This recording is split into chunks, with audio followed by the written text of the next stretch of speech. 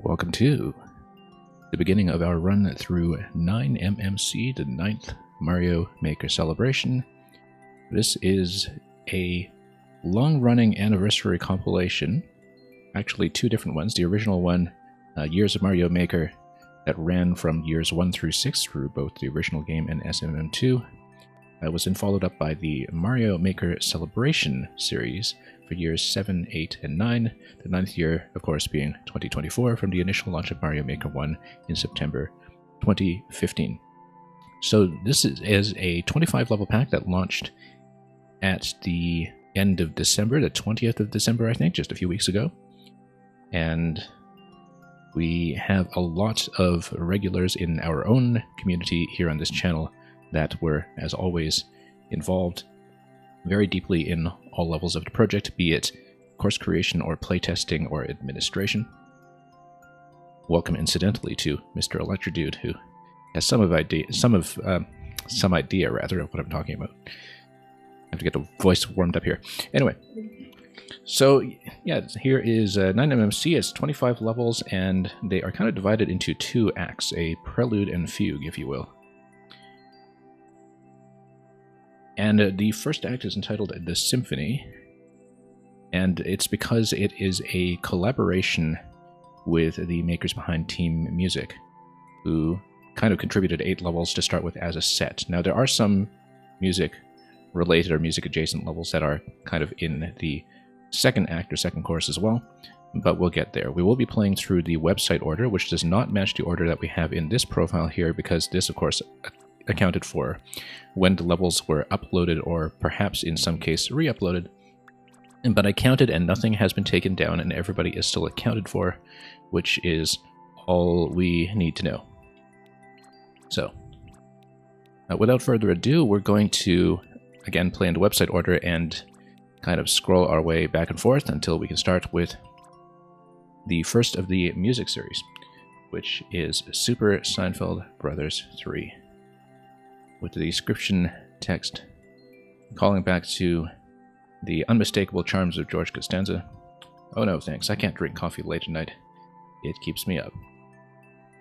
Squink, of course, is a fairly regular contributor of music levels of all difficulties to our own stream as well, occasionally including some Music Kaizo, a very versatile music maker.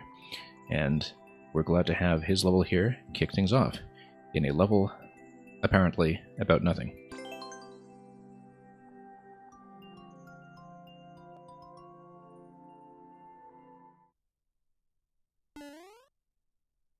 As always, let me know if things are working fine on the stream in terms of video and audio. While we kind of get sorted out as a player. I don't want to release the shell yet, we're just getting started here. Bump this. And we want the high jump over there. Just going to get some of the awkwardness of the initial runs out of our system before things get too crazy. Hang on, let's get the bounce. Hopefully the new setup has no audio issues. Yeah, we ran a test the other day by catching up on all of Meng's recent uploads, all 6 of them, not including the one that was part of 9MMC, of course. Missed that. I kind of held down instead of down and right diagonal, that's the issue there. And it went completely without a hitch, it's a huge performance improvement. And I've got a couple of other stream upgrades coming fairly soon, I hope. Sometime within next month as we get some equipment and software sorted out. And so I am planning to up the quality of the whole broadcast when we can do that, so...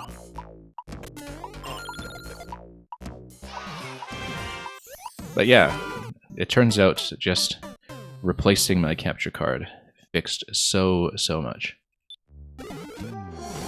Mostly because it eliminated the need for one little bit of software interface with my previous card that was actually the main point of failure. Did I also get a new mic? No, I didn't. The mic is the one thing that I'm keeping because, honestly, it works great. I might need to rebalance some of the audio because I haven't actually sort of retuned it to where I've been streaming the last few months, but we'll figure that out as we go. I'm pretty happy with my mic, actually. We had some connection issues with it at one point, but I think it was actually a problem with my USB hub or something. And so, no problems with it lately, I hope. I'm very happy with this microphone. It has led to years of people telling me that I should be on the radio. It's really thanks to the mic.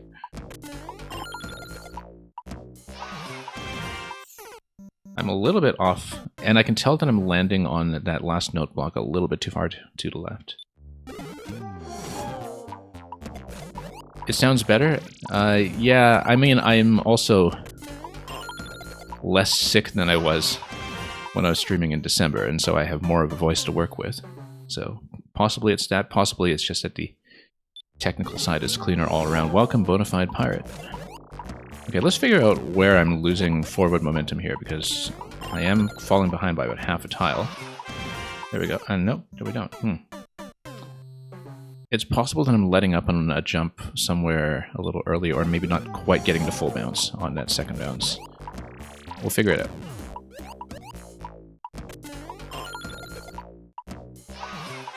Yeah, it was very important to me that I hopefully got the audio issues sorted out before doing so many music levels in one go today, so hopefully no issues with that. So I'm definitely losing distance at some point here. There we go. Got that. That's a short bounce, obviously.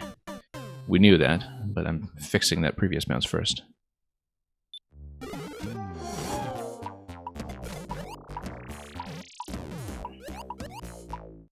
Okay, let's come down over here. Yeah, also, Electric Dude, sometimes you come by when I'm fairly late in my stream, and maybe getting fatigued, and my voice starts to fade around then sometimes, so possibly you're catching me today while I'm still reasonably energetic and not starting to croak too much. Oh, not getting the high bounce just yet. Mang, welcome.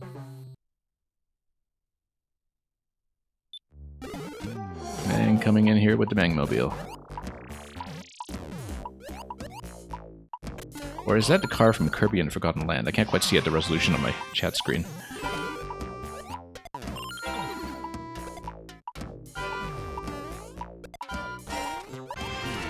Okay. There we go. Oh, I forgot that I still have to look for Balloon Room somewhere too, don't I? Well, we'll do that.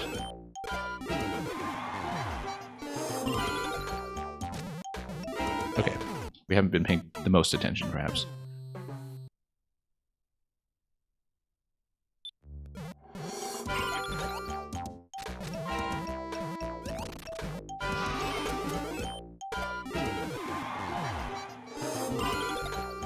Alright. That's a lovely touch, actually. That little forced trampoline drop that happens when you get dunked by it, where you get dunked out of a trampoline and then you land on it. That's a nice touch.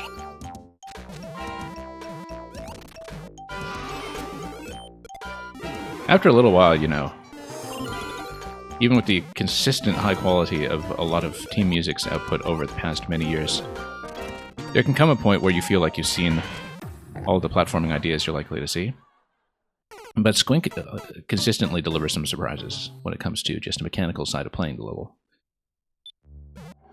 And that's one that I think is not seen as often, this note block one-way panel bounce, where you force the player into an object drop followed by a bounce. It does it here with the spring, it also does it with a POW in a later part of this segment here, as we're about to see, assuming I live. POW here. Whoops, high bounce here. Now, it's visually busy enough that I haven't really inspected this for any kind of balloon room yet, so we'll have to keep an eye out. But we'll get there.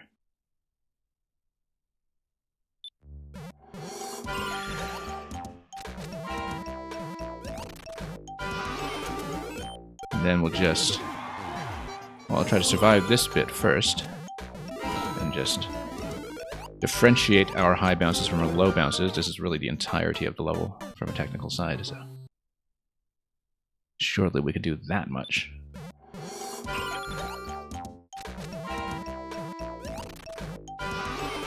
Team Music, as I understand it, also released a Super World collaboration last year. That's kind of on my backlog as well for things we'll catch up on now that we're playing a bit more Mario Maker. I have been missing that high bounce every time.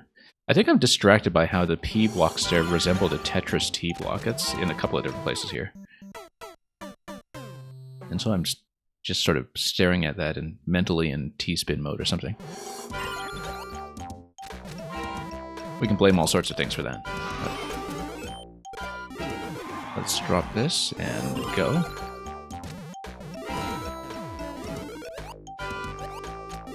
High bounce, all around. Now, the thing is, this pipe is surely... Oh, Boom Boom is there. Boom Boom... Okay, no. We missed it. Boom Boom held the key. I was thinking that... We have to do it again, obviously. Yeah, Boom Boom held the key. That's obviously what it is. No, because I saw the pipe and, you know, without realizing that the door was a key door, I just sort of naturally gravitated towards it as, oh, this looks out of the way. Surely it's the optional exit. And I just misjudged that, of course, it had to be the main exit because we did not yet hold the key. And Boom Boom is the natural candidate for that, unless, of course, the key is hidden elsewhere. There was, for example, a conspicuous yellow pipe in this first area that looked like it might have permitted an entry if you wanted to put one there, and so. But I didn't see an alternate entrance into the second area, so probably not. I think it's just Boom Boom. We'll try the Boom Boom theory first. Yeah, this yellow pipe here is worth checking if we are really suspicious later on. And so... Yeah, it's just the one exit here, so definitely just a single load in this room. So for sure, I would say Boom Boom has the key. Whoops.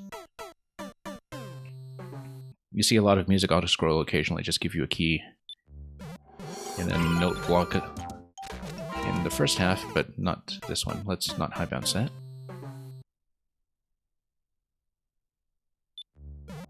Oh, whoops. That was worth the pig, for sure. Absolutely appropriate sound effect there for that kind of goof.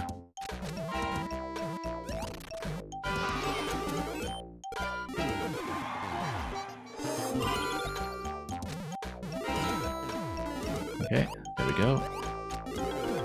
High bounce there for once. Okay, Boom Boom. Come on in. Moves rather quickly here. Okay. And we dunk him. Just a single dunk, and that'll do. There we go. We even have the frog to work with. We will, of course, scan as much as we can here. In case we could actually place something under the second key door. I don't know if that's just decorative or there's something else, but oh, there it is. Exit door up here. Okay, that's fine. We've got a frog. We can surely do something with that.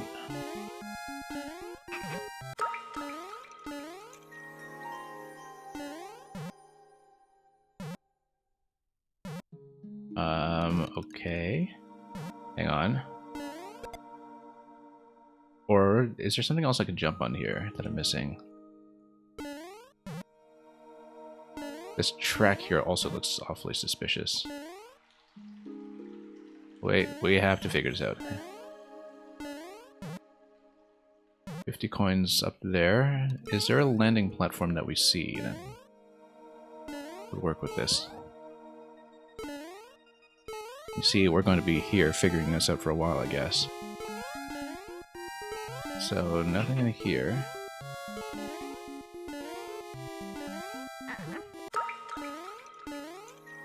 We probably just need more momentum or something. How come I'm having so much trouble jumping with this guy today? Oh, let's see.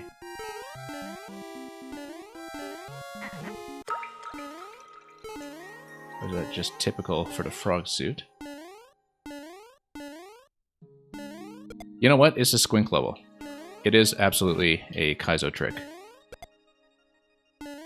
Or like a semi-Kaizo object handling trick. It's absolutely what it is. I'm reading this as a drop. It absolutely is that. See, it helps to know the maker. Because this is absolutely within what he would do. Just to make me work for it. There we go, you see? Cautiously tap.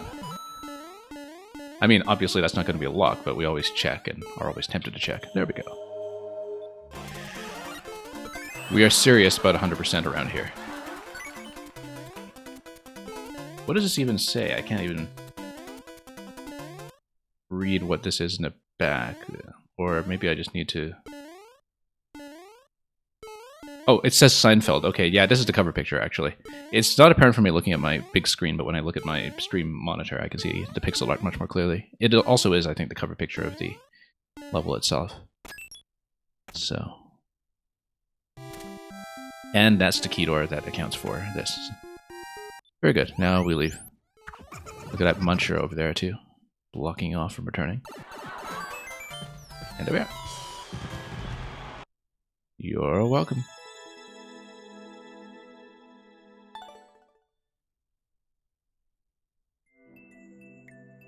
Let's take a look at some comment art. The MMC levels very often attract quite a bit of comment art, so it's always worth just checking. Just in case there is anything impressive. True bonus, yeah. Oh, very much so.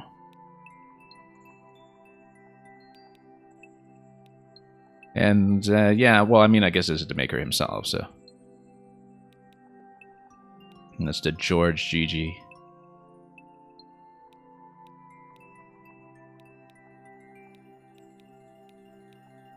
And...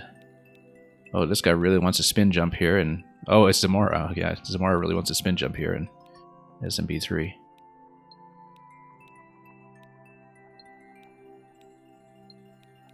Yeah, Zamora is another maker we've featured here before, so... Let's see... Okay. Next is going to be...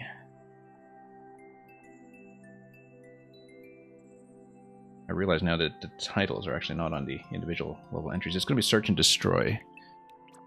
Let's find Search and Destroy. We'll search for it, and then we'll destroy it. Here it is, Search and Destroy. It's credited to Barnstorm here on Barnstorm's profile, but it is credited to Kathy Beef on the website because it is a collaboration between the two. Kathy Beef has provided music tracks for a couple of other people who fill in the platforming that we've seen before across Team Music.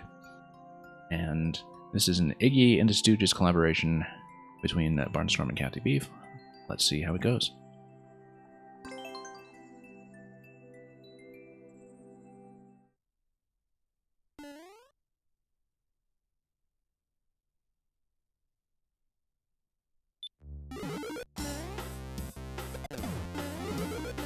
Okay, it's going to be pink coins for the bonus.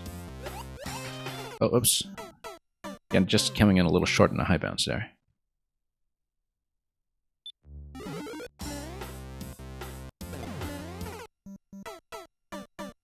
And we'll just watch the spikes as we vault overhead.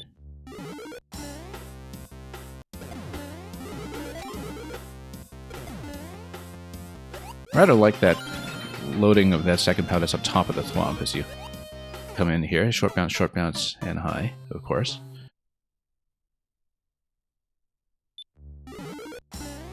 I'm too busy watching the platforming, but there's clearly no small effort in the decoration of the unplayable space as well that I wish I could say more about. I mean, most of it is just the instrument layout, but...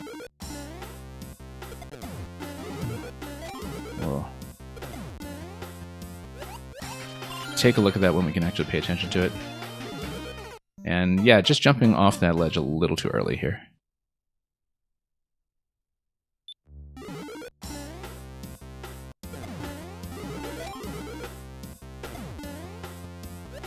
The thwomp sometimes disguised a platform as you're jumping over, which is why I'm actually going a little early, is because momentarily the thwomp kind of hides where the edge is, and so it is visible to the player. It's just something that makes you maybe step back a bit and rethink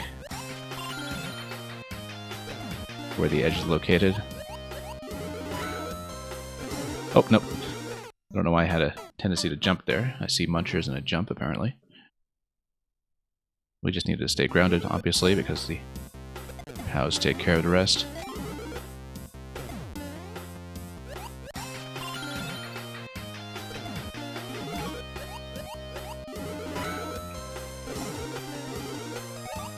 Okay, that coin was pretty straightforward. Nope, we overshot a little bit on that bounce. Just another short bounce, obviously. The coins always mark the POW pickup location, so you kind of get a chance to see where the POWs are going to be located well ahead of time as they drop in.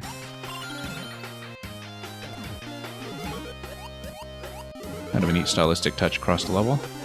Nothing stopping you from just placing a POW there, but the flashing coin makes it easier to see where to aim. So much for Boom Boom. Another one of those overhead POW pickups. And you're welcome. Of course, we'll get sniped by the muncher. Perfectly timed. You can see from the death markers there, we're not the only ones. Oops. I feel like that's a clip compilation waiting to happen, that muncher right there, at the end of this section.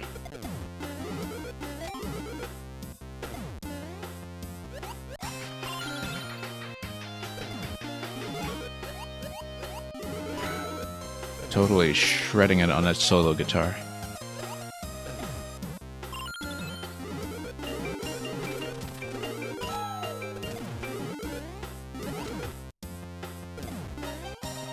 Oh, whoops, a little late on a release.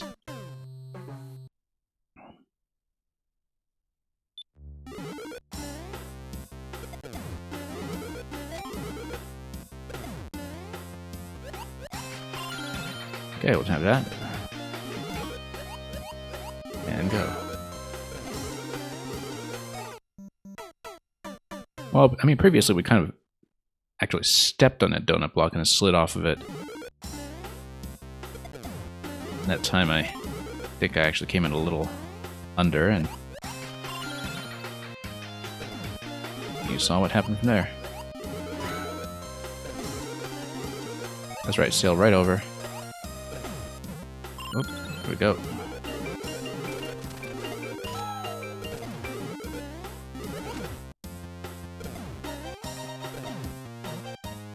Okay, wait.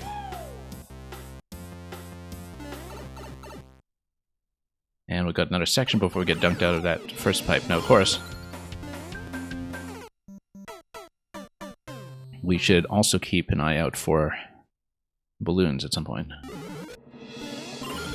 Oh, whoops, slide. Okay, 3 coins out of the first section. Looks like it's 3-3 and a safety.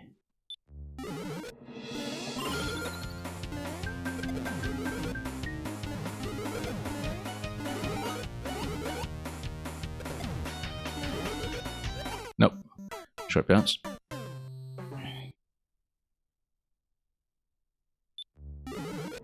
I guess it makes sense that so many of these music levels are basically sight reading tests.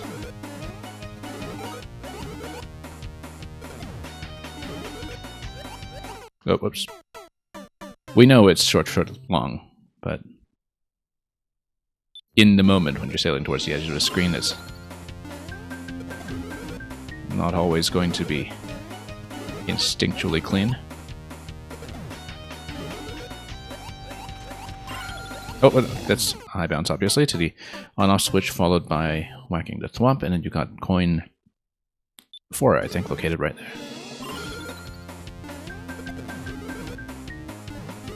Let's bop this again.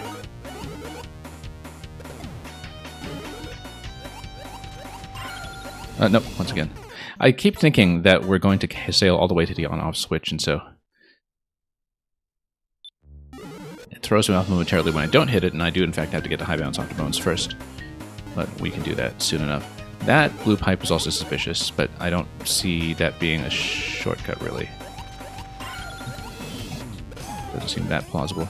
I mean, it's clear that the optional exit is pink coins, right? Although the pink coins are pretty hard to miss. 06i, am I only playing the Symphony levels this stream? We'll see what time I am sitting at when we finish the Symphony set. If I have time to continue, I will. Otherwise, in terms of pacing, it might make sense to break off there and then run the rest of the levels as maybe streams 2 and 3. We'll see. I will be doing 9MMC instead of viewer levels at the typical viewer level time tomorrow, simply because there is so much overlap between my viewer level regulars and the people who have levels in this project that it really won't be that different from a regular queue.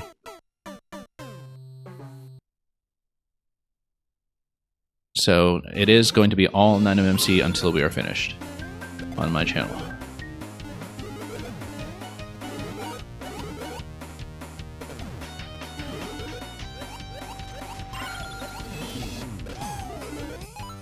But we know from past experience with both the YMM and MMC projects that about 8 levels of stream is usually a pretty good expectation, depending on how the secret hunting goes and moreover how lengthy the puzzles are.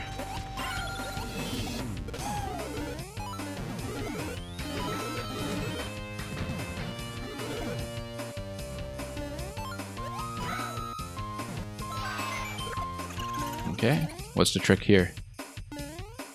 Safety coin on the other side, but then, oh, we have to smoke him first. Oh yeah, because it is thematically appropriate Iggy.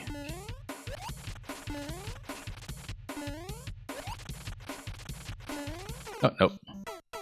Got about the second bounce there on his pattern. So yeah, we bop him, we get the safety coin. Again, the pink coins for the second lock door are pretty hard to miss.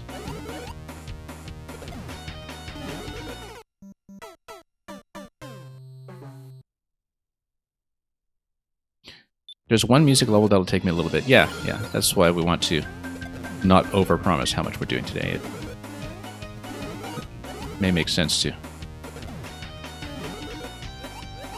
do this as one neatly organized set for day one.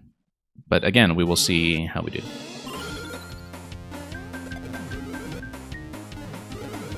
You never know what might take me a while, so...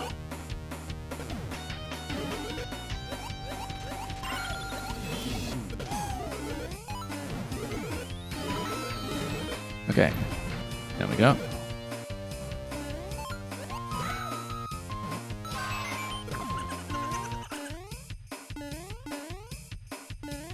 That Iggy backstep, of course.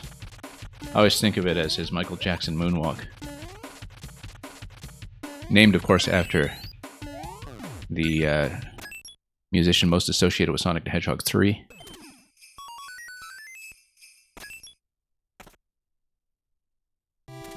Anyway. Oh, they float that way. And let's see about this balloon. Or shall we go up here? Whoops. Let's wrap around, shall we? And there we go. There's 9MMC. Oh, look at that. More 1-ups that are not really going to contribute to a total in Endless. But the important thing is we saw them, so... Let's go. And totally not pick up that 50 coin that is floating away at the pipe.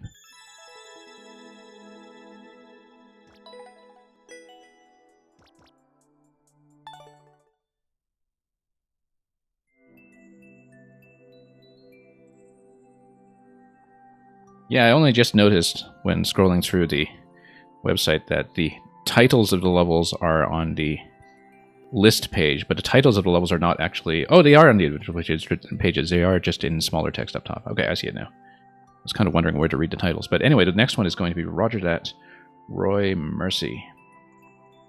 And it's going to be by Ben. And so, let's take a look at Ben. Ben, I do remember from one of the previous projects, I think it was 6YM, where he made the Super Meat Dress Lady Gaga level. And I feel like there was another one as well, but I'll think about that later, because didn't he make that frog level in year 7, or I may be thinking of one of the other music makers. But anyway, Roger That, Roy Mercy. Let's swing the jingle for Coca-Cola grenadine syrup and a cherry on top.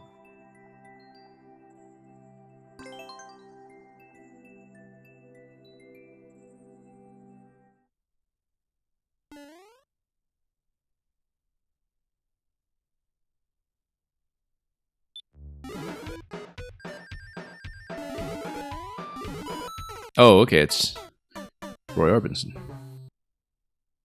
Yeah, naturally.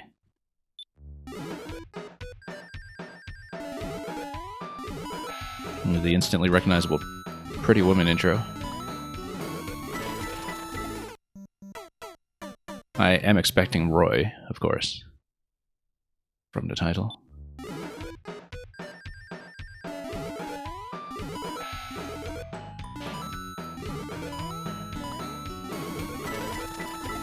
Oh, lost a helmet. I feel like that's going to compromise something. I don't know if it's going to be required or not, but I feel like I'm not supposed to lose the helmet at that point.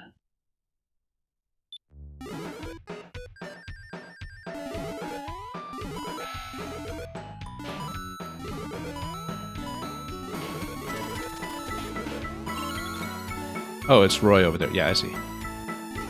And you jump him. Yeah, I strongly suspect that it's going to be a secret that is dependent on retaining the helmet. There does seem to be a little bit of hammer randomization that might potentially mess with that, though, from the sledges being used as instruments. But when you're wearing the helmet, it shouldn't hit you, unless it's from the side.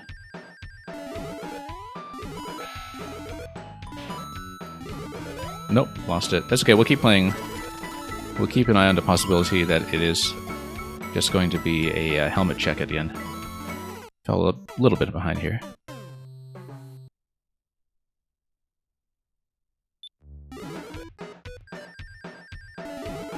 Oops. No.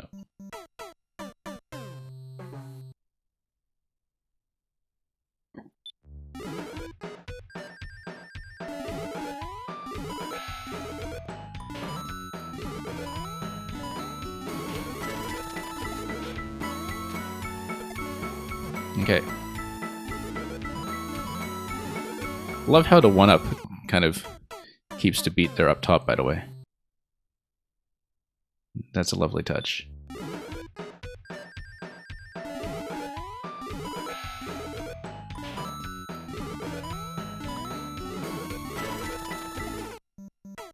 Didn't know that the 1-up scrolling would be that well synchronized, in fact.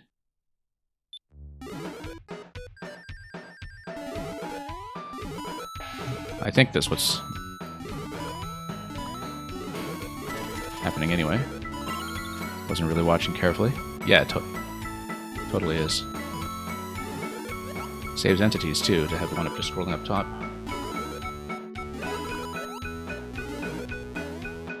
I'm supposed to pick that up, aren't I? Yeah, I am.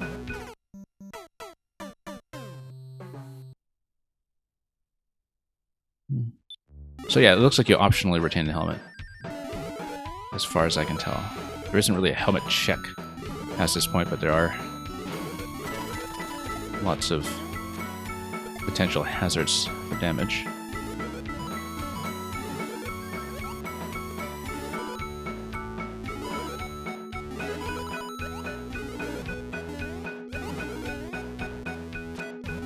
Oh, nope.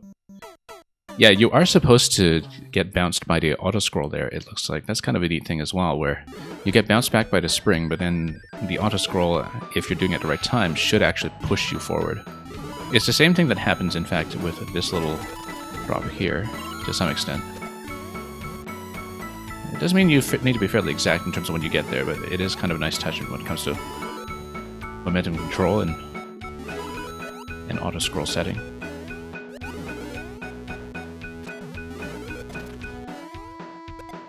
Nope, hang on. Wait, if you slide into it, but oh, that is just a damage check for the helmet then, so you do in fact need to lose the helmet at that point. By the looks of it. I don't see another way to do it. So that's not the optional check after all, that is something that's just required at the end of the section.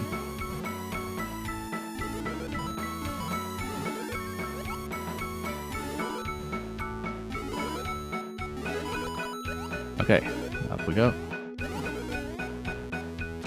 Yeah, get pushed here, and of course if you get pushed against the auto-scroll without going down, that means you are slightly too late. So, need a little bit more finesse going into that specific wraparound. But it does mean that we're losing speed and momentum somewhere here that we shouldn't be. Maybe a tighter jump over to Piranha would fix it. Tighter jumps over to Bones as well. Yeah, we should be well ahead this time. Okay. So we are required to peel off the helmet. And then we have a second round here. No checkpoint yet, but... And then we'll be haunted by the ghost of... You know what? Wait a minute. I feel like that was worth checking. That location there in the first half where... I guess Roy's past the gate. We can't really deal with him, but if you think about it, Roy is able to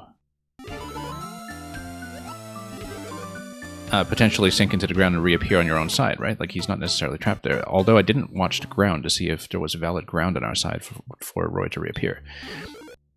So I think naturally that if the secret location is not apparent by the end of this level, we will check the end of the first half. Because Roy's placement there is definitely a little bit suspect.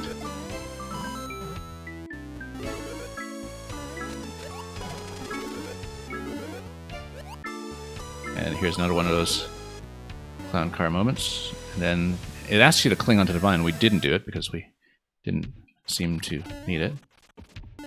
I feel like we're going to want a key off of him, so we will fight him. Because looking at the exit here, it looks like fighting him is optional, and so, you know, presumably, actually, nuking him is going to be the secret. Whoops. A lot of space here on a Roy fight.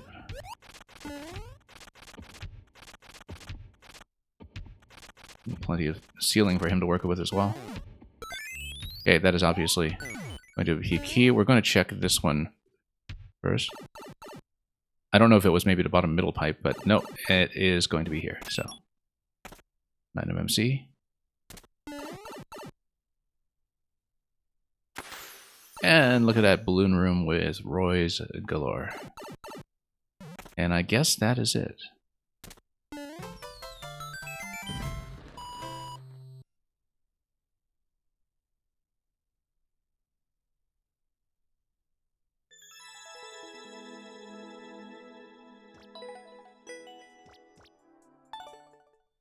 Mercy. There's an additional secret to beat this level in one go. We're doing it. Thanks for letting me know. That's why it's important to have people involved at Project present. Oh yeah, that's not the balloon room, is it? Or, oh well, we saw the balloon room, we didn't go into it. I didn't look at it closely enough to see if it was enterable.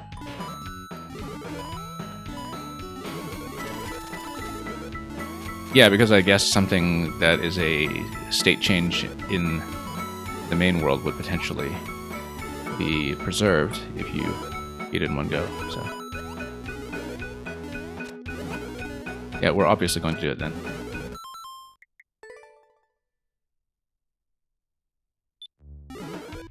Yeah, absolutely let me know if there are bonus secrets like that, because we might otherwise have only thought to look for one.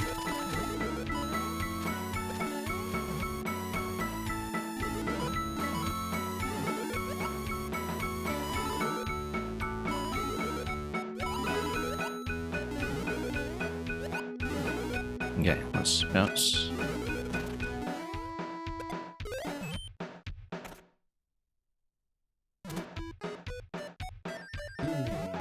Oh, whoops. That's not in one go. What a choke.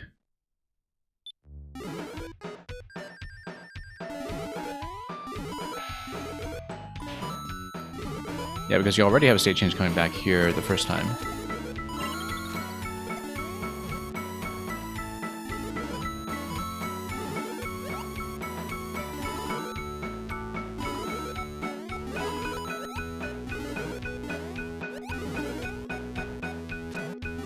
Okay, that's good.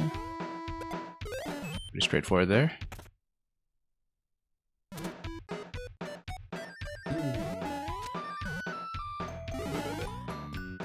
Over to Ghost. So, I gotta watch this and... Oh, okay, no, there's nothing.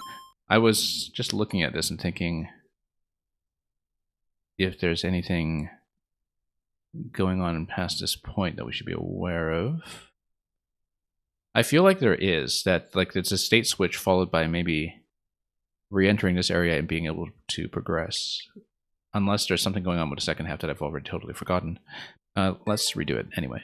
But yeah, the fact that there was a state switch while coming out of the first half was already kind of suspicious, considering that the instrument tracking absolutely does continue past that point.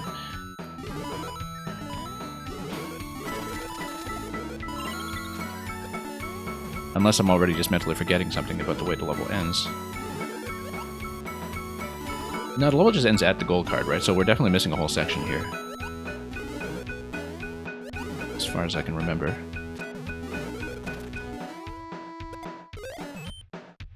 Oh yeah, this is the main world, this is the subworld, right? So when we...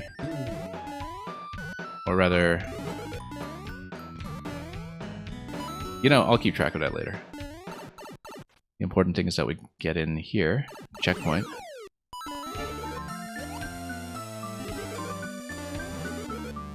Into the B section.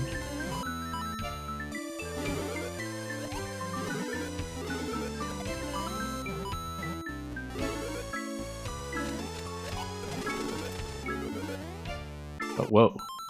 What a miss.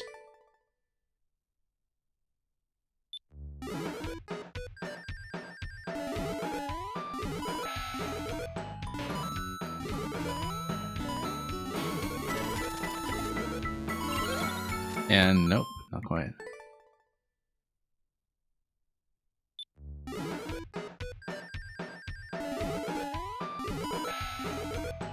Yeah, I guess the level does take its time to let you know that the helmet was in fact required, but it's a reasonable thing to surmise that you'd want to keep it.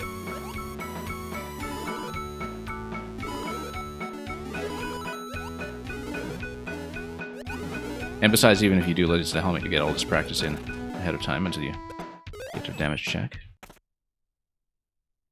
At which point, we will continue here.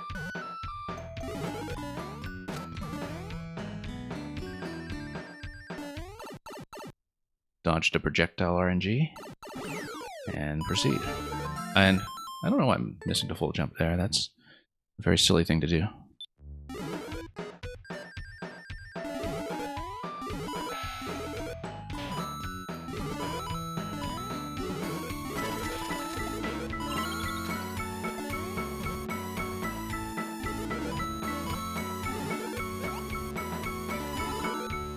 Okay, there we go.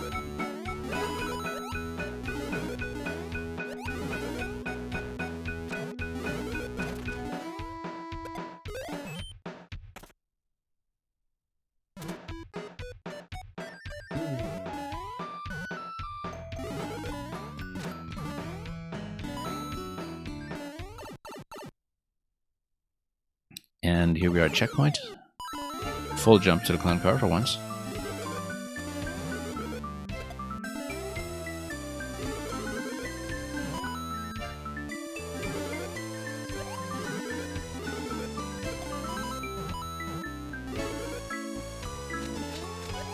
Short bounces over here, and then we'll get straight into...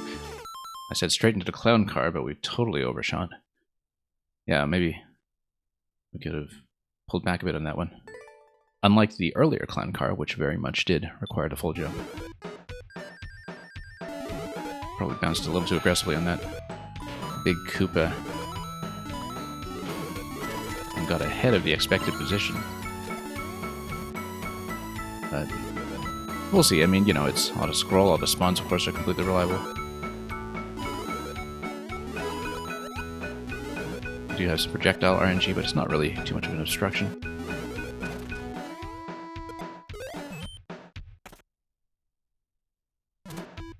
And let's just proceed.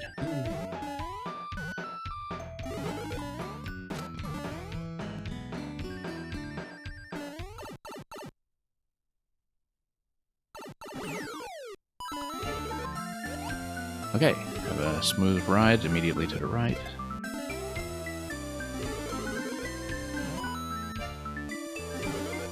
All the way off the edge, and then we'll continue here.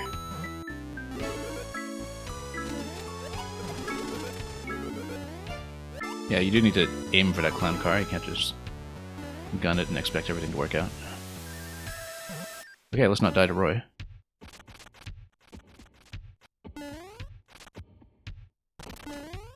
Oh, we died to Roy.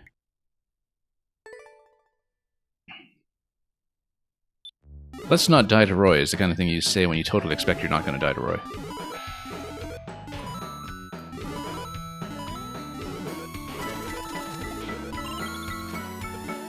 Thought we were at the easy cheesy part there.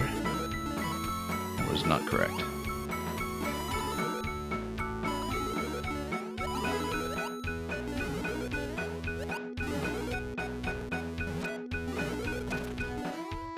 Okay, here we are.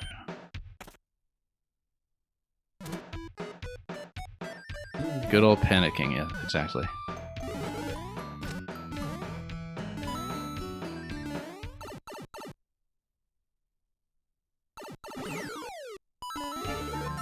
Okay. Sail right under.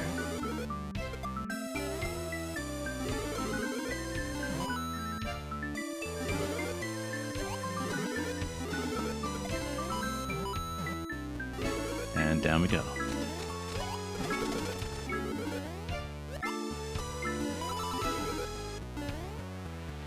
Totally not clinging onto Vine at any point.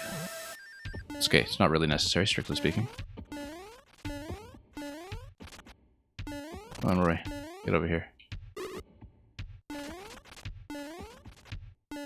You'd think I know how to fight this guy by now.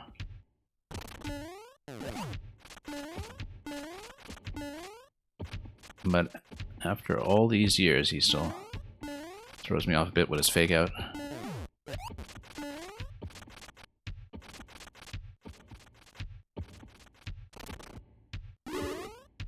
Okay, there we go. So this is in one go, so do we proceed here? I guess we'll find out. Let's not die to the pipe. Oh, I see, because there's probably some kind of break that happens. But why would it? It's in a sub-world in the balloon room. So maybe something...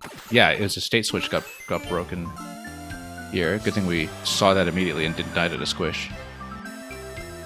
And you get to see the behind-the-scenes view of the music tracking.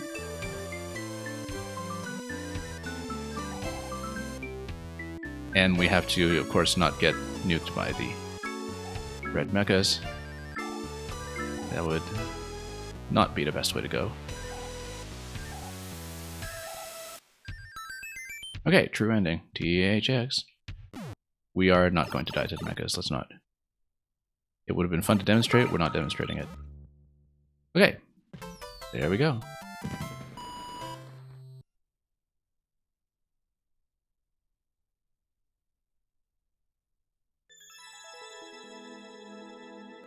Thank you for the GGs. Oh, we haven't been keeping up with comment art, have we? Let's do that with the levels that we have seen so far.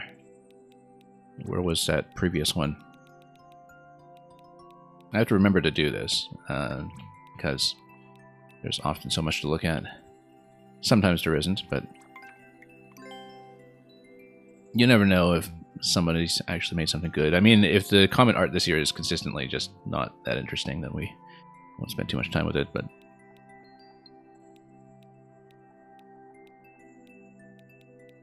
Yeah, that was fun.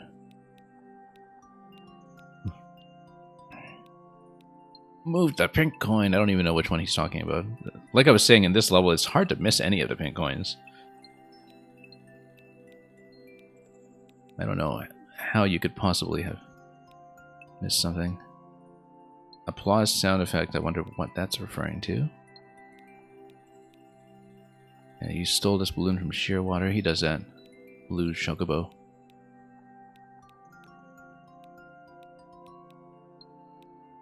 And... not that interesting. Oh, here's Radical R. Runaway son of a nuclear bomb, yeah. Okay, this is actually a music note that has some reasonable effort to it.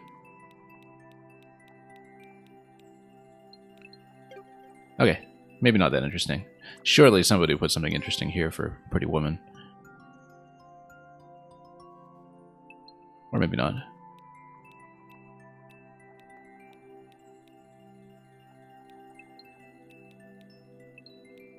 Well, some people might have snuck into Balloon Gang, perhaps, but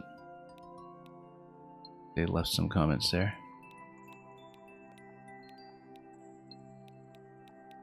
Okay, not too much going on, actually. Let's keep going to the next level, then. Which is going to be Troyskade, who...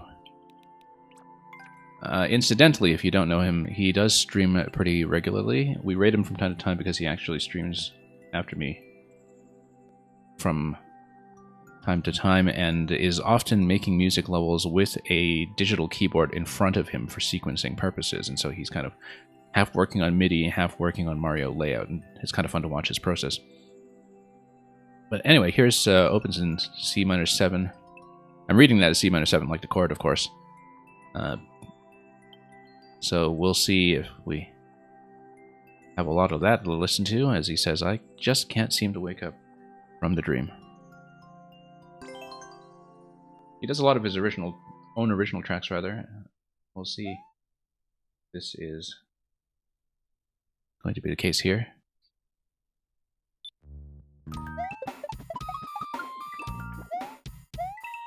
Oh, didn't quite reach that, but that's okay. Oh, overshot a little bit. I saw that as a bit of a risk, and we ran into it anyway. Notice 4 pink coins, possibly optional. Notice, too, the question blocks at the front, which totally look inaccessible.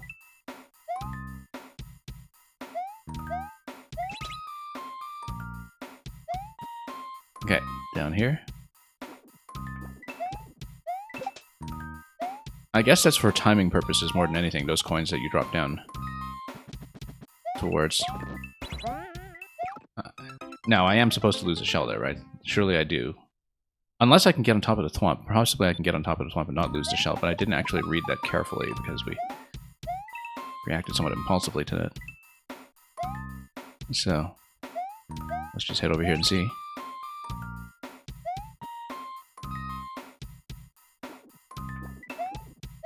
Yeah, it's a timing thing here. Just drop that properly. Shell form. Yeah, no, we totally need to jump it.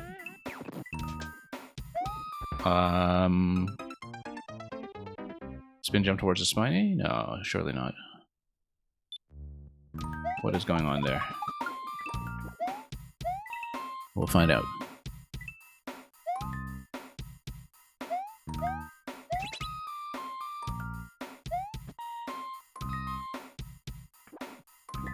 Whoops.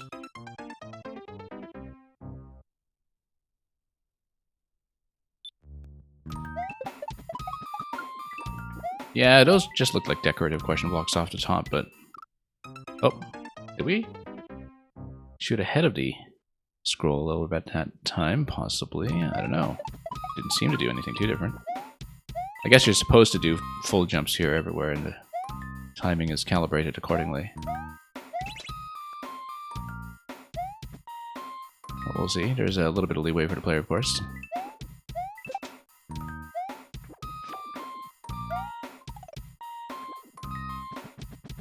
Okay, it's got to be this.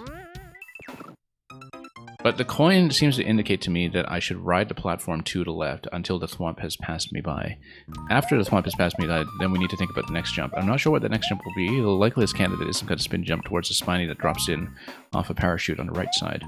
But we haven't seen the poison come up and down to reveal any other landing point in that zone just yet, so we'll try to inspect that a little more carefully.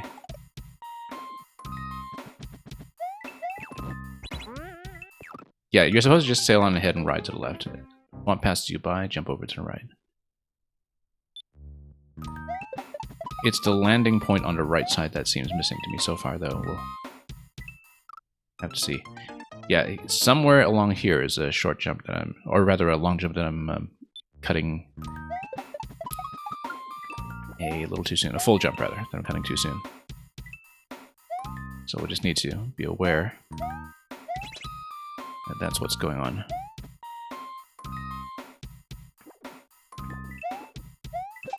Okay.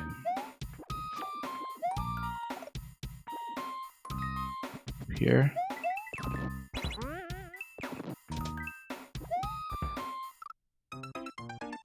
It's got to be a spin, but then the spiny's all the way over there. Can we actually reach that? I didn't think so.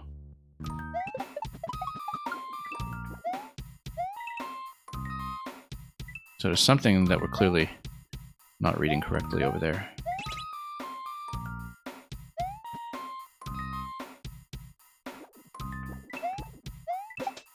We'll have to see. I mean, surely it's not that I have to keep the shell at that point.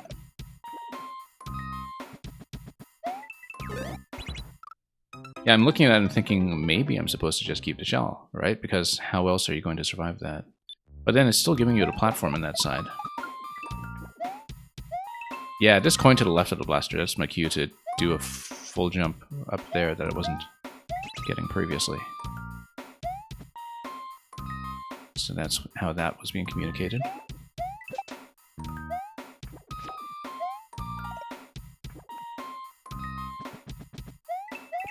No, I don't think we can survive that with a shell. It just doesn't seem plausible to me. We'll look at it a few times both ways. You can backseat a little? No, not yet. We'll figure it out first, if I can. Always possible I'm missing something extremely obvious.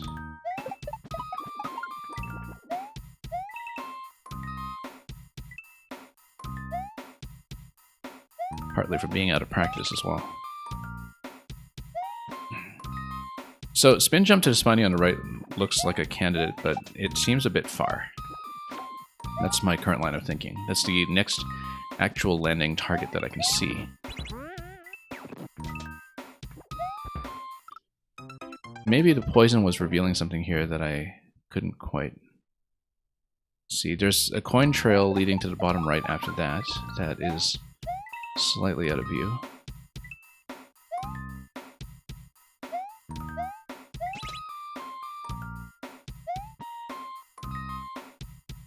So, let's see what's happening.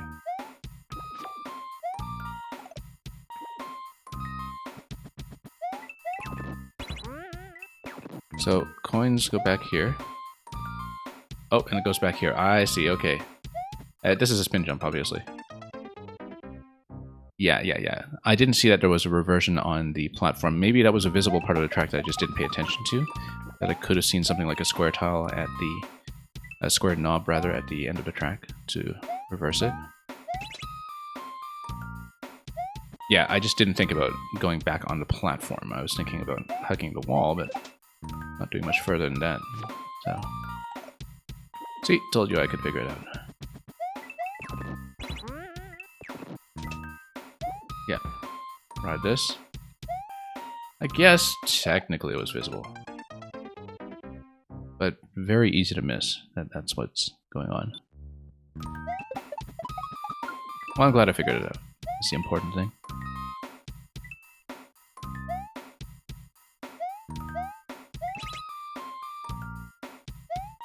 And we'll drop down here.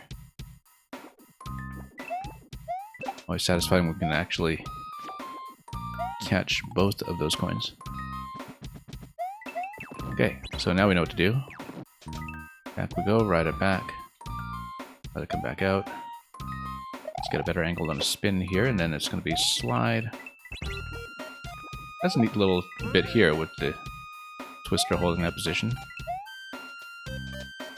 And you wrap around again on the icicle, and then icicle I would think likely hits an on-off switch, unless it is just something triggered by the auto-scroll timing, which is also possible. We haven't read it very carefully yet.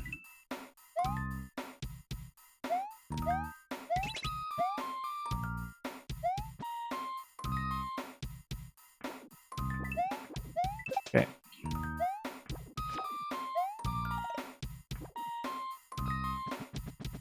Up we go. And back.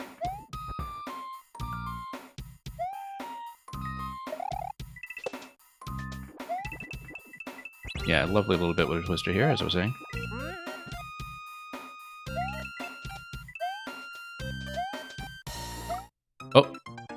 Oh, there's a block there. Okay, so I have to hit it, in fact, in order to give myself a platform to stand on then. I thought the block was maybe telling me that's where I land on top of the icicle, but no, as is very typical, the block actually signifies... The box, rather, signifies an invisible block. That is going to be my platform for getting through the gate once an on-off switch has been activated.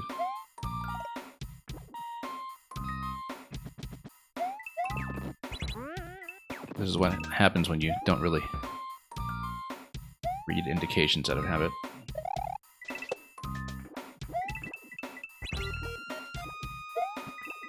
Okay. Very satisfying bit with a twister every single time. So who's going to open this for me? Oh, could I run a bullet here? Oh, coin. We missed it. I'm going to die and take it. It looks like this is a sort of anti-key death coin here. This screams anti-key death with the way that the flag is positioned across the one-way panel and the way that the coin is forced before the flag. But we absolutely must go back and get that coin first. So I would like to not grab the flag if I can, and then die. Yeah, I'd like to do that. Or we could just restart, for that matter. But I might as well see what's going on here. Just in case... Yeah, we'll have to redo it for the first coin. You know what, let's just get the... level started over again. That's easier. Since we are hitting checkpoint, we want to hit checkpoint with 1 coin. 2 coins, actually, because there's the required coin for the seeming anti-key death mechanism. That's what I assume is being set up there anyway. Now, of course, we should keep our eyes peeled for whether or not the eventual secret requires clearing from start, because that is a distinct possibility with the way that's set up.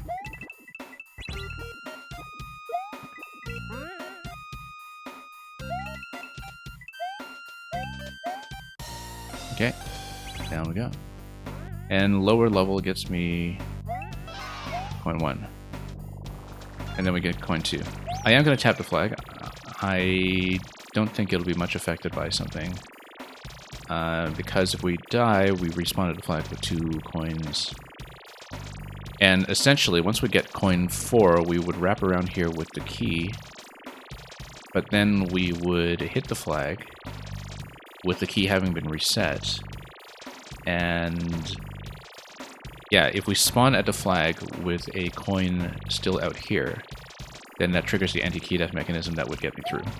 So possibly it's a forced loop around to the exit and not anything to do with the secret, but we'll figure that out as we go. It's a blue pipe leading up to that, so we should keep an eye on that.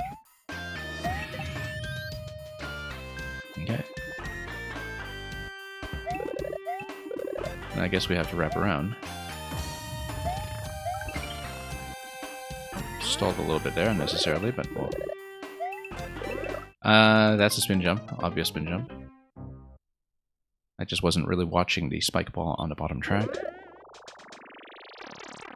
Yeah, we spawned with 2 coins as before.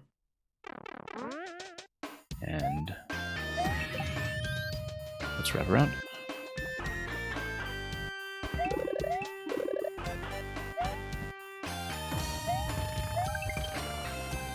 Everything is going to be delicately timed here.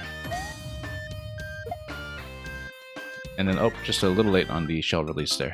Hesitated for a moment to see what was going on, but that was unfortunately fatal.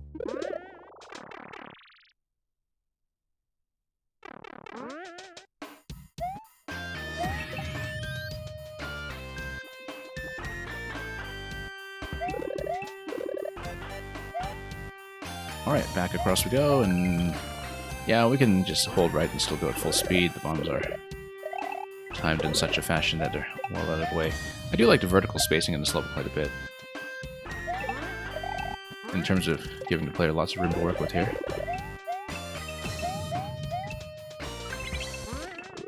Great timing on that as well. Oh, whoops, I was trying to jump off the vine onto Buzzy. We just need to fall off of it, actually. I shouldn't be jumping. Falling off is going to be faster and more accurate, by the looks of it.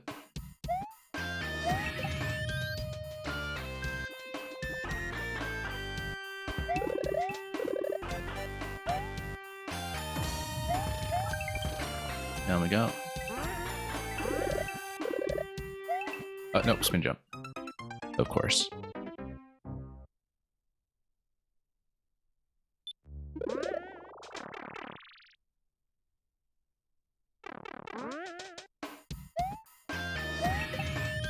Alright, let's keep going.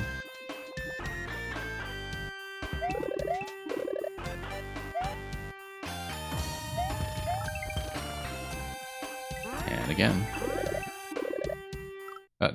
Spin jump was a little late that time, unfortunately.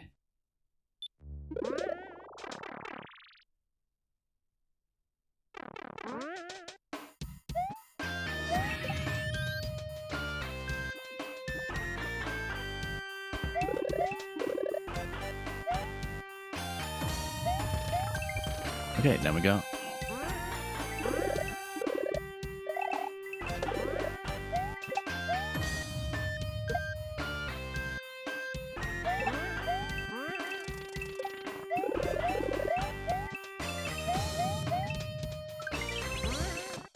Almost just in time. Oh, you do need to cling on to the vine, of course, before you just fall down directly. I was already thinking ahead to how I should fall rather than jump, and then that was unfortunately a little bit premature. That I just missed clinging onto the vine entirely. Rather a poor error of judgment there.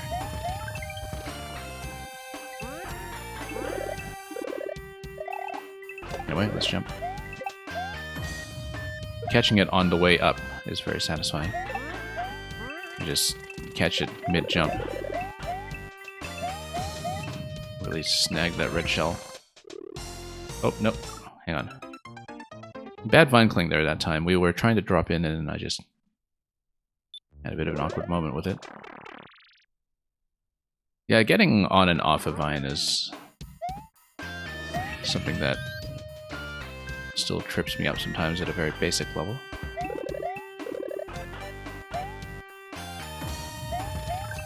Getting off of it, especially.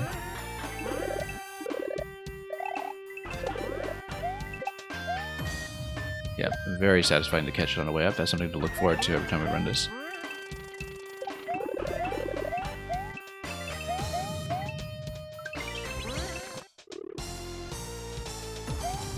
Okay, we're a little bit late on that. And we got stun locked that time, unfortunately. There is a checkpoint up ahead. There are no new coins that we have picked up to this point. Yeah, we got stun locked on a stomp. That was too bad. The boo just caught me from there. Again, we did get caught up a little bit on the vine, had some trouble getting off of it.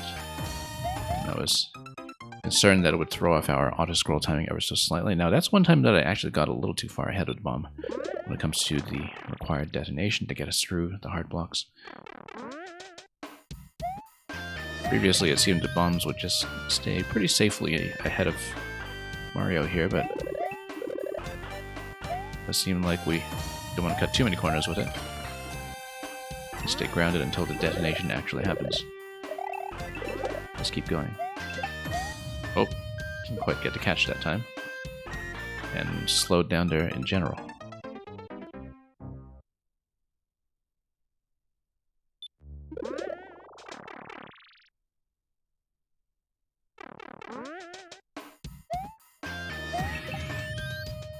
Anyway, let's keep going.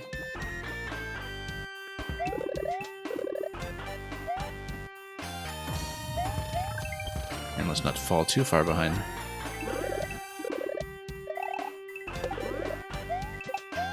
There we go. Catch immediately. That's the way to do it. And yeah, these required jumps here for things like the 1-up are... It's part of the timing check, I think, to delay you just long enough. Okay, let's not get stun locked. I see a coin block up there that seems important. We should obviously go... Oh. No, we were supposed to hit that, weren't we? Yeah, we were supposed to get there in time to hit that, and then... looks like the boo will help us out a bit here. Oh, I hit the checkpoint. That's too bad. Because I've respawned at a checkpoint, I feel like I don't have access to that coin, and then... Oh, that's too bad. Do we? Maybe. But we just have to do it every time, right? Or no. Wait a minute. So there was a boo here last time. With POW that we need to... Oh yeah, no, because this is supposed to open up with the bomb if you come here. And then if it opens up, then you get this to stand on, assuming you get here quickly enough before there's a bomb detonation that destroys it. Maybe. But if a bomb detonation destroys this column to the left, then you have nothing to stand on over here. So then what happens? Oh, wait. This trigger here. Yeah, let's see it. But it blows everything. That's a bit of a problem, isn't it? I mean, unless you can... But this doesn't create a vine, so then... So this block doesn't come back. So unless you have an object to work with here... Do we have an object to work with here? For whacking the POW. Not clear on this. I think it's something that does require me to come in here without having grabbed the flag.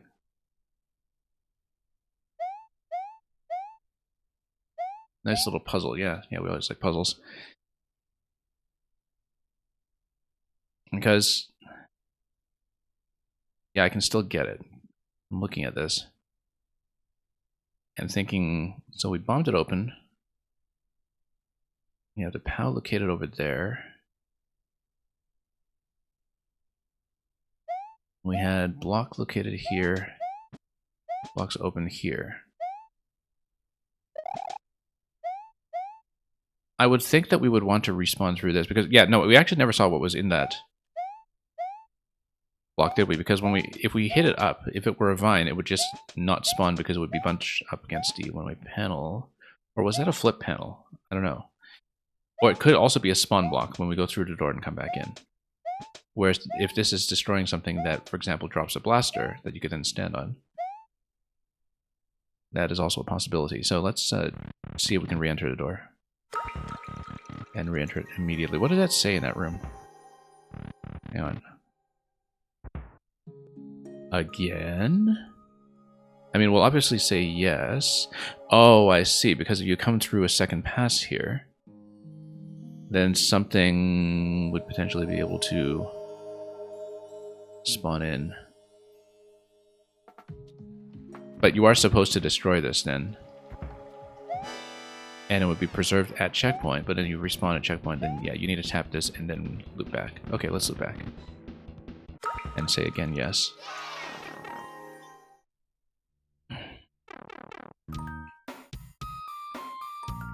Okay, and then... overthinking it, you're saying? Yeah, that's what we do around here. You know that. But yeah, so we get to see the music track here. Listen to it again, and then possibly that gets us that additional coin. I guess the checkpoint is there for timeout protection and protection against being squished by the auto-scroll locations like any of these ledges.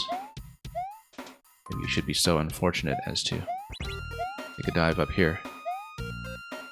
GL. So we're supposed to take a death then.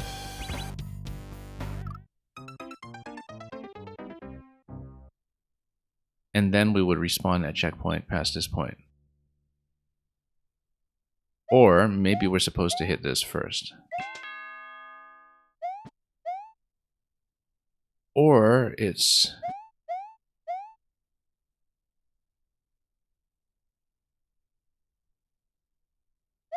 outrun it. Yeah, there we go. That's what it is. That's what it is.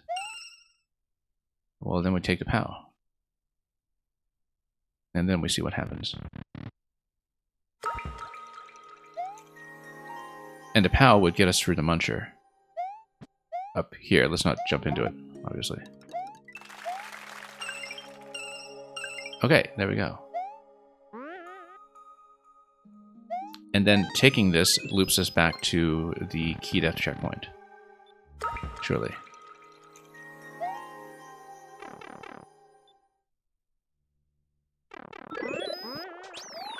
Yeah.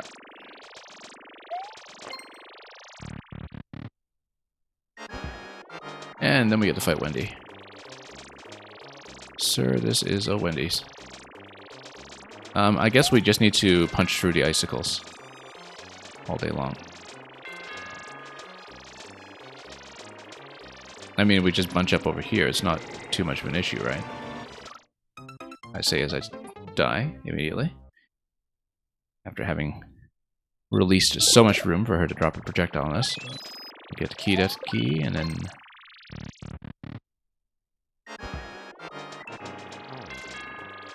Yeah, because her projectiles are bunched up there until we have actually released all three. So once we release those, then we actually need to start dodging the big projectiles on the right.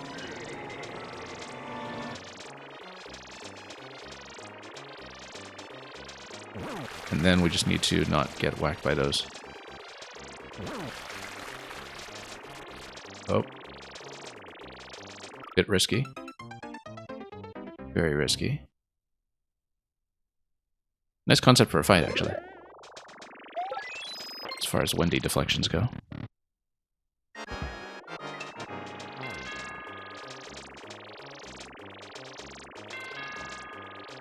Nice dodging there, well, for a moment. Didn't last, though.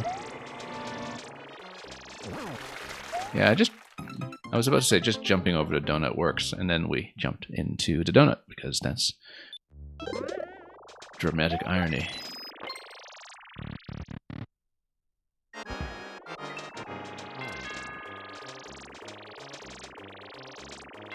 Okay. Keep dropping it.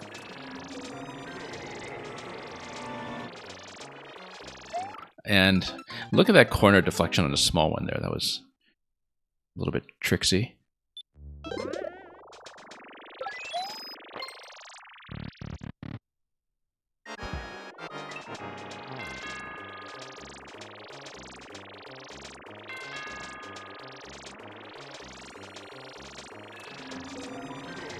Okay. Nope. Standing a bit close. Once again.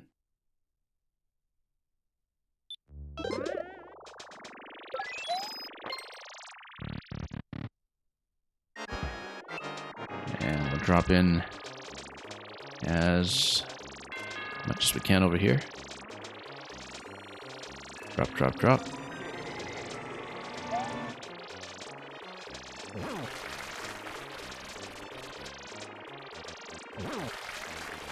Okay, that's a lot to work with at this point, and of course, of all things, we died to the icicle.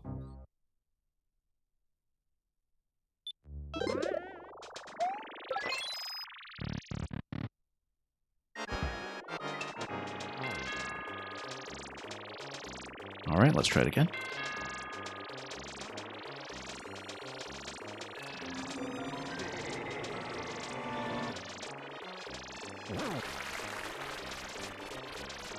And we'll just let everything bounce. And bounce. That's a tight spot there. I mean, there was an out. We just needed to anticipate it in time.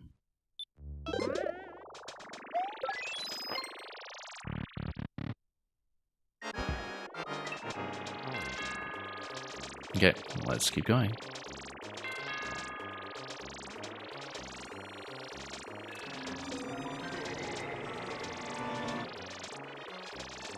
Drop them both, and there's just... Actually using the full extent of the horizontal space here might help for once. You know, and just give ourselves a bit more room to work with. Drop both. Whoa. Close. Alright, good. At least that eliminates projectiles on one end, and then we'll come back here. Wendy will, of course, respawn, and we just get out of here before that becomes an issue. Nice. And there we go, balloon room, and we'll even get to ride the balloon up the balloon room, which is a nice touch. Even more balloons, look at that. And then, oh yeah, that's just an exit. Look at the faces on the right. This is really neat. This little series of clown faces over here, rotated either way. Alright, what shall we do? Door or pipe? I don't know. Let's try door. Okay. Oh, this is...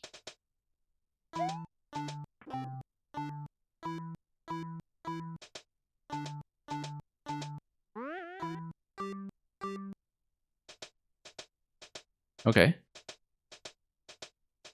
Oh, yeah, it's just a little Team Music signature. That's what it is. I was looking at this TM trademark? I don't know. No, it's just a bit of Mary's Little Lamb here. Look at how compact this is. This is quite nice. Everything just, you know, done with the conveyor timing and the slopes and everything, just to have everything right on the beat in this double loop. Lovely touch. Yeah, man, nice cheeks, exactly. Okay, I guess we'll have a little finale here where we lower the poison and head all the way up to the GG screen.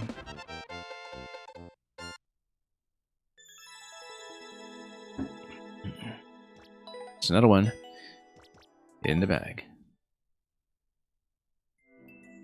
Yeah, not too much going on with comments so far, actually, but we'll check anyway until we get bored with it.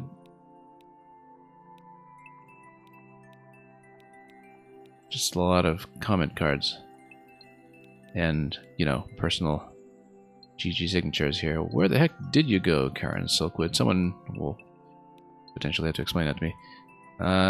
This person thinks they found a soft lock. Or maybe they're just bad. We'll never know unless we check where that comment is. Mary had a little lamb? No way! Coolest thing I've seen all month. Yeah, you know, it actually was a pretty cool Team Music credit screen, just like one of those compactly designed single screens that show the maker means business. Okay. Let's take a look at what's next. It looks like we have Barnstorm once again next. Motorhead, Ace of Spades. Let's take a look. Here it is. Who would win in a wrestling match, Lemmy or God? Yeah. Previously we had the Kathy Beef sequence level that was under Barnstorm's profile, but this one is sole credited Barnstorm himself. Barnstorm, we've seen many of his levels on the stream before, including his massive Legend of Zelda remake series. I think he has one from Metroid as well that we should play at some point, but he kind of does a mix of music levels and major projects that are remakes of other games. And we see his name on a lot of records too. He definitely I have to grab the times where they come. But let's take a look at Ace of Spades and give it a listen. There's Exile Looping Music Dungeons to some extent. I'm trying to remember. I mean, you only have so many entities to work with. Oh, whoops. Let's actually stay on pace here. Again, it looks like it's Pink Coin Collection for the optional path this time. And we do need to hit whatever's up top in order to launch it, because it looks like it gives us something safe to land on the other side. Whoops.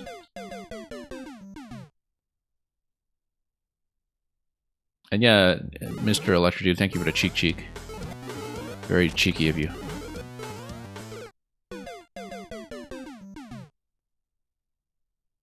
I feel like when troll makers drop a cheap on your head, that requires a certain amount of cheek. We do need a high bounce on top of that because it is on top of spikes. Hang on, just a minute. I have to get something on my desk. There we go.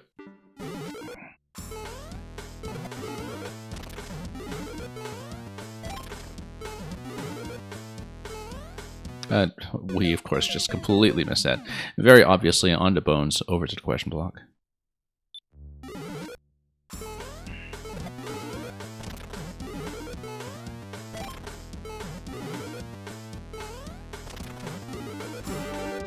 Oops.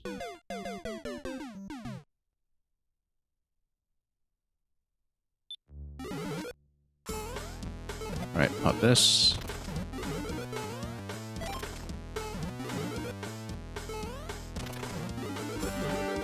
Nope. Keep slipping off of this. I actually want to ride it down further so we have a bit more headroom to jump towards the 30 coin. Right now I'm kind of holding right into that and slipping off too early before I can actually get a reasonable jump, which is a big part of the problem there. So let's actually ride it down a bit first and then jump. Almost got whacked by that other dry bones. I guess we... Oh, yeah, down here, okay. That was an unexpected downward scroll, I guess. Yeah, it is a custom scroll track that is going to have a bit of very tightly specified vertical adjustment from time to time that might trick us out if we're not careful, so... I was expecting a bit of back and forth from the on-off switch here, I just didn't expect a big scroll down, and that did throw me off for a moment.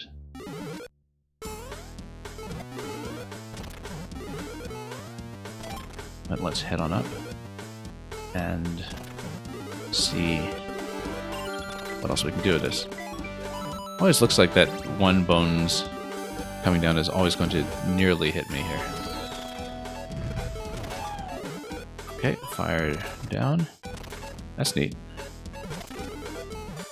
Yeah, some very inventive setups here for sure. The coin was a pretty obvious clue, I just didn't know what was coming up.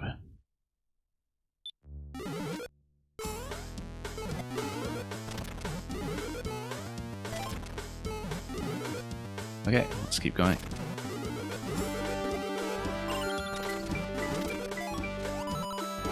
And then, yeah, tap, tap, tap. No need to hesitate. Stall on that, and then we'll just keep going. This way. Kick, and then bounce. There we go. And there we don't. Need to work on that angle. I was pulling back a little bit so we could hit the dry bones coming up a bit more accurately, but we lost a little too much forward momentum and had a bad angle going up past that point.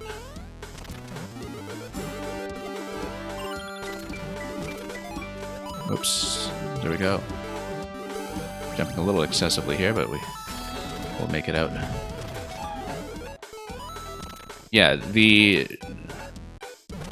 Podoboo drop there, melting all the ice, is one of those moments that kind of resynchronizes you with the level anyway. You have to stop before the ice melts. It is player triggered, but it is something that does give you an opportunity to get back on track, as far as I can tell.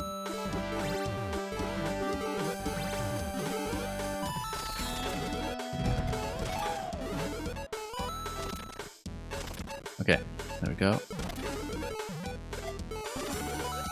Okay, shaving off a much better jump that time.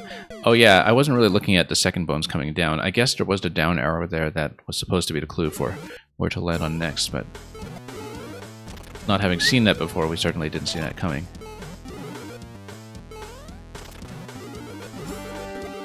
Because by the time the dry bones came out the right side, I was already kind of in the middle of my decision as to what to do with the dry bones to its left immediately before it, so just a slight lapse in judgment, but we'll correct it as soon as we're back there.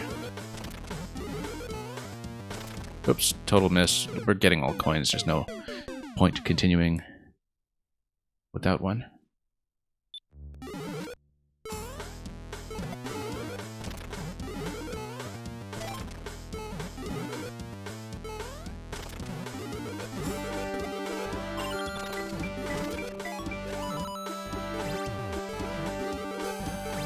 Okay, 3 taps. I always jump way too excessively there. And I know I need to curve down to the right here, but we missed once again. Oops.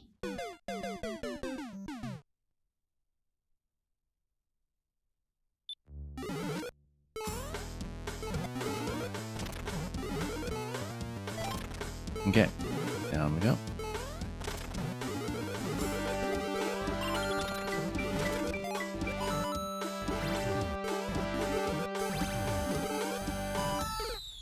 And look at that, falling right in that gap. Like a master of precision. Possibly a master of imprecision.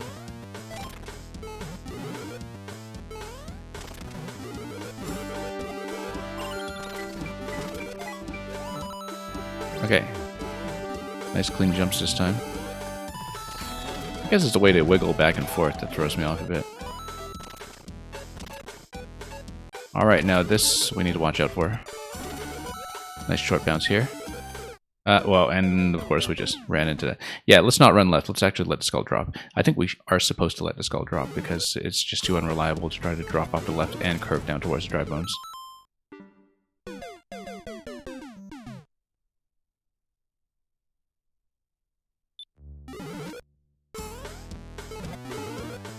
Okay, try this again. Nope.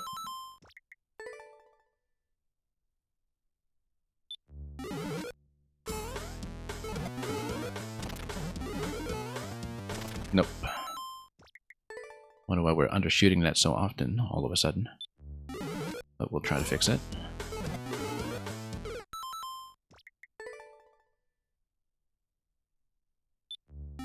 It's okay, just need to get the right habits back in the system here.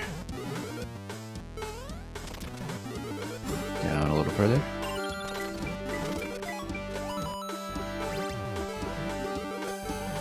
Okay.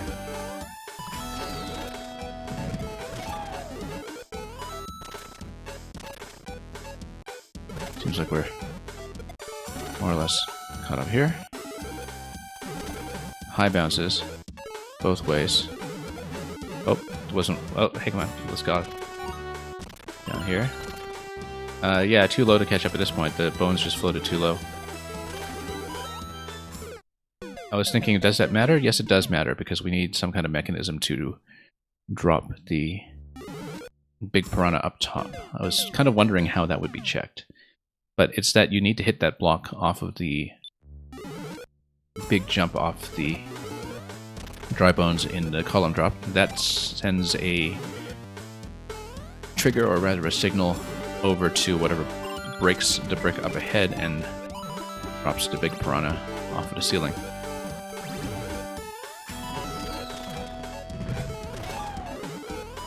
Okay, let's go. So yeah, it's very clear to me at this point that this platform would just wait to the right and then get full bounce. And that also gives you enough time to read what's going on, so. Okay, a little bit awkward on the momentum towards the 30 coin this time, but at least we didn't stall for too long. Kind of interesting to use the sinking winged dry bones as a timing check. That's a Nice use of that mechanism.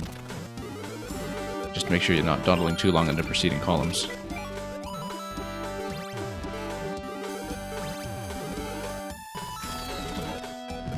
Alright, let's drop that.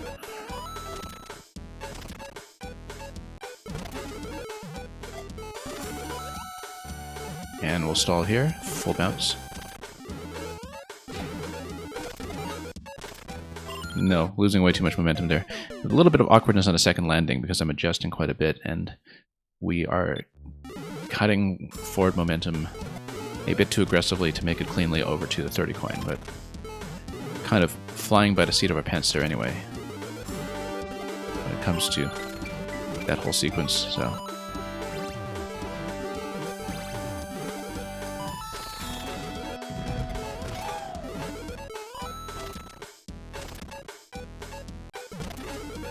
Okay.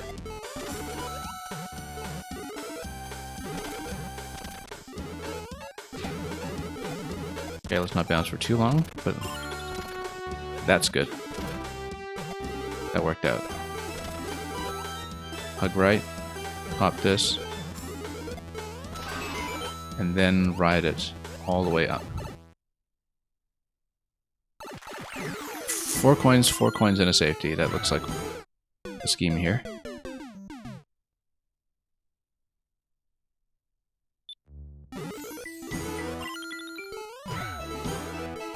Oops, missed it. Hopefully we're not too far behind on the auto-scroll from that little goof here. We might be. Oh yeah, we're way behind now. Lost too much momentum going up to that POW.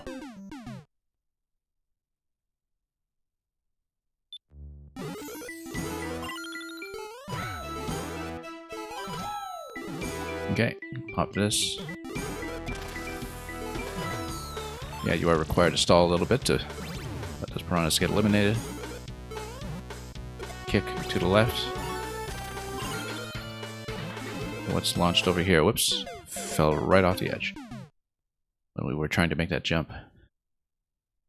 Yeah, it was very clear that we were going to be given the targets on the P block there. Whoops, I lost so much momentum. Let's try to throw this and try again.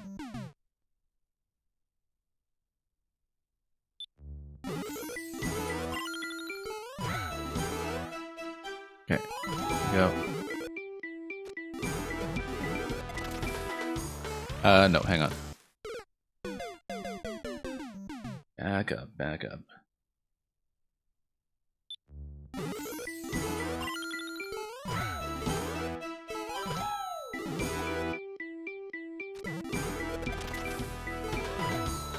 Okay, let's tap that. And this.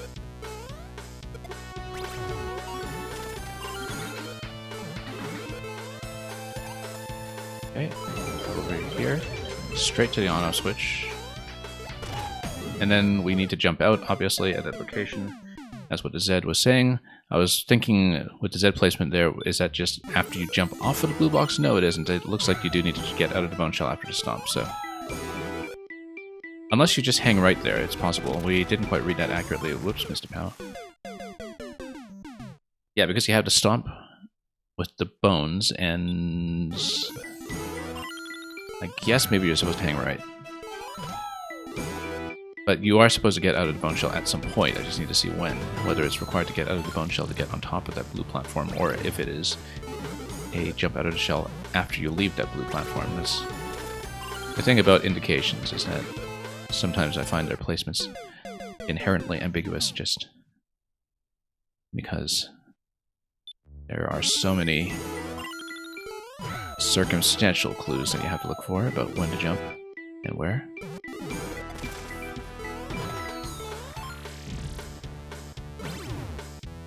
Okay.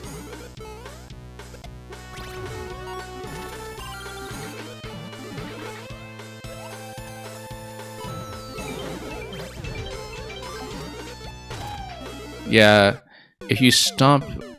I was trying to hang right there, but it doesn't look like it's going to happen. When you need to jump out of the shell onto the blue platform, then you should be able to still jump by yourself and clear your way over to the on-off switch on the right side. I don't see a situation where the shell jump would happen after the blue platform. Let's just redo this, now that we're not totally focused and talking about a totally different part of the level. Let's get up here.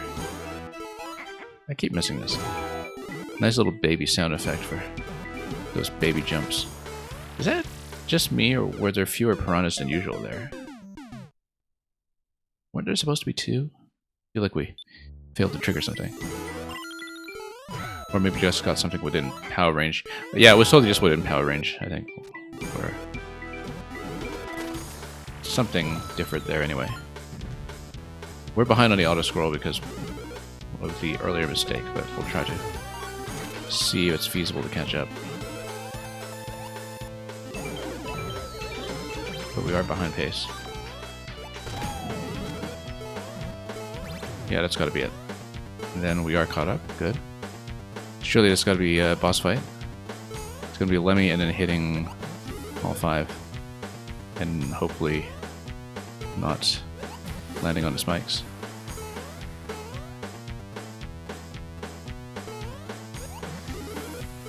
We can do this a little faster, of course, but we're not going to. We're just going to take it nice and patiently. We are still missing the safety coin. There we go. So, yeah, hitting all 5 dunks them with the muncher. And the safety coin obviously needs to be after the boss fight, so. Sharp TM. Tokyo Mirage Sessions Sharp TM. Apparently. Oh, I guess maybe we can head up the right. I don't see us reaching it on the left here. There we go. 9MC, but where's my safety coin? Probably past here.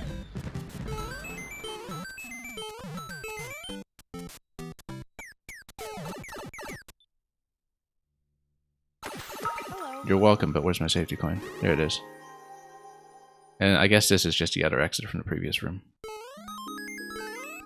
Anyway. Oh, and there's going to be a checkpoint for this further section. Just in case you get squished, if it is a music track reveal. Well, that's rather bossy sounding music for SMB2 bonus room. Maybe this is a getting over it segment or something. Oh no, we're supposed to pluck this and then spawn something. There we go. Up we go. 9 of spades. Because this is an ace of spades level, so here instead we have a 9 of spades. Apparently. For 9 years of Mario Maker. Let's check this pipe. And the fact that we have the SMB2 mushroom would have made for a very nice completion screenshot if we still had Miiverse for that kind of thing, but we don't, so we have this on video instead. And it doesn't... Oh, you know what? We could have jumped to the top of the flag with the SMB2 high jump. So that wasn't wonderful, it was merely incredible. But we're not going back for it. It's not like we get a little golden flag symbol either. So...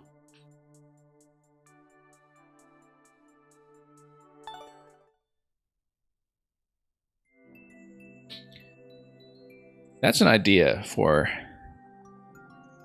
Mario Maker 3, incidentally. Why not have a golden flag indicator for hitting the top of the flagpole, and then you would actually have just a very simple and elegant way of giving the player a way to track optional objectives. But anyway, we'd probably miss it just like that. So, thank you for the GG. Let's move on to the next one. I'll scroll some comments in the meantime so I can take a moment to load up the next one and sip my coffee.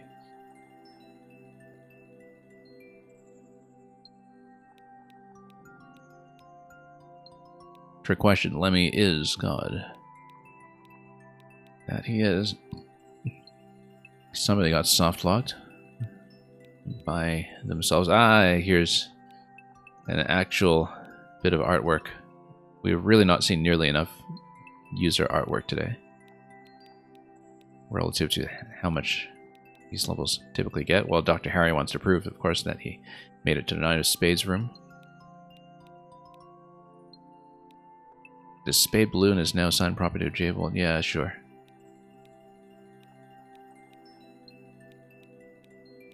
And yeah, some other comments are looking typical at this point. So let's move on to Ode to Joy. This is 9 Years Mario Maker and the Ninth Symphony after all, hence the symphonic theme here. And we will of course have composer, who is somebody who has been around since Maker 1, has been very prominent since Maker 1, also as a composer for the ROM hack community for a couple of major projects there, but is sort of the person who back in Maker 1 was significantly responsible for popularizing this format of an auto-scroll music level that also functions as a meaningful platformer. I think there's a lot of credit that goes to him for really blowing up a lot of interest in the genre.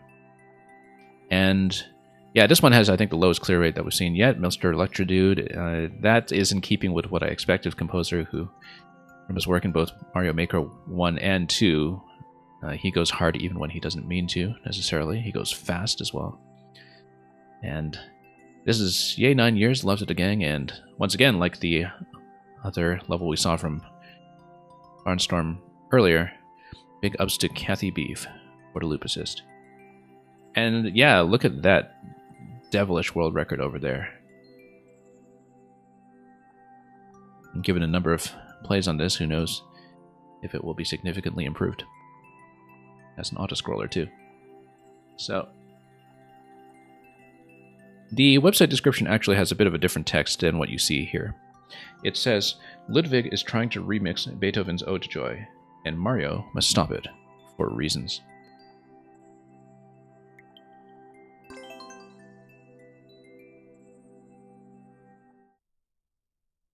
Composer naturally features Ludwig von Koopa quite a bit in his own branding and stream iconography, to nobody's surprise.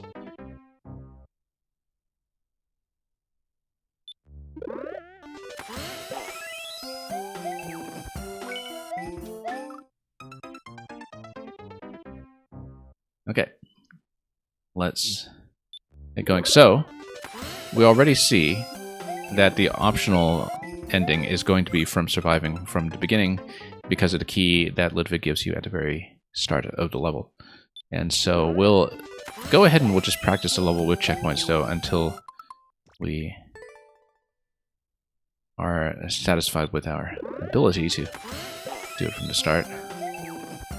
That coin totally tells you it's a full jump, it's not a spin on a thwomp, or is it? Maybe it's telling you that it is a spin on a thwomp and we are just not reading it that way. Is it telling me to jump towards it and skip, or is it telling me to spin on a thwomp? We'll try both ways and see what makes the most sense, I guess. I mean, either one could work, it's just that I don't know if there are timing reasons why you have to choose one or the other. As I suspect there might be. Like, if you jumped straight towards a coin, that makes more sense, perhaps. But then this coin is definitely a spin on top of the thwomp. So maybe it does consistently signify spin on top of the thwomp, and so for timing reasons we should go with that. Yeah. I think I am going to roll with that interpretation. It's going to be a spin towards the thwomp, obviously. And then we'll be able to fall in towards the blue blocks after that. We can do shorter spins off the thwomp as well, if we're not required to go all the way up. Just so we can keep pace.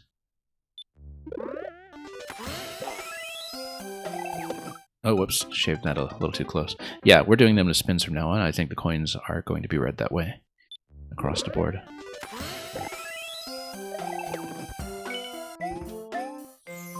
Nope, spin. I was thinking spin about a frame after I actually pressed the standard jump button.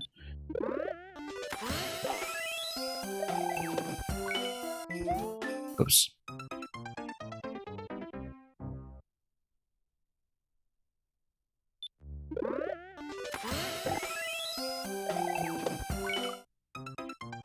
Yeah, we'll just need to clean this up as we go. I mean, we'll have to do it quite a bit to string the whole level together at some point, so...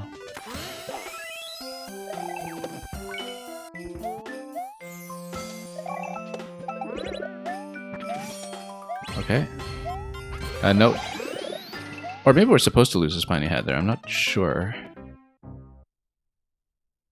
Because... yeah, it may or may not be a spin jump on the swamp. That's the thing.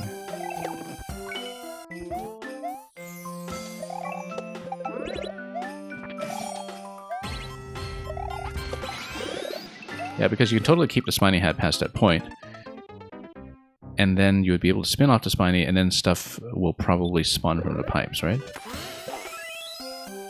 I strongly suspect we need to keep the spiny hat, unless we're going to see some indication otherwise. As with the Buzzy helmet in, I think, the first level that we played today, that implicitly you should not take damage when you see Buzzy or spiny helmets. Unless something looks like it's a very strict damage requirement, like a spike floor.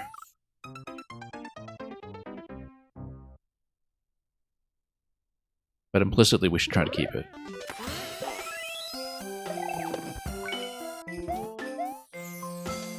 Whoops. Falling way off once again.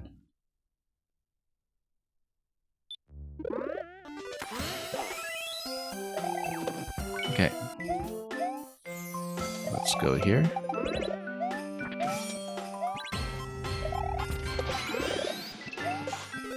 And then we're supposed to land on top of that block. The helmet does protect us from the spikes up top. Yeah, that's why you're supposed to keep it. Otherwise you just run into them. Even with a spin jump, I think, wouldn't give you enough height.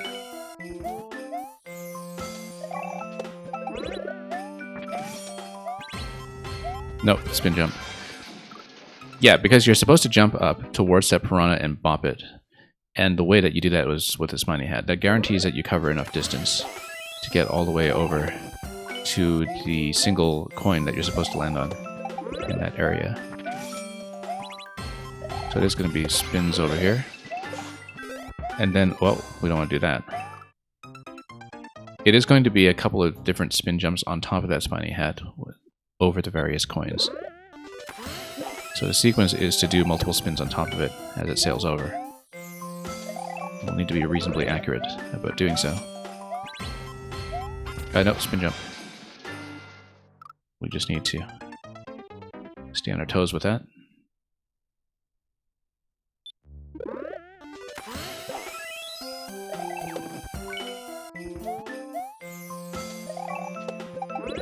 Okay. Spiny hat, spin jump. Again, we're shying off from that jump a little too much, given that we can just full jump it since we're wearing the hat. There's, unless it's supposed to be a spin jump over, which it might be, but we'll read it as we go. You know what, let's do it as a spin. And this needs to be a spin, so it should all be spins, actually. Everything there should be a spin. And then we eventually reach the on-off switch on the other side.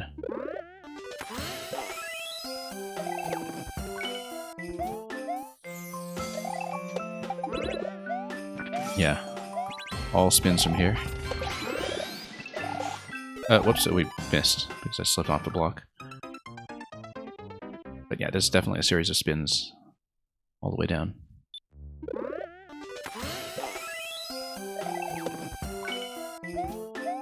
Whoops.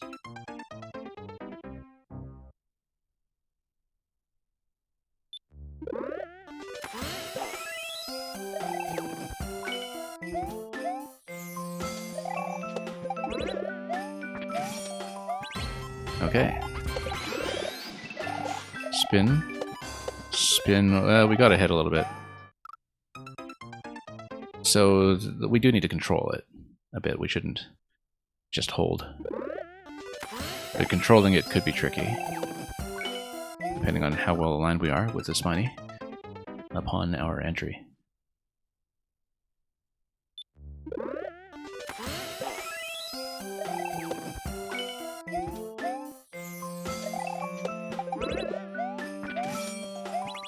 Okay, all spins from here. Yeah, we need to pull back on that. I wonder if we should actually just short bounce all the way over. It might be. We'll try it with minimum, and we'll see if we land on a good calculation of what kind of jump we need, whether it's controlled or whether it's minimal. It's not going to be a full jump past the first landing.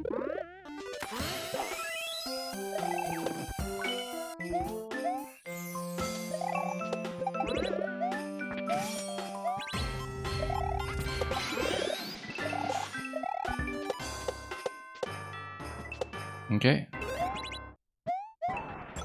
And then, okay, of course we got dunked. That seemed like a fairly natural thing to happen.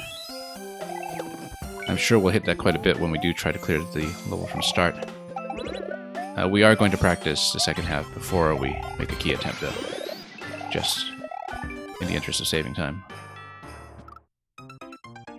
But yeah, we do in fact wait for the spiny shell to bounce back for the last bounce. Now that I've seen what the timing is on that whole sequence, it makes a certain amount of sense.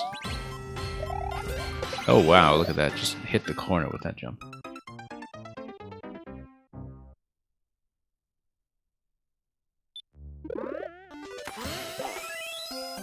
Okay.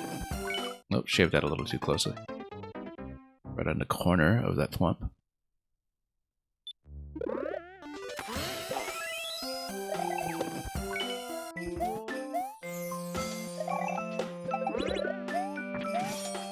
Okay.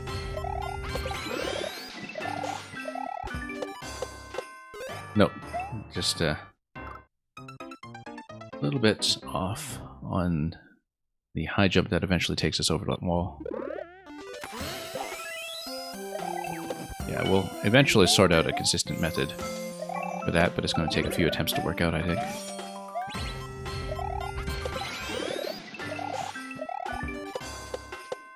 Fourth bounce.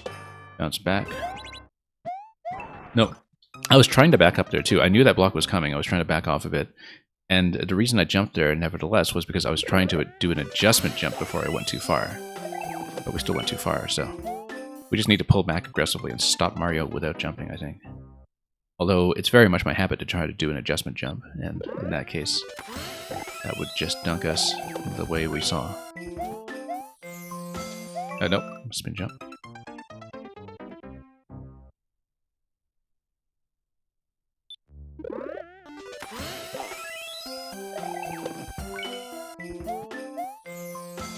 Okay, whoops. Spilled right off the edge.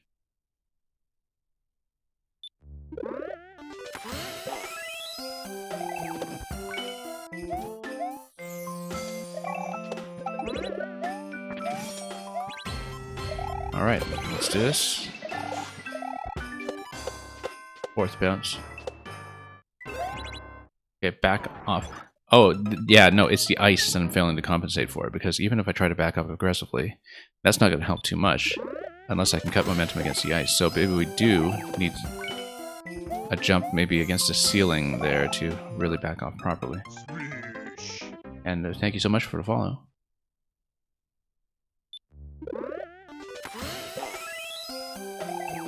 Incidentally, I hope the follow alert sound is actually working. Because I had to patch a bunch of my audio again after fixing my setup. But we can always find out afterwards on the VOD. Yeah, these game sounds have been flawless today as far as I can tell. I mean, people can tell me if that's not the case. Fourth bounce. Nope, missed. Electrodude, you didn't get to test this one, but you think you'd have hammered down on that invisible wall. Yeah, the thing is, well, yeah, maybe so. I mean, it's a composer touch, I guess. I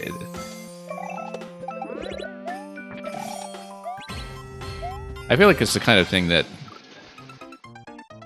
Kalvik would probably have had a bit of an argument with Composer about. I know they've sort of, in past projects, had disputes over exactly that kind of thing, from what I recall. I played enough Composer levels to know that he loves doing that kind of thing, even going back to Maker 1.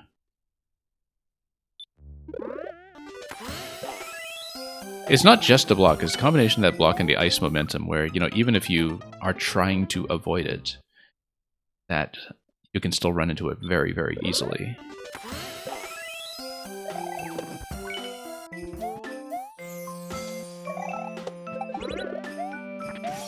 Because usually the thing about, you know, cute little ending trolls like that is that you see them once and then you never see them again, right? But in this particular instance, I definitely have to make a couple of adjustments. It's not even the fact of it being an unexpected troll or anything, it's also that it's one that isn't trivial to avoid even once you've seen it, which I think is important, not just with single tile trolls in standard levels, but with troll levels generally, right? That it should be just strictly a knowledge check. But, whoops. That's okay. I mean, we know it's there, we know we have to somehow work around it when it comes to the ice. You see, when you play a music auto-scroller like this at high speeds where you're just holding right the whole time anyway, it's very easy to forget that ice momentum is even going on. It just sort of recedes into the background as part of the theme. Because when you're just holding right the whole time and going at full speed, the fact that you're on ice does not matter, right? You don't really have a reason to think about it. Whoops, oh, we totally missed. Or rather went a bit slow in terms of releasing the thwomp.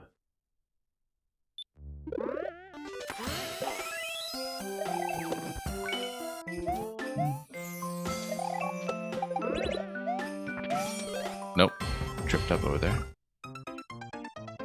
Electrodude, you'd argue that it should be there at all, but you digress. Yeah. Yeah, I mean... certainly in the YMM era, it was pretty strictly anti-troll. Unless they were, you know, really going to be harmless.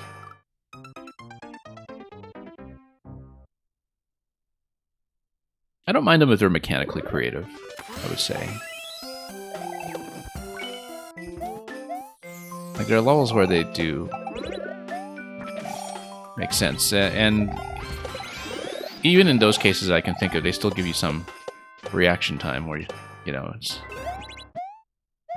You want to... You see, I saw it coming, and at the same time I'm thinking about that icicle gate there, and there's a lot to process there. Ideally, I want to jump against the low one-tile ceiling to try to assist myself in getting a stop before we get that far.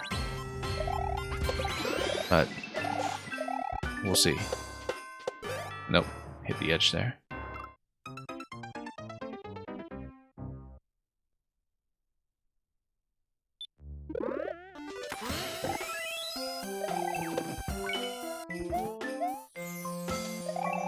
Okay, there we are.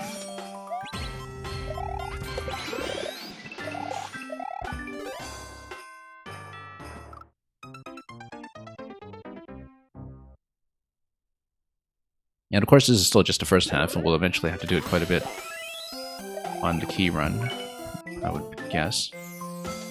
So we better have a very well-practiced method for getting past the ending troll. It's kind of important to have a way to get through that is going to be consistently reliable when we actually make key attempts. Whoops. So that is something we'll try to focus on.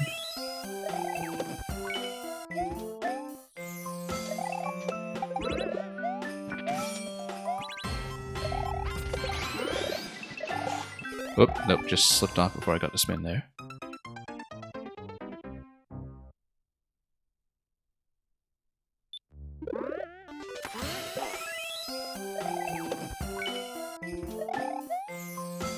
I do like the way the key is obtained, not just having some kind of floating block somewhere, but having that very tactile Ludwig interaction right off the bat.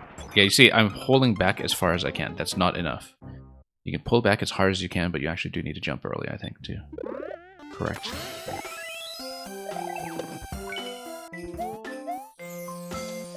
Unless you take advantage of ice momentum to just do an earlier jump off the platform before you hit that block, where maybe that's the intended way, that you don't jump off the end of the platform, you jump a few tiles earlier. And just do a standard full jump a few tiles earlier. That's the other recourse. Because it looks like trying to stop there is truly not going to be reliable. And not something that we can depend on as our main solution to getting around that block. So we'll explore a couple of alternatives until we find one that sticks. Okay, there we go. So let's tap this. And then go.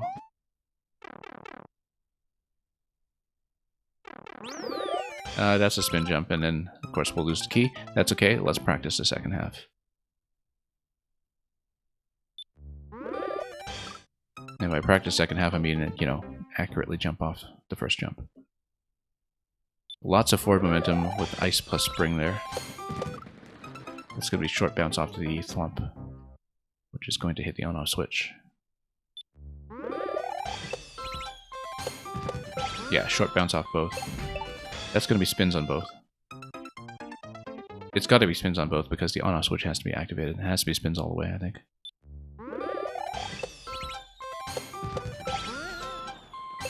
That can't be a spin, though. Oh no, it's going to be a thwomp hitting the switch from the right side. It has to be jumps on both then. Because... how do you... Yeah, because I'm thinking about the note block here. Note block's going to give you a transition to a standard jump. And then it looks like if you had to trigger the icicle first, then... Whoops.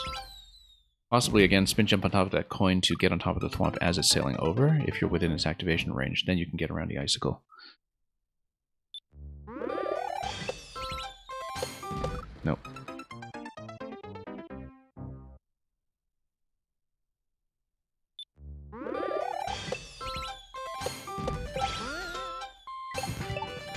Yeah, it's going to be short, long.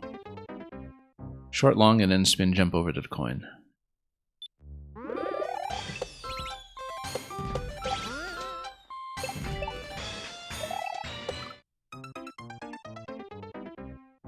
That is going to be correct. It's going to be an icicle drop that is going to be intercepted by the blue block located there. The blue block is where we land after this jump, but we need the icicle to actually drop first.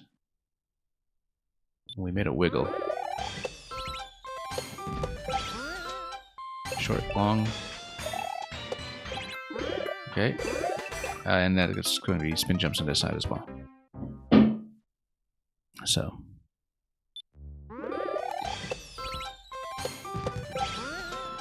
Short, long. Spin. Then we go immediately over, and we do need to hit the targets. I feel like I was a little bit slow given the alignment of the spinies that we saw over there, but we could be wrong.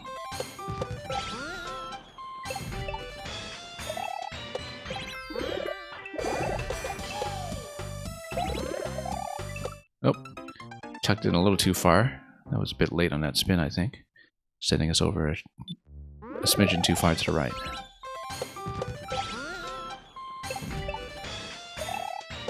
Nope, too close to the right. I was trying to back out slightly, but we didn't quite manage to make that happen. Wrap around. Yeah, short bounce is only going to work if we're early enough to have the spinies be close together. Otherwise, I do need a slight controlled bounce there to really make it over properly.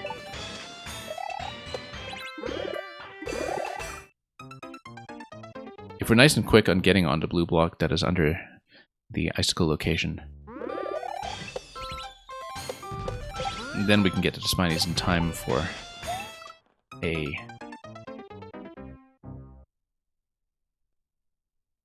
short bounce between them, I think, but we'll have to see how cleanly we can do this little column here as we bounce off the thwomp.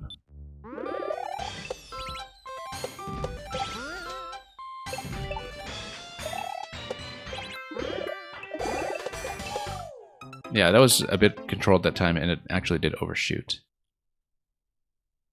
Then we have to be pretty quick with our reaction time once we get to the Z marker for the spin that comes next.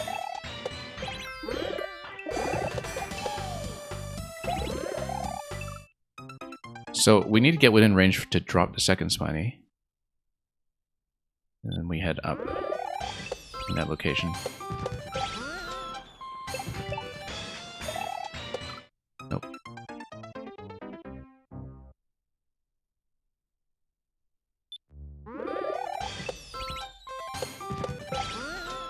Okay, bounce.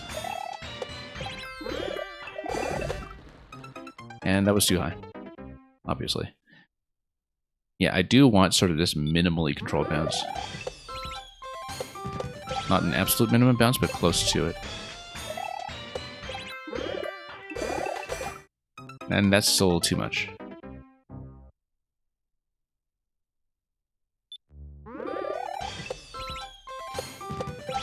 I feel like it's tuned such that if you're a very crisp player, you should be able to do it with just a short bounce. But a short bounce is consistently undershooting for me, so we do need to extend it slightly.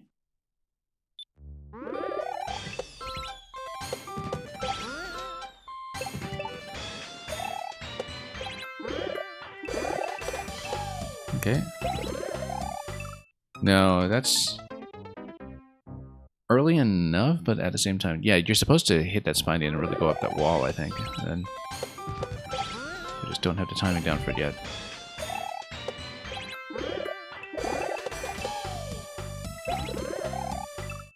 Now, losing too much momentum there. Probably because previously, you know, I slammed right into the icicles and I was thinking I should back off, but now we're undershooting completely.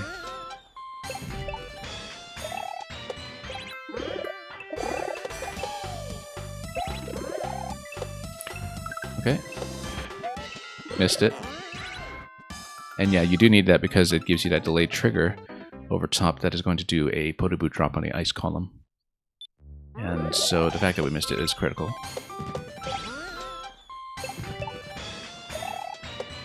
Because it is a very specific kind of delayed gate.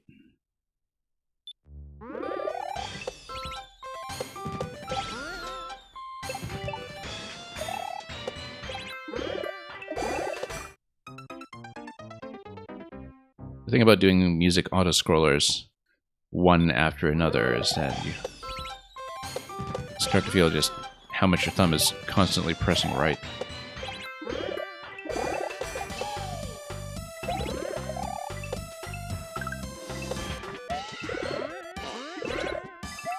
Spin jump over here. Spin jump, and then it's going to be a bomb kick. The bomb kick needs to be to the left or right? Either one works because the conveyor fixes the left side and the right side does drop it within range. So the bomb kick, I think, doesn't actually matter directionally speaking.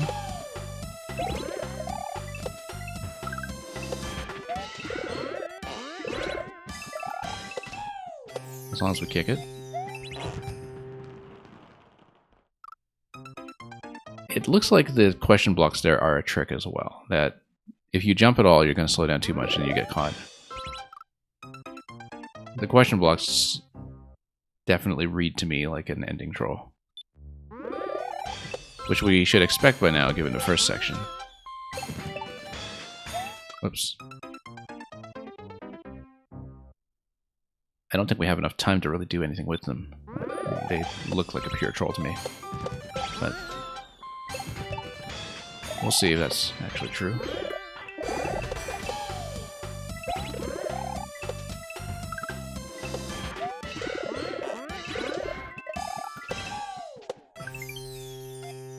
Okay. 9 MMC.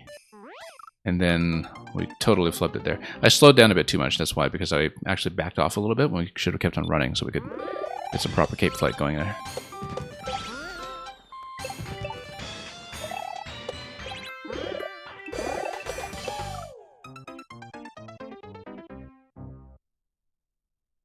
It's okay, I think we'll get this sorted out.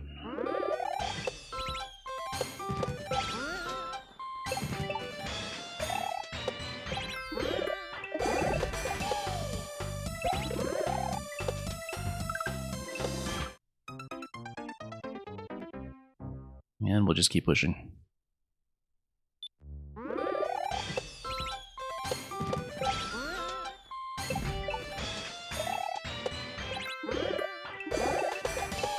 Okay, that was pretty well placed that time.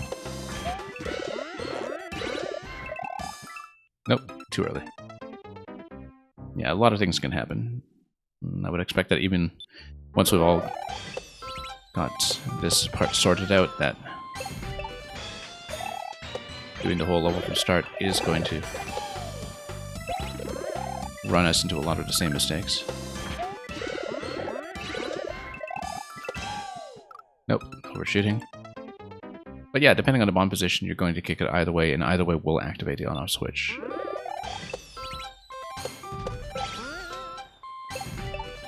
So, not going to be too concerned about direction there, I think. Nope, undershot.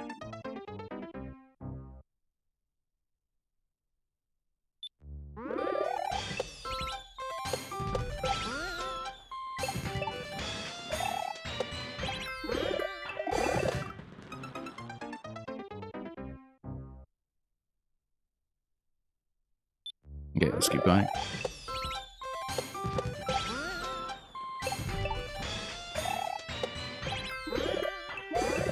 No. Not quite.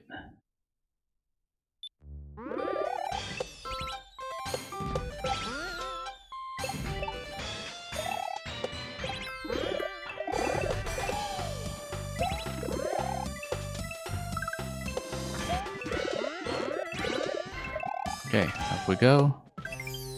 And then we go float and then just run. Yeah, the thing is, I'm trying to just back off of the cape there, and I'm doing it late. I feel like it's actually supposed to be a spin. That's why it's supposed to be a spin fly, given the low ceiling there. It should be a spin fly for sure, I would think. Because you're going to hit some blocks anyway that are going to basically close out the bottom row, right, of the non-MC text.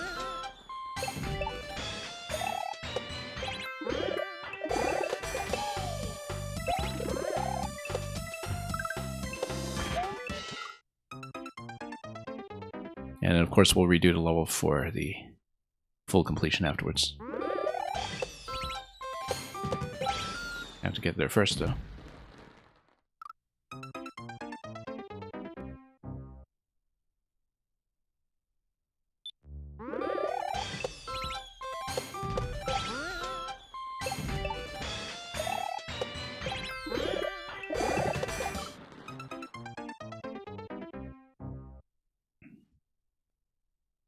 Yeah, we'll see where the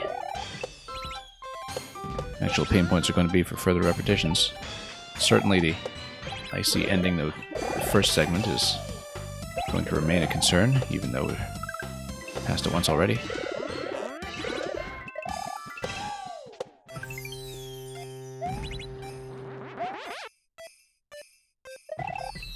Yeah, absolutely a spin. And look at that, Merry Christmas. Am I going to get myself stuck here? We should maybe not do that. Although I guess it would give me an opportunity to finish it from the beginning. Oh, I totally did it. Hey, I want to see if anybody else commented here and said soft lock or something. That's okay. I mean, I guess we meant to restart here anyway. Wah, wah, wah, wah, wah. Okay, that's alright. We've practiced it. Yeah, I mean, this totally looked like a lock to me, right? I guess if this triggered a spring or something, then that would have been a different story. Like if you actually popped a spring out of this block, then it would solve that. That would be the way I'd do it. I mean, it would, you know, maybe disrupt the NumC text. But yeah, for this as well as the left side column as well, that seems like a rather self-evident solution. But we're going to start over and... Oh yeah, because of the height. That's right. No, I know comments can't appear when you're over them, but I was thinking that maybe it shows it a comment on the other column or something. Or maybe it's just such an obvious soft lock that nobody bothered to try, right? And nobody's as deliberate about playing like that as I am. So yeah, 069. No, I'm aware that you can't just stand on what comment is placed, but spin jump.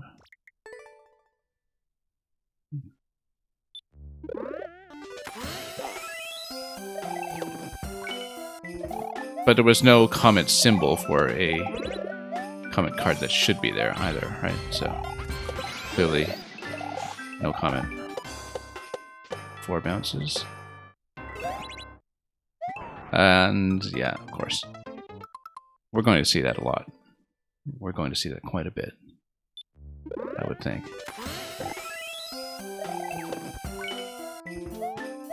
That's okay. Like I said, we needed to start over anyhow, so we'll take it.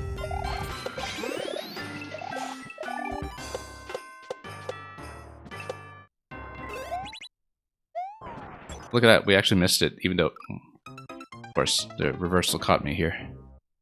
I actually went early enough that time to skip over it. You just have to jump early there, I think. Just full momentum forward. Jump earlier. Use the ice momentum to your advantage. Instead of doing it the super cautious way that we did last time.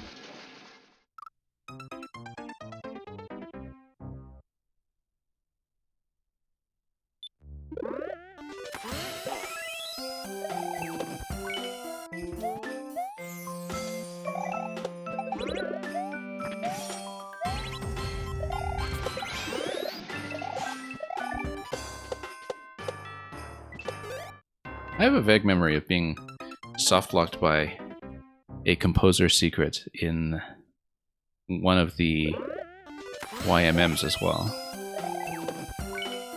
That there was one that actually slipped past everybody. I don't think it actually got fixed. It was pretty obscure, though.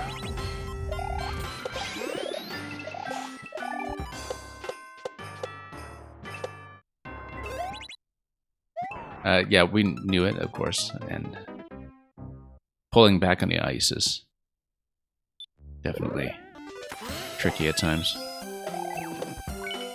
Like I said, we'll have to deal with that quite a bit.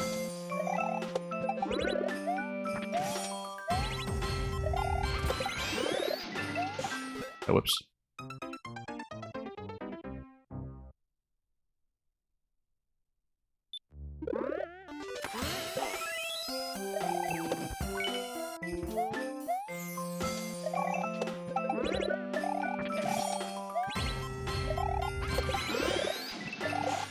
A lot of this level can just be done with spin jumps, now that I look at it. This one will probably also not get fixed. Yeah. Too far past launch at this point, I guess. People will still be fiddling. It is a very obvious one, though. That, you know, you look at it and you think, ah, I bet the player will just avoid it. Well, not if the player has my kind of playtesting mentality. Yeah, it's not really worth the re-upload. It's one of those where you kind of have a plausible reason to say, ah, whatever, that was just the player's responsibility.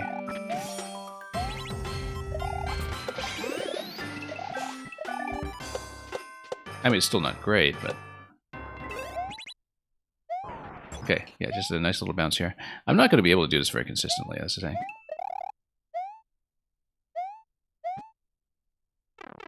And we have to do it potentially many times in order to pass this segment. Short, long. Yeah, you see? It, If this was playtested outside of music creators, it would probably have been caught. Yeah, I assumed that for the first 8 levels, Team Music kind of did its own thing. And managed it as an independent contribution. Because Team Music, you know, they do so much self-organization anyway. Like I said, we are still due to play a Super World of theirs from last year.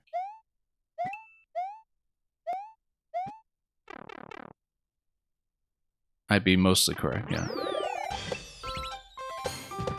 Yeah, I thought that was probably the reason for things being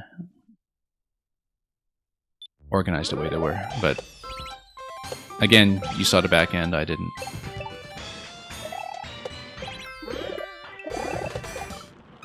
We needed to start over anyway, so let's remember to do that. Yeah, we've seen the whole level at this point, so we are just going to do it from start, even if we don't have the clear just off the second segment yet.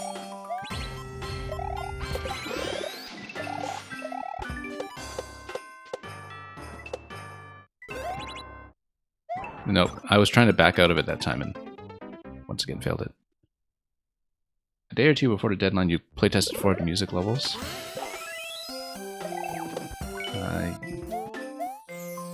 Hang on, I'll read the rest of that message on the next attempt. Kind of got into jumping here already.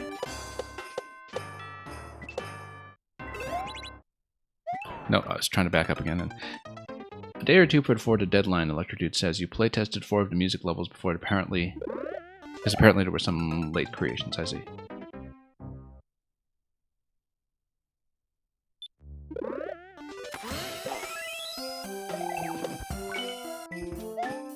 Yeah, that's the thing about doing things in one batch, right? That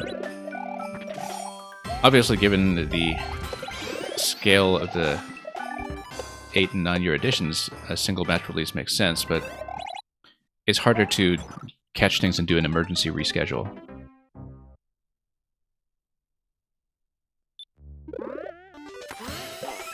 Yeah, because Phil Will's got the 2-parter, right? That is going to come after this level.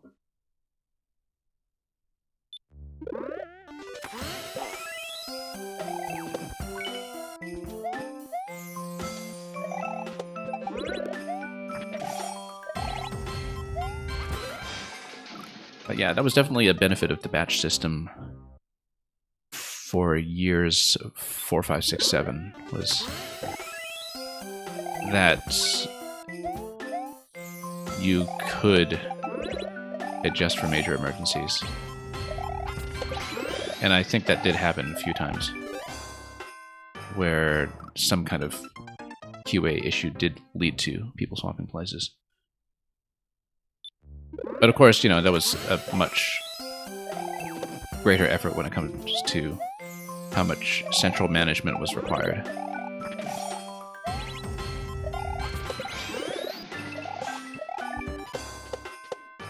Speaking of which, at this point we should give a bit of a warm credit here to our fellow streamer and puzzle enthusiast, Mr. All Games All Day, who took on the new responsibility of being the administrator-in-chief this year, as far as I know. His first year on the job, and very glad that somebody took it on. Oops. Electrodude, in hindsight, this year could have been split into 3. Yeah. Got the sense that there wasn't really much of a sense of what the final level count would be until pretty close to finish, right? In terms of who had something prepared. That my impression was that it was somewhat up in the air until it was pretty close to launch, in terms of just how big a batch it would be and how much would be ready in time.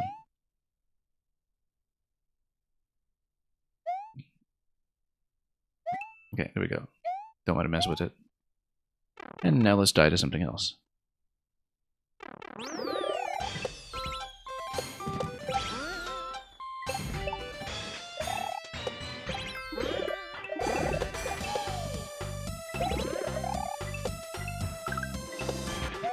Okay. On the bomb. And then it's going to be cape spin here. And let's not get soft locked. I'm not touching that this time. Anyway, we have the key. Let's see how much more there is. 9MMC.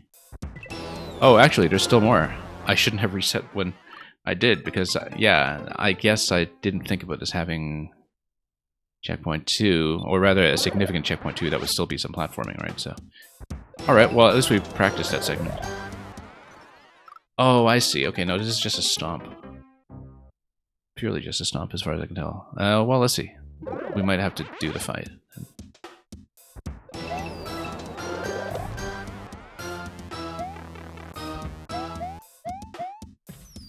Yeah, we'll have to learn this. It looks like it's going to be taking damage and maybe spin jumping on a thwomp until we can hit the question blocks on either side. Maybe. It is probably spins, in fact. Yeah, it spins. And then, let's see what happens here. And we send the mushrooms over. I mean, it is a very spin-based level, so we should have expected that to begin with. Yeah. Because it's some back and forth, basically, until the mushroom has triggered enough to set off the bomb that is underneath Ludwig. So yeah, it is going to be spin fly up here. We do need to run down through the icicle. I was hoping to drop the icicle, but we didn't come in at a good angle to do that. Electro Dude, realistically, you didn't have anyone to get 2 or 3 trailers out, so this works. Yeah, yeah.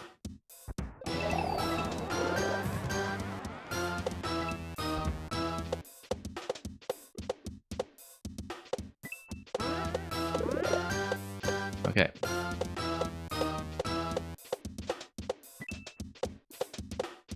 And of course, you only get 2 hits on each of these because they are the coin blocks. Nope. If you lose the cape, is it going to compromise the attempt? Yes, it is, because you need to fly and dive in order to stop the muncher. Otherwise, you don't get through it. We'll practice it one more time, but then I'll start over to do it with the key. We'll practice it. Okay, I have to wrap under the icicle very gently. Whoops. And you don't want to get beside the thwomp, obviously, because it drops. Nat Cat, welcome.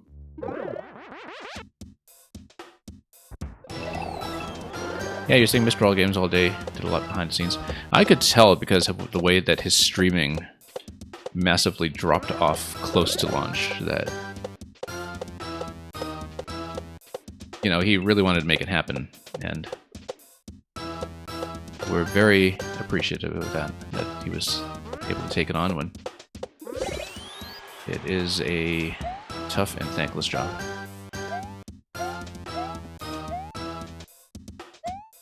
Nope, we need more of a run here.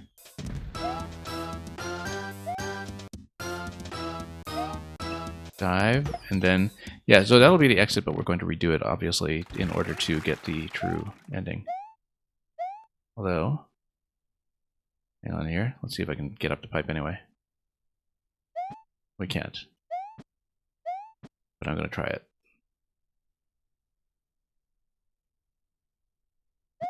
No, we can't. This is not like Maker 1 where you can just skip over the tape. Okay, we're redoing it.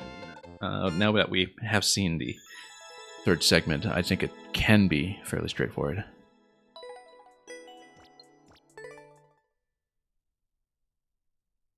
Nat Cat, you're going to party like it's 1999.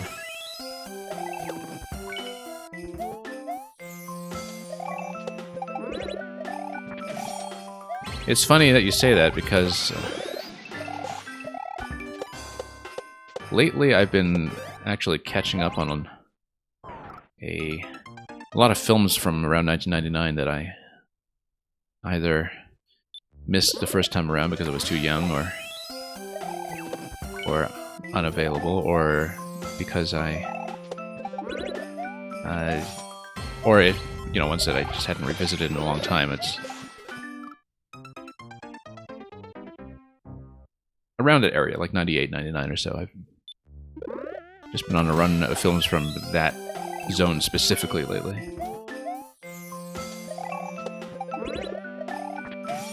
Whoops. Well, I finally caught up on Eyes Wide Shut, which was... It's one of the few remaining Kubricks that I hadn't seen. I caught up on Election with Reese Witherspoon and Matthew Broderick. That was from 98, I think. Possibly? I have to think back. Some other films like that. Revisited some other ones a couple of months ago as well. It's really interesting to watch a lot of American cinema from 1999 because there's like a whole set of films, you know, if you include things like American Beauty and Fight Club and such, where there's this consistent theme of midlife crisis and middle-class ennui that is so specifically Clinton era and pre-9/11. And when you have seen a lot of the films that were prominent from that year, you really begin to notice, like the American film specifically, that they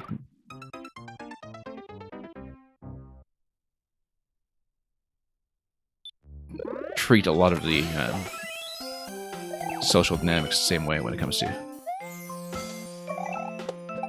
people losing their minds. But anyway, let's fall off here. Nat Cat, I was never that impressed with Sixth Sense back when it was the talk of the town. I liked Unbreakable quite a bit more, I remember. But I also haven't seen Unbreakable in a long time. I watched it back when it was in the cinema. I know that Shyamalan eventually followed it up with Glass or whatever, like 20 years later, but I never kept up with that. I was always kind of skeptical of M. Night Shyamalan as a filmmaker, personally, but...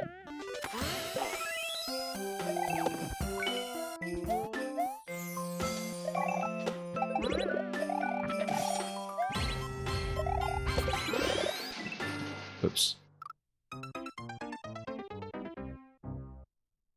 Yeah, I remember, certainly, you know, back in the day, I was more impressed with Unbreakable than I was with Sixth Sense. I think part of the issue with The Sixth Sense is that I figured it out really early into the film. And some films can survive that. Some films are satisfying anyway when you can see the twist coming from a mile away, and you still have a certain amount of pleasure in being able to see how it arrives at that and how the story is told. And I think my impression of The Sixth Sense, although, mind you, this was a long time ago, and, you know, possibly I might just reappraise the film if I saw it again, was that my reaction at the end was, oh, okay, that's what I thought it was. Alright. I guess that happened.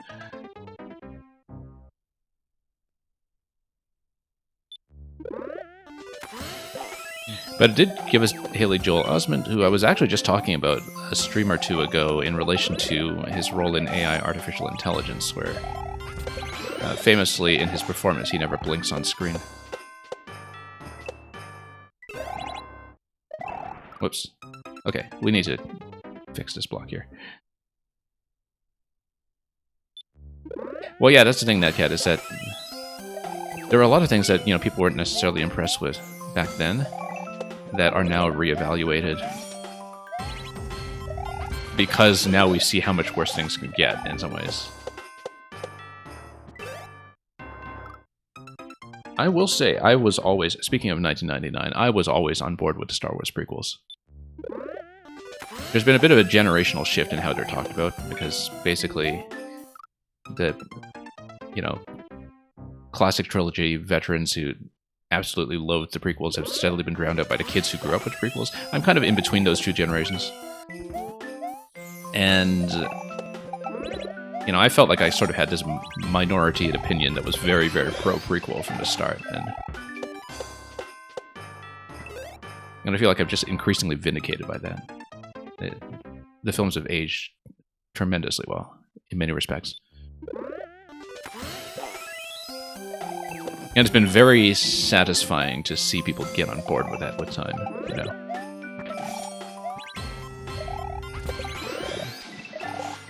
Not all of them. There are some holdouts, but of course there would be. Derbyshire Visor, who, by the way, put together the playlist code for 9MMC. Much appreciated, even if it was sort of in upload, re-upload order, and we've had to navigate it manually. We're not going to complain about that. It's still very convenient to have it all on one page. You folks can find that code in the pinned message. And also from the exclamation 9MMC command that we have here. But I think most people here have played these levels ahead of me, since I'm a few weeks behind.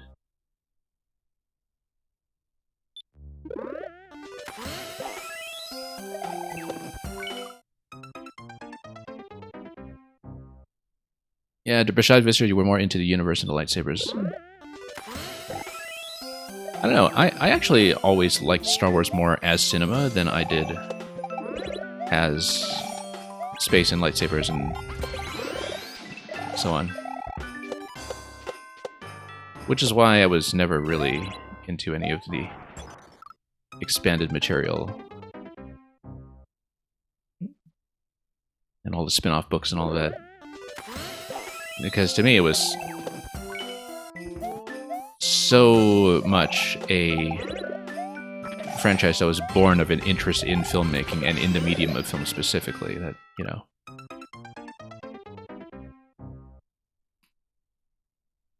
George Lucas is one of those filmmakers where the more you get into his work, the more you realize like what a huge cinephile he was and how much that informed everything he was doing.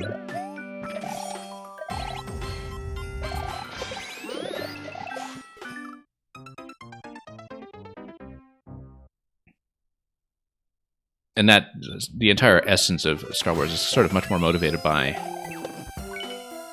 cinematic considerations rather than story ones in many ways. And so,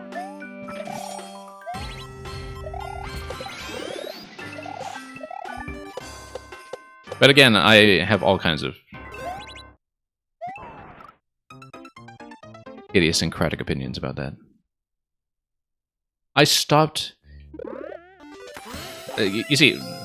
This is a subject that I don't talk about much on stream because years and years ago, even before the whole Disney sequel trilogy came out and before all the TV projects that came out subsequently, which I have mixed feelings about, even before all of that, like I actually completely quit reading about Star Wars on the internet or trying to talk about it with other people because, like, after a while you've seen every argument that can be made and you're just sick of it, you know, if you're in my position. And it was one of those things where I was just completely sick of either talking about it or hearing what other people had to say. I don't mind talking about it on Twitch, and you know, I have some distance from it now in terms of how terrible the community around it was even before it became famously terrible. Like, I think nowadays it's famously terrible, like especially after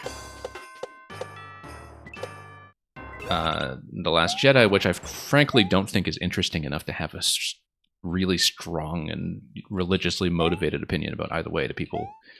The way that people just fight holy wars over it, you know? But, let's keep the key here.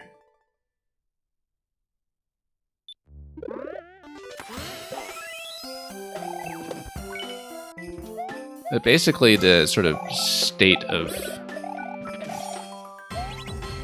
discussion and online community over the franchise was terrible before everybody became aware that it was terrible, you know?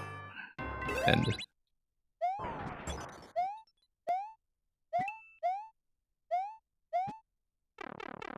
increasingly, I'm kind of like that with a lot of video game related subjects as well, although of course Twitch is kind of a nice environment to escape from that in some ways because we're talking about video games here all the time with other people who just also think about them all the time, but it's a much better medium for actually having a conversation about design in many ways, if you want to do that, of course.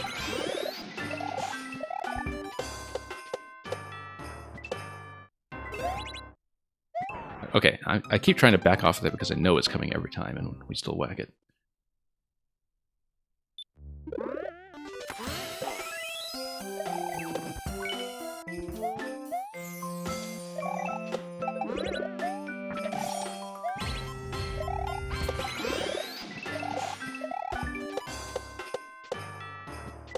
And yeah, you get having a religious hate over 8 but not over 9. That's interesting, yeah.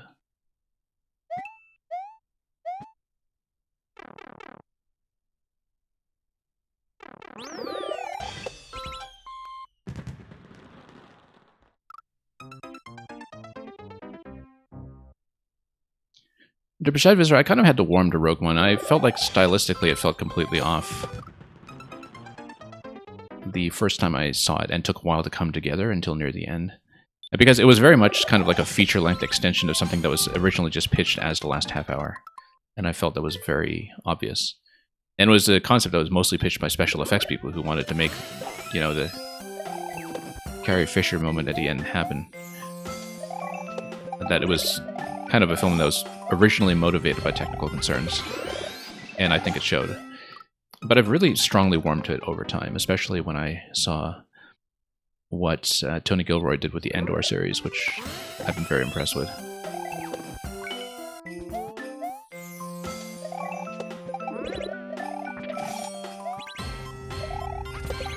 We are very big fans of John le Carré around here, and when Endor was pitched as a spy thriller, I just kind of assumed that it's what Hollywood usually means by spy thriller, which is, you know, trying to imitate James Bond's stunt sequences and nothing else about James Bond. But then when it actually turned out to be like a bureaucratic administrative thriller in the style of John le Carré, I was really pleased as punch about that. That it also kind of had the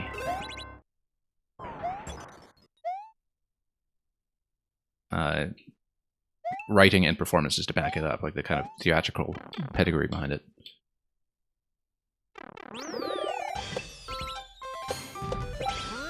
Oh, whoops. Oh, no, we're off. Hang on, just... let's back up here.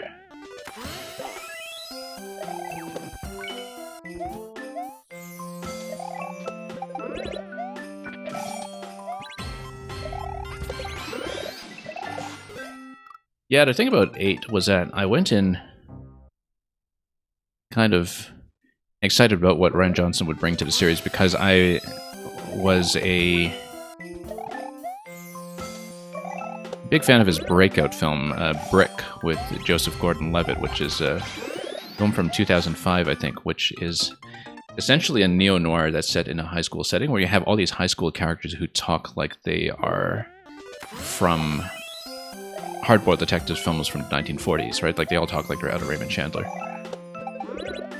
And it totally works.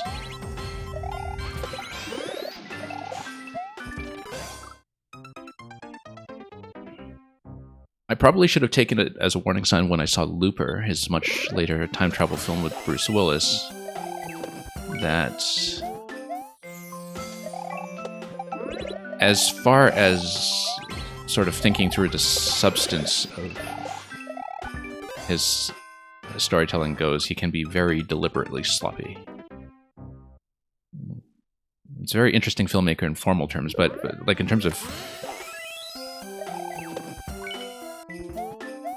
things making sense is not a priority for him, let's just say. That it takes a backseat to aesthetic concerns and motivations. And there are filmmakers for whom that really works. I think for Star Wars, that was likely to get him into trouble from the start. Even though that maybe contradicts what I just said about George Lucas, which was that he has always been principally motivated by aesthetic concerns. Why are we ramming into that ceiling all of a sudden? We didn't have that much trouble with it before.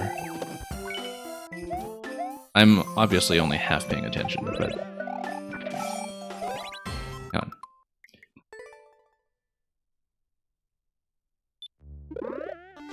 Well, that's the thing, is that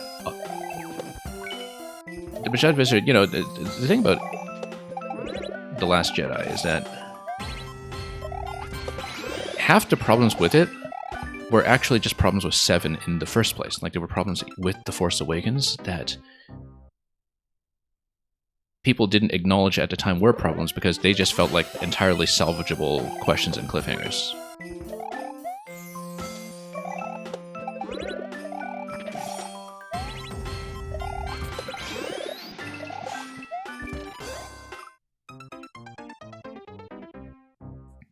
Because number 7 just basically poses all these questions about a story that are not really that interesting or well framed. And then film 8 basically comes along and says, okay, you know what? Those were not good questions in the first place. You really don't want to know the answer to those questions. And then film 9 comes along and says, okay, fine, have it your way. Have this answer and that answer. And, you know, just... That's where the whiplash comes from, right? Is that each of the films disagrees on whether the questions in the plot are actually questions of substance. Look at that Spiny just getting on that conveyor and faking me out. I was a little bit slow, obviously.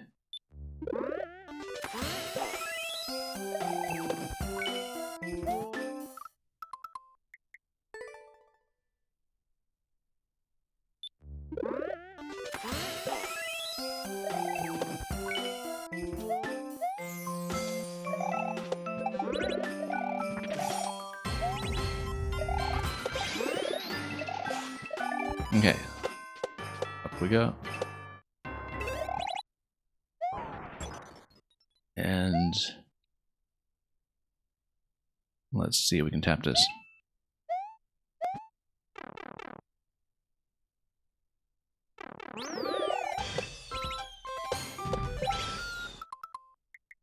And a bit short.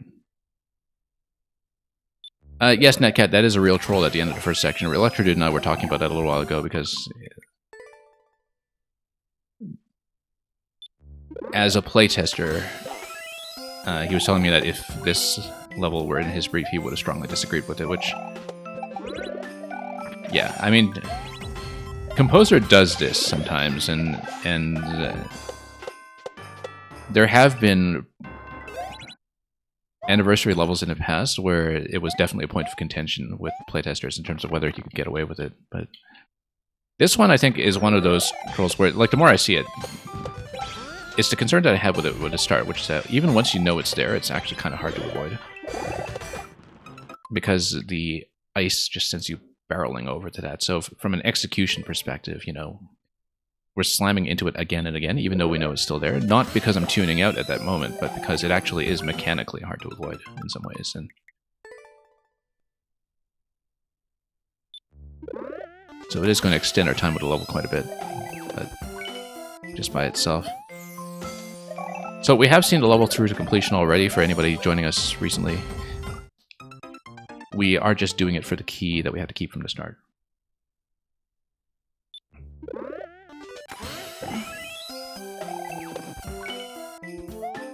But we have seen the level through to completion, which is why we're restarting from the beginning to try to retain the key for the secret room.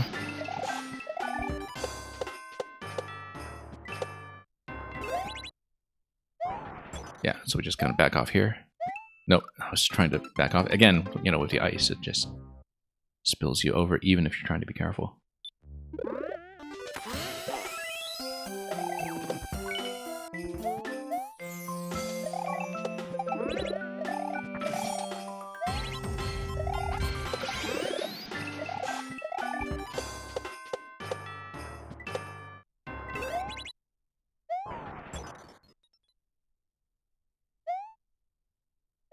Yeah, there we go.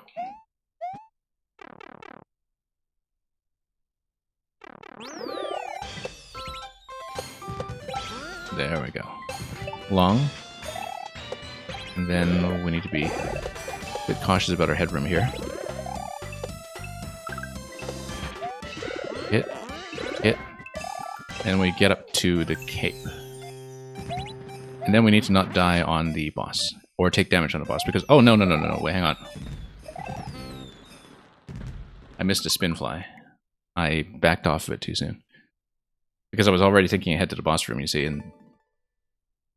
So... Because I was thinking, oh, the ending segment here is so trivial, it's just going to be a spin fly, and that's easy, and then...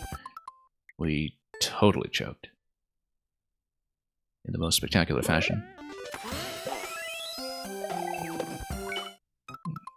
Okay, we'll be back there in no time. It's not a long level. It's not really that difficult, to be honest. It just has a couple of moments that can trick you out. And trick you out repeatedly.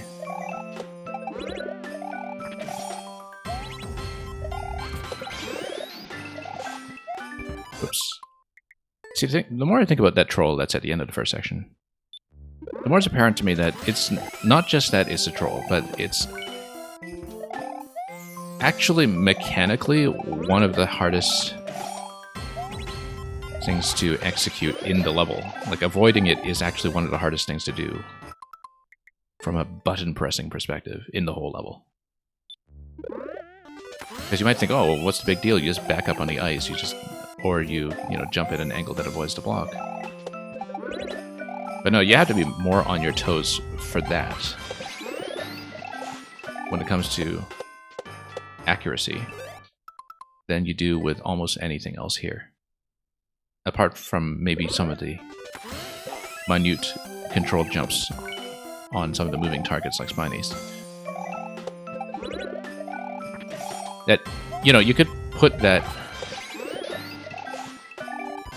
invisible block clearly marked in some kind of track box or something right in front of me, and it would still be one of the more difficult things in a level to avoid. So, well, we'll make it.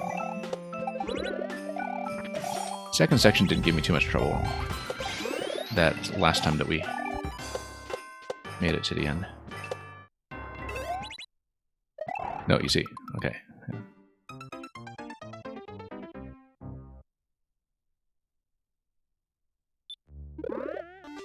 But we'll get there.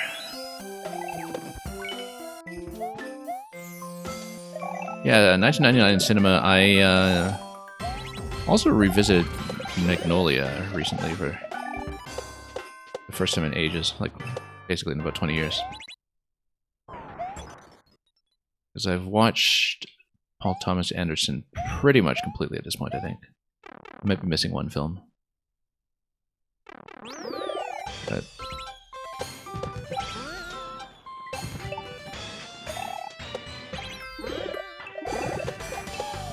But again, yeah, there's really this interesting cluster of films all around that year in terms of what their anxieties about society are.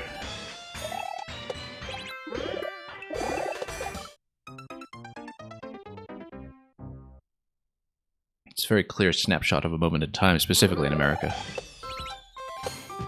Whoops.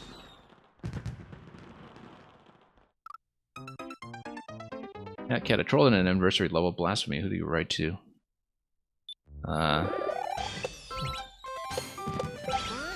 think...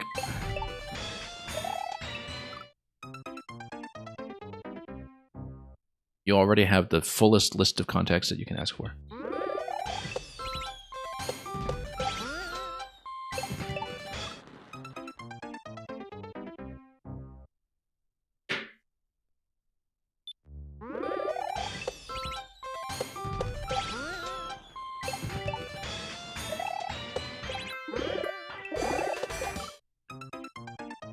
But yeah, because I was revisiting a bunch of earlier Paul Thomas Anderson.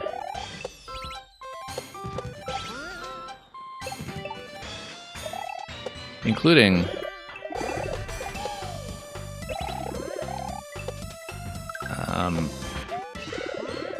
Punch Drunk Love, which is, I think, the only film with Adam Sandler that I've actually watched. Like, maybe I watched one of the ones that actually feel like the, typical Adam Sandler film, but I actually did watch Punch Drunk Love in the cinema back when it came out, and it was, on opening weekend, a completely empty cinema because it was just a massive bomb. It was one of those memorable bombs at the cinema where I was, you know, pretty much the only one who even bothered. And it was kind of, I think, very coolly received at the time.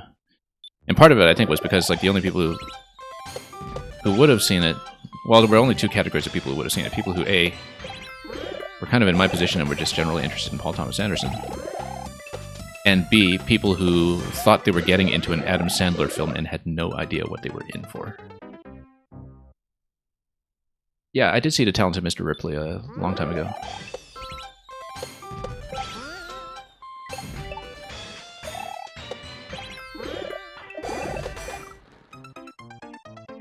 But yeah, Punch Drunk Love is a marvelous film. And it's kind of funny to go back to it now because it prefigures a bunch of things in Licorice Pizza. Notably that the character that Philip Seymour Hoffman plays in Punch Drunk Love has a striking similarity to the character that his son plays in Licorice Pizza. In that they're both working out of these cavernous furniture warehouses. They do furniture retail. And the mannerism is very similar in a way between father and son, you know, 25 years apart, 20 years apart.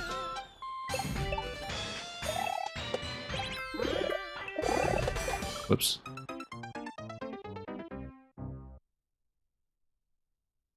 You know what? I forgot to restart for the key. The last few attempts have been totally blown because I forgot to restart for the key. Too busy tuning out, I think, because... I mean, we solved the whole level, we've got every piece figured out. We only really did the boss fight twice, I guess, but... we hopefully won't choke on that too much. And that's okay, we were so speedy through the other levels in this set today that I don't mind taking my time with this one, and then we'll have the Fewool two-parter coming up after this one. And I think I actually will likely end there today. We'll just do the Symphony levels as set today. And finish at least that. And then... yeah, this is number 6, Netcat. So if you look at the website, you'll see that the levels are categorized as a set of 8, followed by a set of 17. The set of 8 was kind of the Team Music group contribution, where they managed it independently. Like, Team Music basically did a cluster of levels where they administered it within their own project infrastructure, so much as I understand. Because, you know, they're so well established as a group.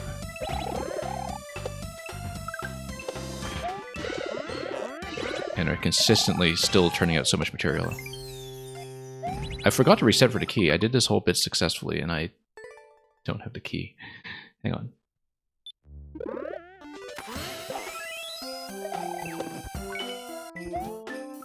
But at least we can still do segment 2 cleanly.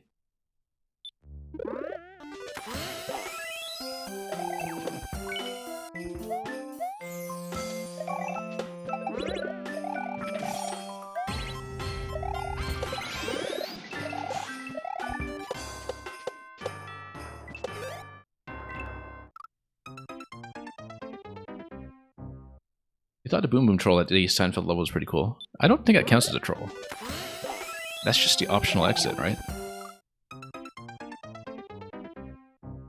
I mean, it's not like we got smacked by that or anything. It was actually very clearly the optional exit, in fact. It was just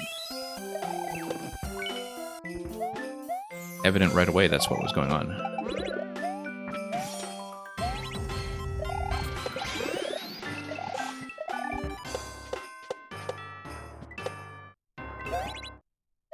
Oh, we actually did manage to miss that miraculously. I almost rammed into it. Okay. I've seen some people get blasted by him when the donut block is falling. Interesting.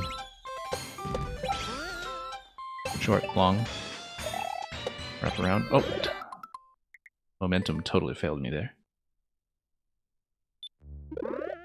Oh, when a donut block is falling, I see you. Like when you are riding the green pipe, riding towards the green pipe at the end.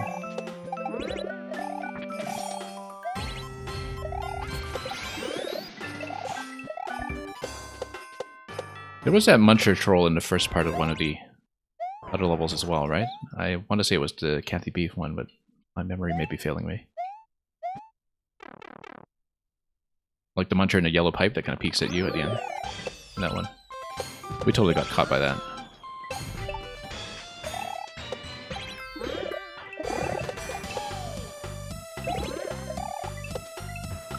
Oh, whoa, that's the first time we've been caught in that corner. Shaving that a little bit too aggressively. We were trying to shortcut over to the Spiny. So yeah, Netcat, the Symphony is, I think, only listed separately for thematic reasons, I guess. I mean, yeah, it's the team music contribution. There are music levels in the remainder of the set as well. I would assume, without having seen it, that Shushiro's level is music, because that's what Shushiro has been specializing in for quite a while. With some of the best looping contraptions in the business right now. But yeah, basically, the first 8 levels were more or less subcontracted to Team Music, as far as I understand it. If Mr. All Games All Day comes in at some point, he can enlighten us. I mean, there are other people here in the stream right now who were involved on the admin side as well, like Electrodude, who talked about that earlier. Whoops. But yeah, basically they did a lot of their own internal playtesting for it as well, I think.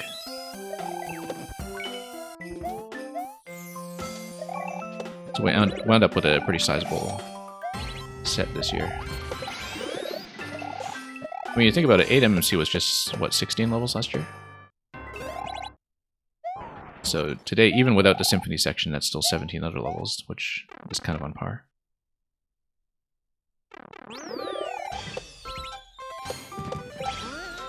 Okay, short, long. Just wrap around accurately this time.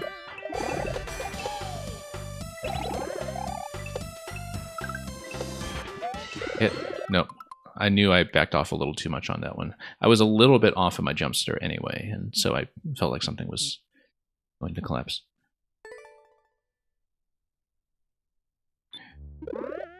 And yeah, 06i, you were saying that Panga got caught off guard by the Boom Boom?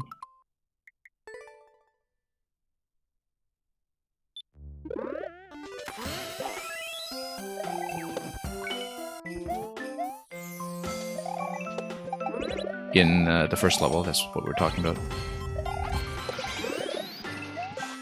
No, spin. Yeah. I've been on this for much longer than expected, considering that I felt like I'd solved everything at a level pretty early. And I've just been crashing against the same stuff ever since.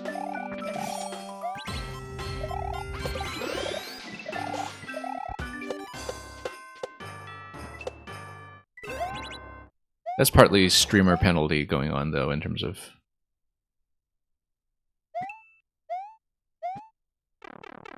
our attention span here, but that's okay.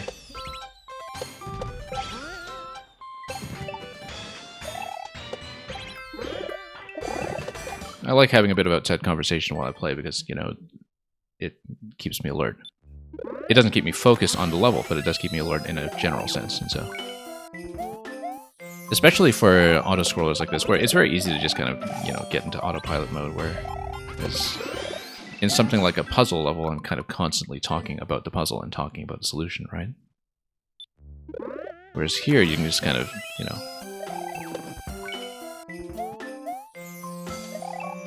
play it like a music track and...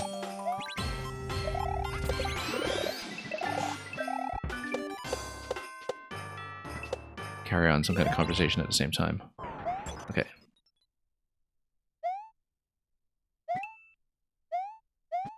Here we go.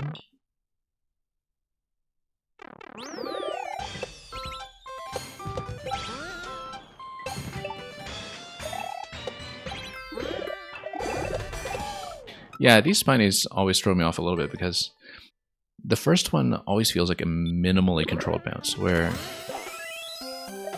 short bounce sometimes falls just short, so I have to press just ever so slightly. Oh, wow, we got stuck behind the thwomp that time. That's unusual.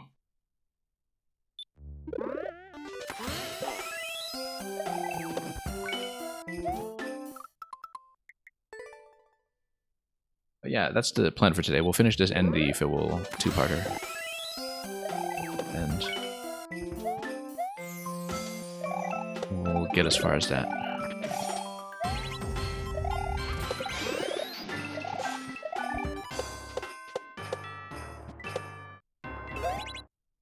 Okay, here we go. At least we're pulling back a little more successfully against this. I guess this does give you a target to aim for. Like going for this block does help fix things a little bit. And that was not a very good way to end that. Bit of a dive. I admit, I was mentally going jump and twirl there, like it's NSMBU. For the slightest moment. I think that's what muscle memory was telling me, and muscle memory was very, very wrong. Okay, let's get some momentum here.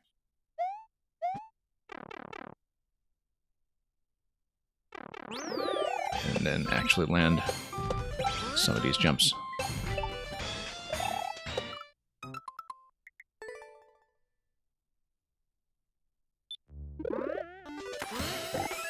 Well, we're all going to have a lot of Beethoven.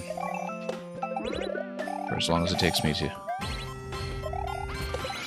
keep the key here.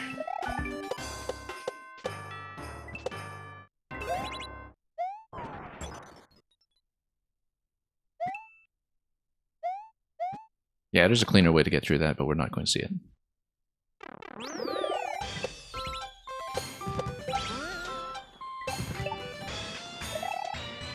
Wow, completely missed. That's also unusual. That thwomp has started to be a problem in an unexpected way. We weren't even really thinking about it earlier. As something that would be a risk. Whoops.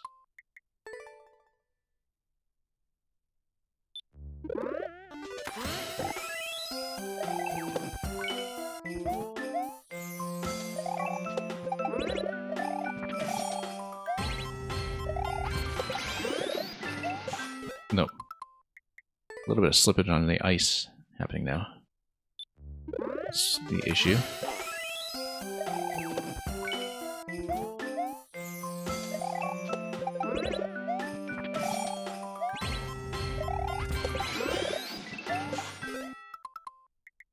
This has also started to be a problem all of a sudden. We were kind of alternating between standard jumps and spin jumps there interchangeably previously, but maybe that's causing an issue.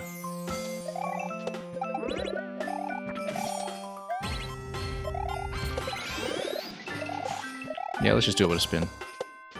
Just commit to that for consistency's sake. Okay, let's tap this one and go.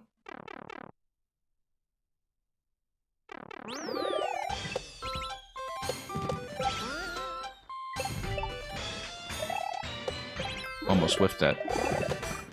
And we did whiff that. Too high that time. The height is meant to sort of encourage a minimal bounce, but in the past that hasn't quite worked out for us.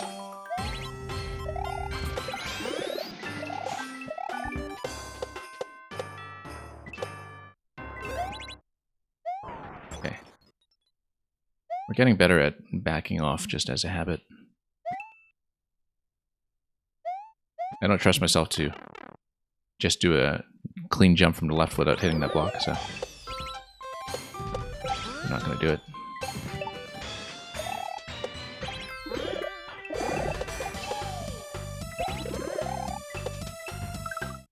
And, oh, caught on the ledge again. Huh.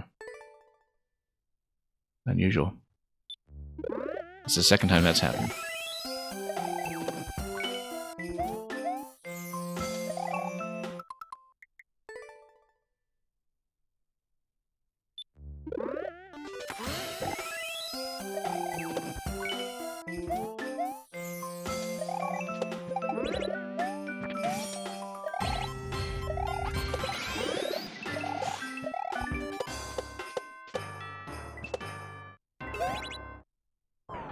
Yeah, correcting for the drag on the ice is a bigger part of this level than it seems at first glance.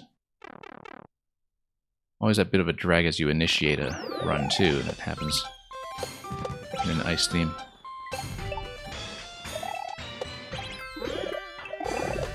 That sometimes gets us into trouble.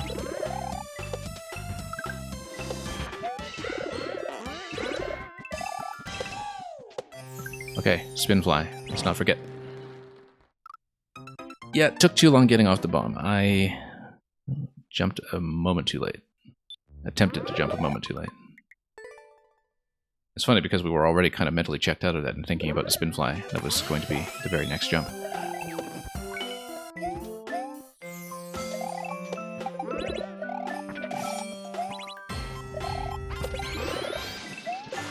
Oh, no, we said we would spin there. It's more consistent to spin there. I'm discovering, just given the angle.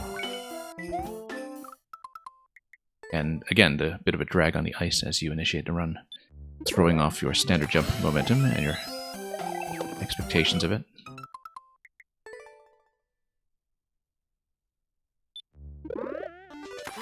Yeah, Netcat, I've been playing Composer on and off since Maker 1, and he definitely has some infinitesimal clear rates in there sometimes.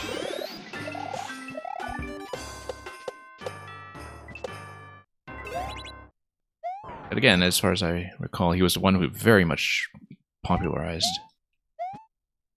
this style of auto-scroll platformer in the first place, back in its Maker 1 form.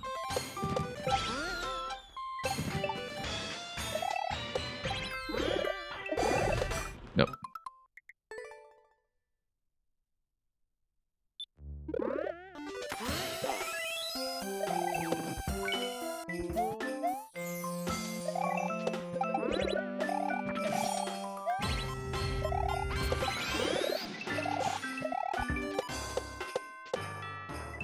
Whoops.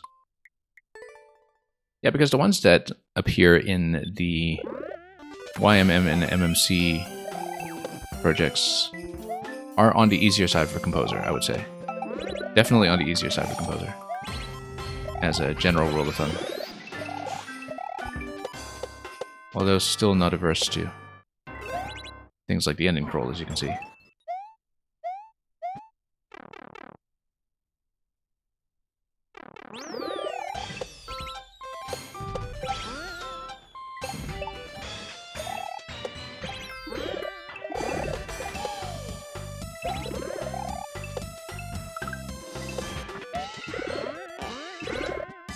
Oops. Just had a bit of a moment's doubt there as to whether it was spin or regular jump. It's obviously a spin, but, you know, we hadn't been there in a while. We just choked.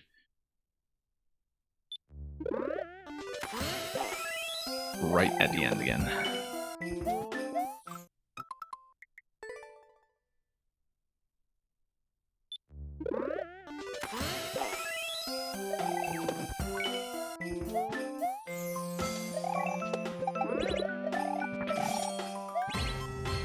I guess at this point, the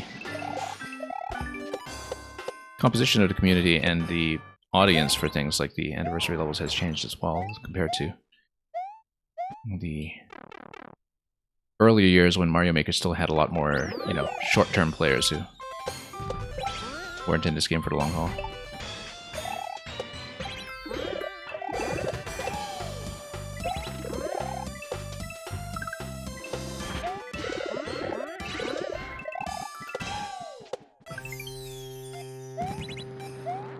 Okay, spin fly. And then we need to not choke on the boss, because there is still the boss fight to come. And we do need to be accurate about the spin fly over here as well, because it is imperative that we keep the cape all the way through.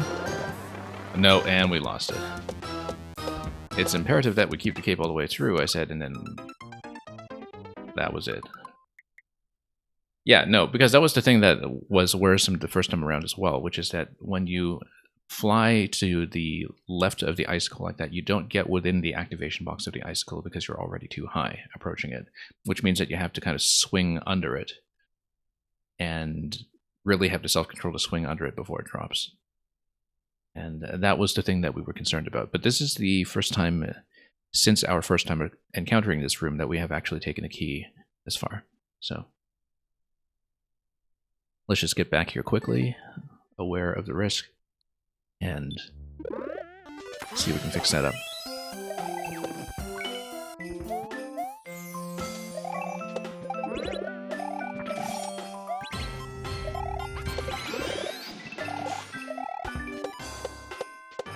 Four bounces, we're accustomed to that at this point. Back off, because we haven't hit it too often lately.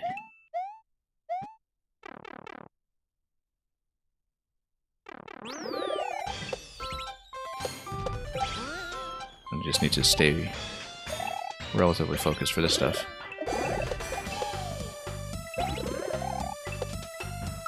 Nope. Yeah, we know that it can't just be a minimal bounce over there with the timing that we're getting. It was not an issue formerly, but I guess we've seen that upper spiny enough by now that some of the corner deaths are starting to mount.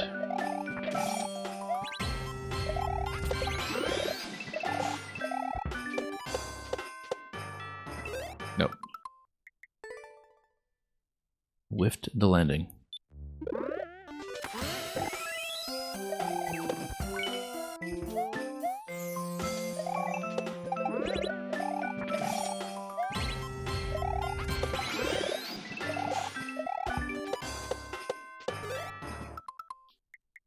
And let's start over.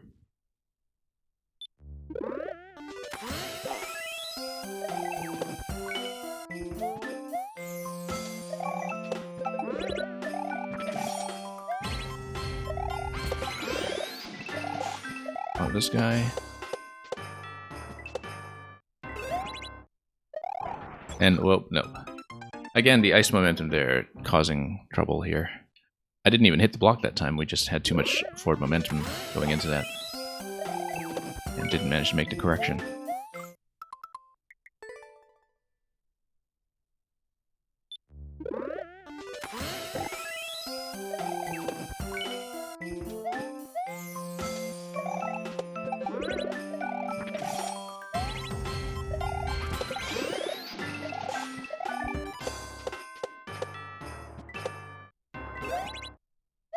Okay. Look at this little snowman here, too, who just kind of laughs at you like it thinks it's a duck hunt dog or something. If you ever get dunked.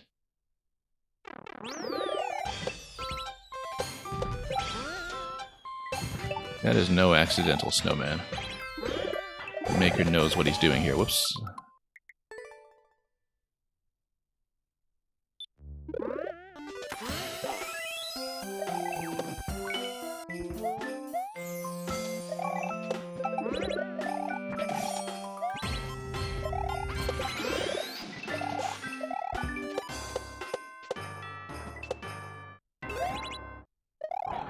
No, once again, we shouldn't spin out of that because the momentum correction just doesn't work on it.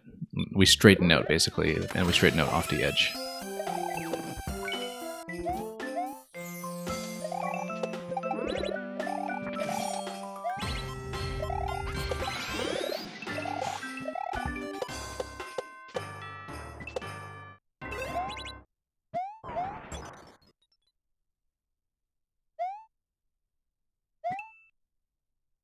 Okay, here we go again. Yeah, the short bounce on the spiny to the next spiny is definitely one of the bigger traps here. Right here. Because you have to go almost minimal on the first one, but not quite. A short bounce will work if your timing is just right, but ours often isn't.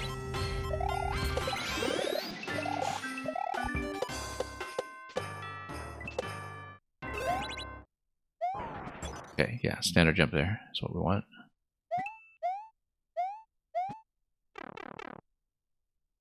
Sure, you can our way up to that upper note block. Only to miss the spin jump.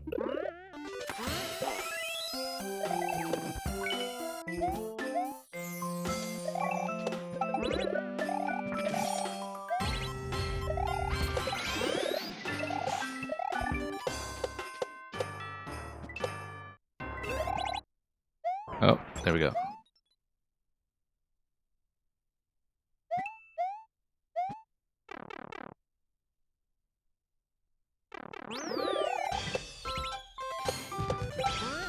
Up, short, long. There we go, much cleaner.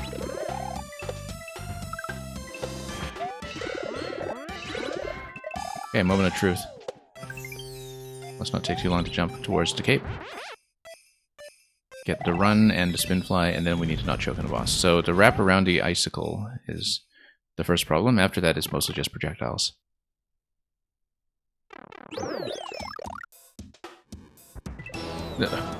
We completely missed the jump. I hit spin, I just hit it a moment after we went off the edge. That was a terrible way to go.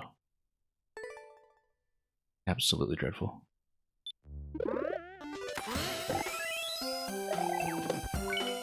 Because I was mentally already kind of thinking, okay, we'll spin up to the corner there. Launch the icicle, do the rest of the fight, and then of course, you know, none of that happened. Completely with the jump. Okay, there we go.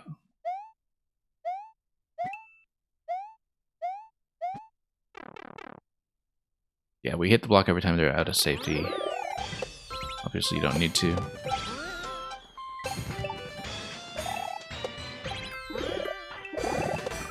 Nope, too distant that time. We slowed down a little bit too much before the Spinies came in. Just didn't have a good angle.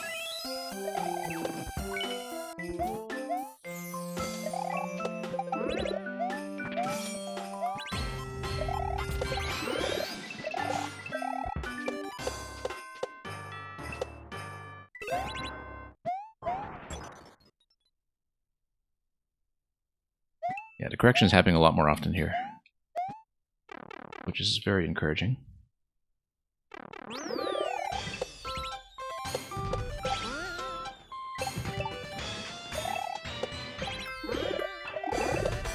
Nope. Once again, we were trying to do minimum that time and it doesn't work out. You do need the slightest touch. A very, very light touch on the jump.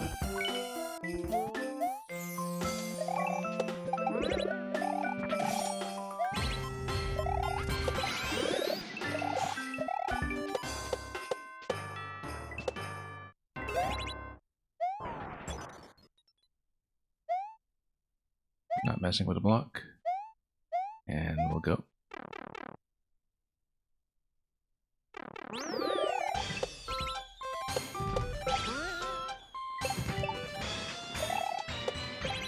That was a bit of a close shave there.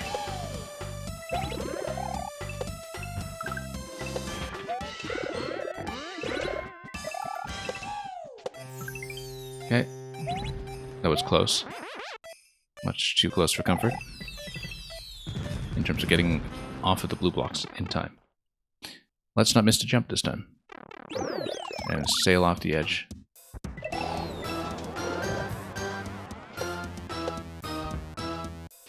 Missing that first one is not good news. No, no, no, we're dead because we need a feather to get through this guy. Yeah, we missed the first jump to the left, and then that threw me off when it came to dodging the projectiles afterwards, because if you do everything in the proper sequence at the right time, when you go for the question blocks, that also gives you the benefit of repositioning Ludwig's projectiles at an angle that is easier to dodge. At least that's the impression I got from when we did the fight successfully, that dodging was generally not too much of a problem. because when you make the jumps cleanly, he just fires too far upwards to be too much trouble. Whoops.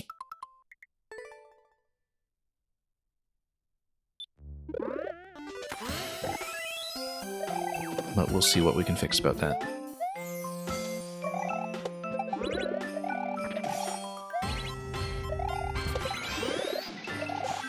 Oh, whoa, no. Completely missed a jump off the block that time.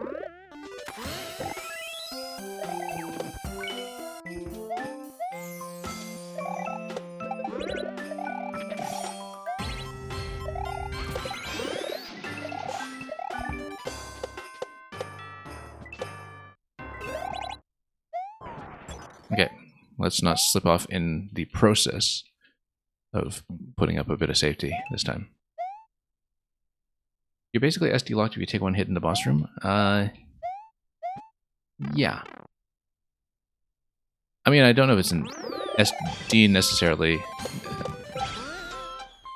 Yeah, it kind of is actually, because you can just maintain safety indefinitely on a thwomp if you just keep dodging, but like basically you can't exit a boss room without a cape.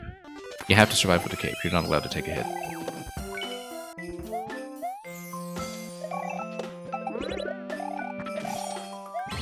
I don't know if there's a good non-SD lock way of enforcing it in that context.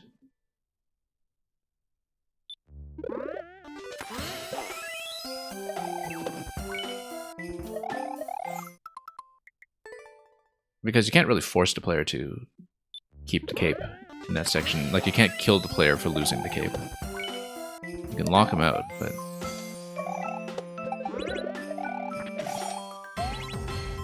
there's no killing mechanism for losing the cape.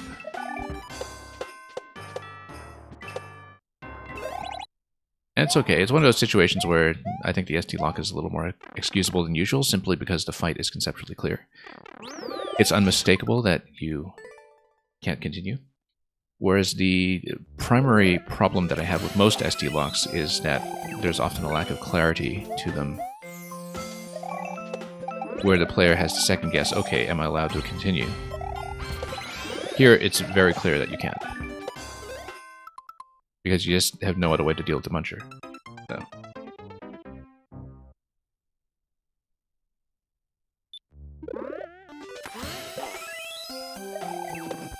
Essentially, an SD lock is much less offensive if it is immediately clear that you are locked. Such that it immediately feels like a failure.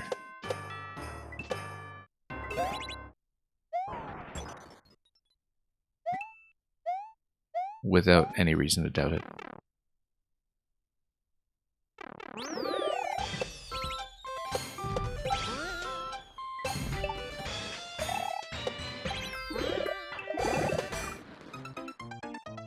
Maybe you could have a new feather appear based on a timer. I don't know that would work, because you can stall out that fight for as long as you want, because you have to hit each question block twice. And you can just bounce on the twomps until you make it happen, right? Also, we forgot to restart.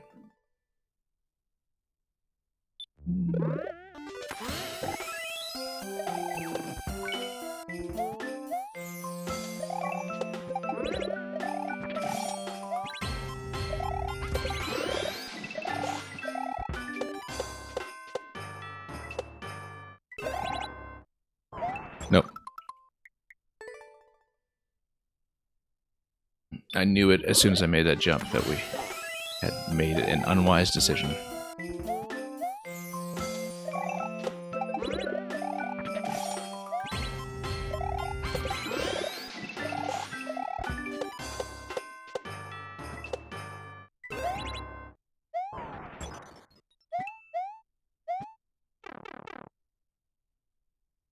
Anyway, it's part of the difficulty tuning of that fight anyway, that you are not allowed to take a hit.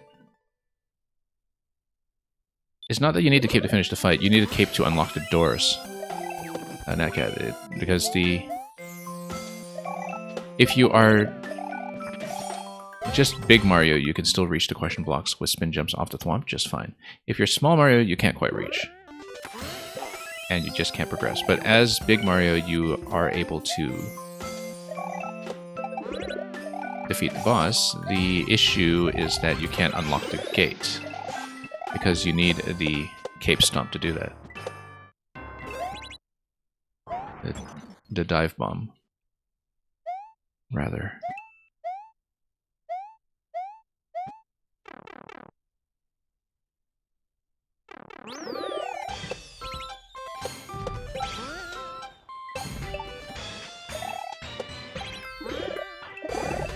Nope, too high.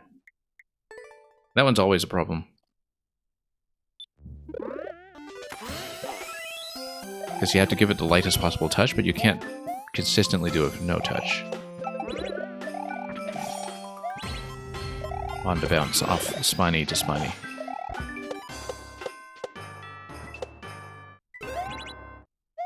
Nope, I was trying to back up that time, and we just didn't manage.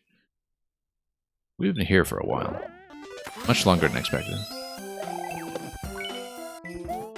Given that long ago we were already able to get the key over to the boss room before we even realized there was a boss room.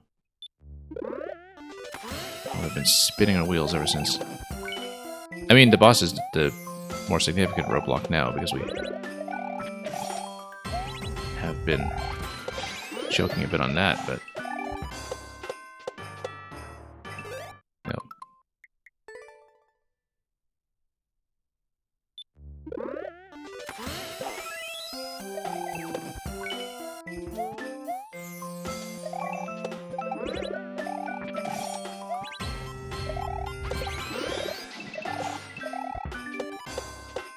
Okay, there we go.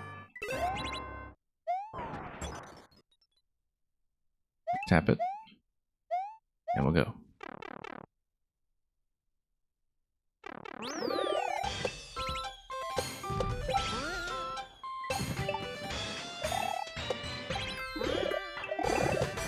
No, you see, that was minimal that time. That didn't work out. That wasn't even intentional. I just missed it.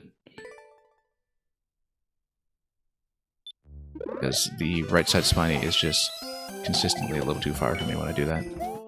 And it's likely because my timing heading towards the first spiny just isn't crisp enough.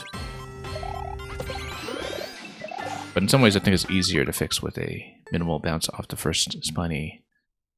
A minimally controlled bounce, rather. With a very light touch. Than it is to try to cut corners and go faster.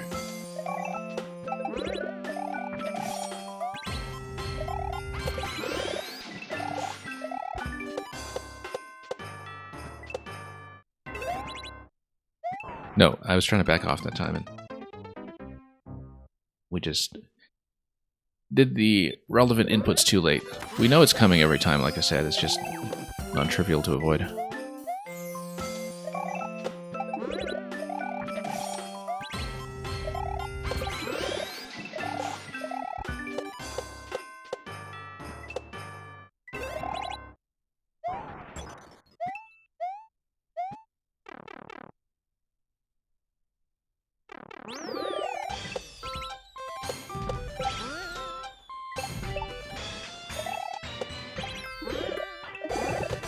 No, once again, too short.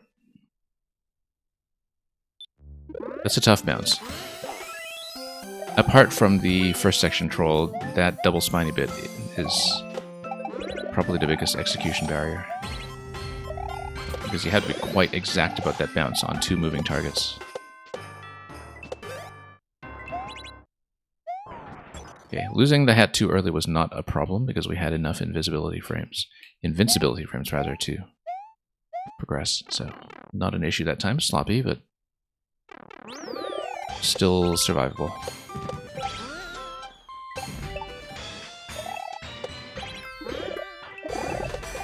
There we go.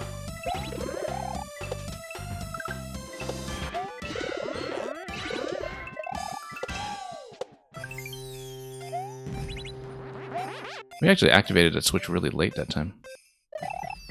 Okay, good. We got enough of a run. I slowed down a bit too much there before we did the run into the Spinfly, but thankfully I did realize my error just in time. Now let's see if we can curl properly here. Curl. Oh, missed it. We do need left side first because of the mushroom placement.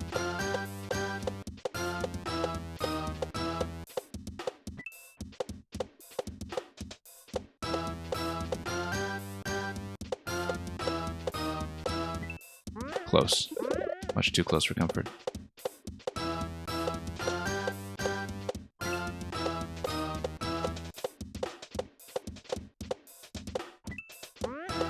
Okay.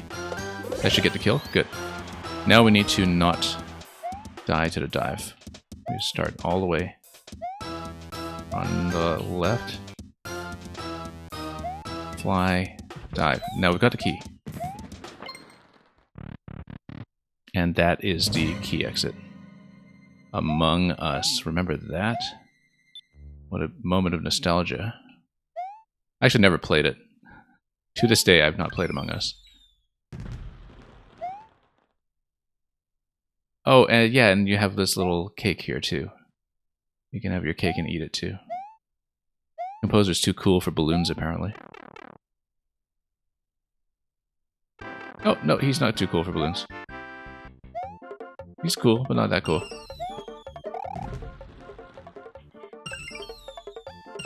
There we go. Let's get out of here. Let's get out of here. That took too long, but we did it. Okay, Fiddle and SMM Piano's two-parter comes up next. And we will finish on those today, and hopefully we won't be this stuck on the secret hunting.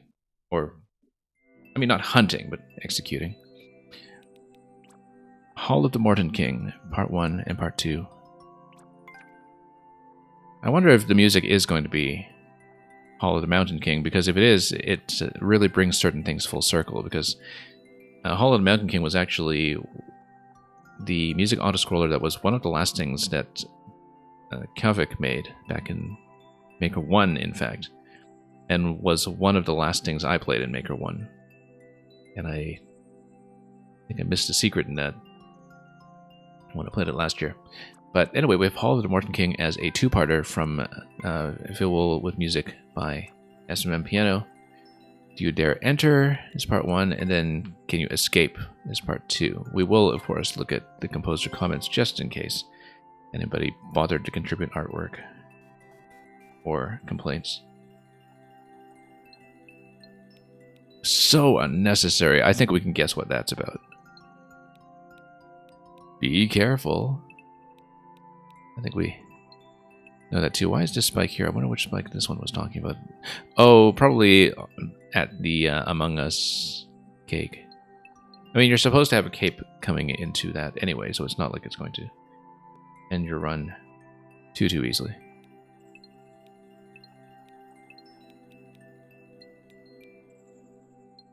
And yeah, just balloons and milk.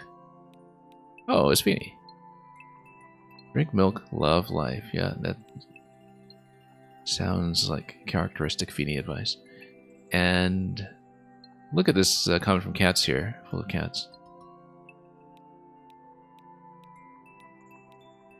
And yeah, we have a couple of responses to that moment, as we can see.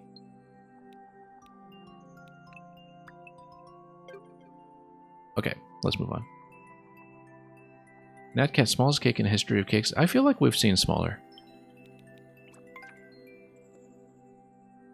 Somebody ask B. Suzuki in case he's still been taking screenshots of all the cakes. I remember there was one that was smaller as a bit of a joke secret in one of the older levels. For some reason I'm thinking of this level by Salt Lake, which had like this fake out cake or something. This was from years ago. Anyway, this is a bit of a 1%er on both counts, so. But of course, that doesn't mean anything once we also incorporate looking for the balloon room, which we've been perfect about so far.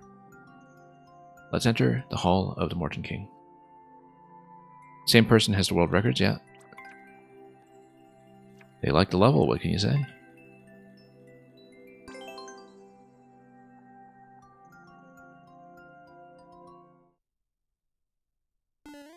I mean, the thing is with levels that are mostly auto-scroll is that most of the level kind of optimizes itself in some ways. Like there's only so much flexibility.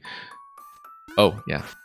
we need to tap that, launch the shell, and then the shell has to break this, and then we have to tap the block with a sword probably before we jump on it. This is the first Link one we've seen. We need to shield into it. Yeah, we shield into it because then the shell enters the trap, which also allows us to bounce on the shell, actually, and bounce on the shell towards the block. Oh, of course we have to hit that first, and then we bounce on top of it. So, hey, it's nice to actually play a different level for a change. Yeah, that's exactly how you do it. This is, yeah, spike ball, and then we have to stomp on it before it goes too far. Then it's going to be a left side tap on the on-off switch as we drop in that column. We'll get to it. Curl up towards the box. Stomp. Yeah, that's way too late. That seems like a bit of a tricky stomp because there's so much of a delay on the ground pound.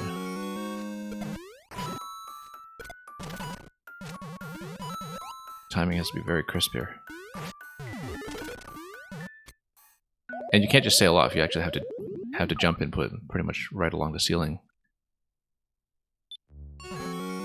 But you want to jump towards the ceiling, well, I mean, you're on the top column anyway, just to make sure you get dumped towards the ball, and then you have to catch the ball pretty early, I think.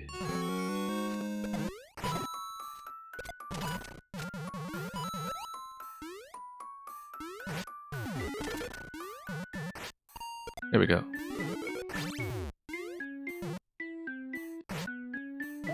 Now, if you tap that, you need to not get bounced. You need to tap it without standing too close or nudging into it. That was obvious to me, but we still failed it. So.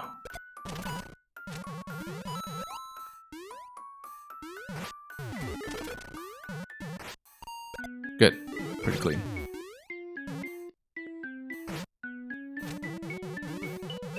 Get the trap here. On the bone shell. Oh no, that's a shield bump. I just missed the input for it. It's obviously a shield bump. And you have to wrap back down.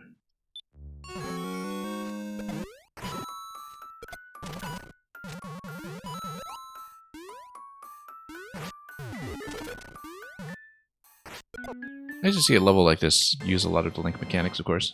In very quick succession. B minutes coming in with a party of 12.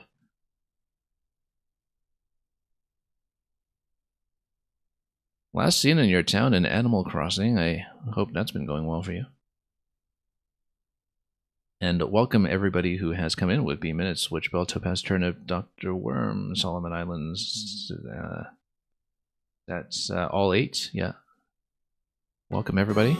I hope you enjoyed Animal Crossing over at B Minute stream. Isn't today usually one of your multiplayer arena streams? No, that's I have the wrong day in mind. I'm thinking Saturday, aren't I?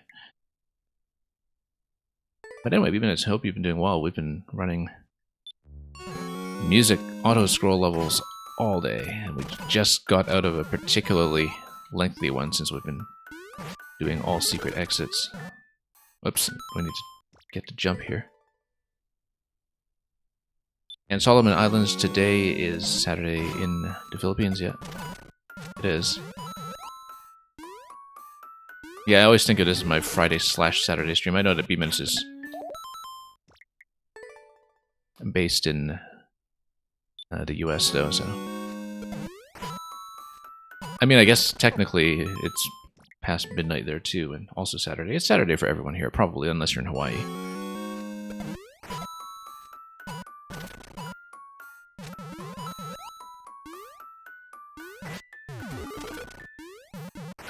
Okay, finally got the jump there. Tap gently. Hit the shell trap, and then let's make sure we get the shield bump accurately this time. Oh, no, there's no way we need to take damage. We need to break the icicle, though.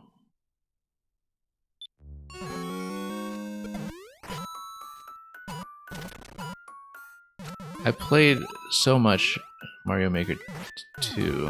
How do I not remember? You can just smash the icicle with your sword. Or something to that effect. There's no way that's required damage, so... No, so I think, given the nature of that gate, we might need to double back to Dry Bones. Let's watch that a little more accurately here. Because we could, of course, stop to Dry Bones and just cut through it, I think.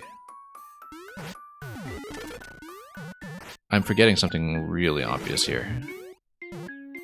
That's what happens when you're a bit rusty. Yeah, it's gotta be out this side. No, a shield bump. Shield bump left and then run across. It's gotta be.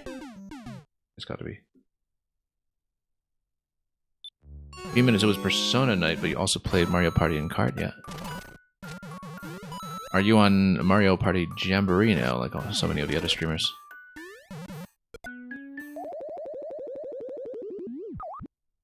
I always meant to join a bunch of people for their Superstars streams, and I never got around to it. Now Jamboree is out and nobody's streaming Superstars anymore. But... because I've had Superstars sitting around for a while, and I just never put in as much mileage in it as I thought it would.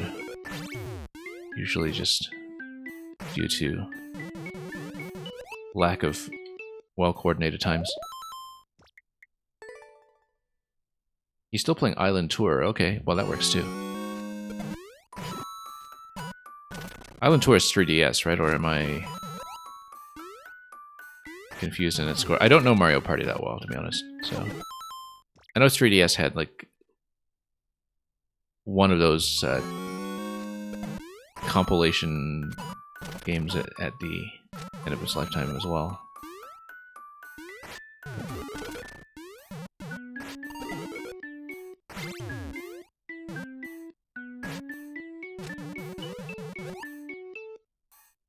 But yeah, I'm not a Mario Party connoisseur here like a lot of people. Okay, there we go. And then that's definitely a sword tap over there. That's going to give me something to get up. And then it's going to be a shield bump on a Muncher carrying the blaster. That's going to open the gate and drop it somewhere useful, I hope.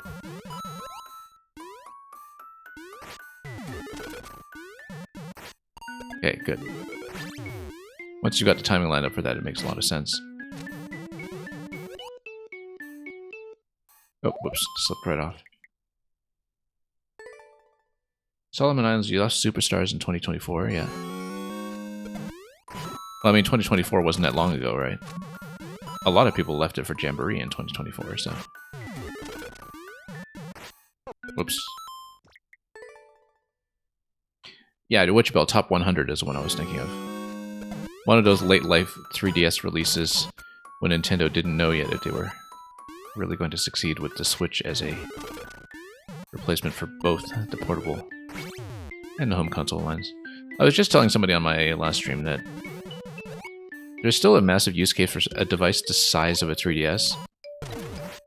And not a mobile, but a dedicated system like the 3DS. Like, I feel like that's something that's still kind of missing currently, and that which the Switch does not really replace.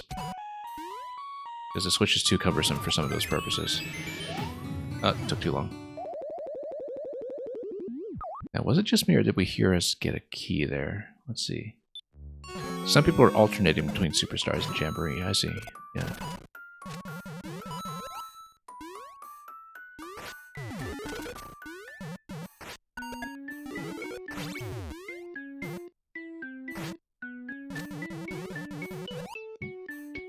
Yeah, there's a lot more, you know, multiplayer with non-random people that I would love to play more of on Switch, but...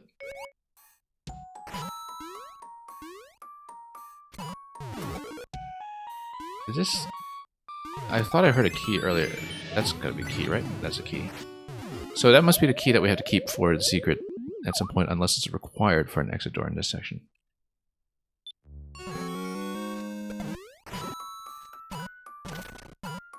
Yeah, but essentially, I never really stream multiplayer as a host over here, and... other streams that I watch that do host multiplayer don't tend to run at good times for me to play, and so...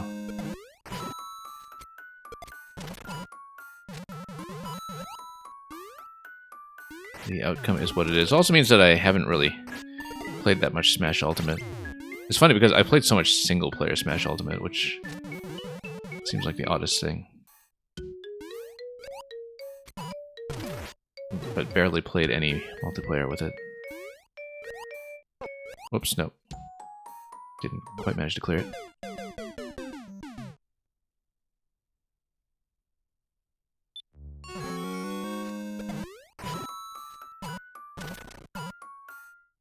We probably could have afforded to stand closer there just to buy some time on the auto-scroll.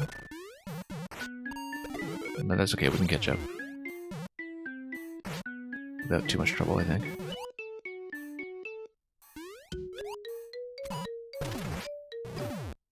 Okay. Let's get enough clearance here. And enough speed up here.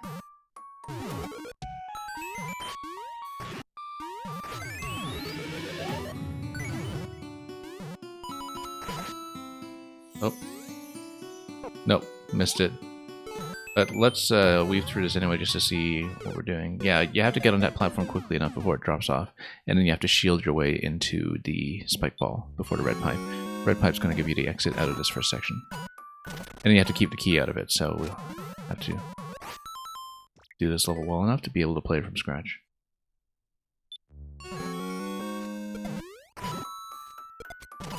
Okay. That's okay. Pretty straightforward first section, actually, once we've read everything quickly enough.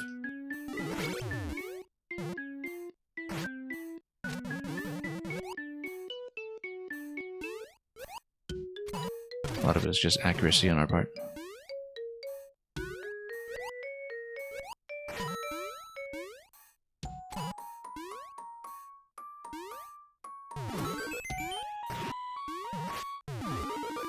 Oh, whoops. Got ahead of ourselves over there before the vine sufficiently came down for us to grab it.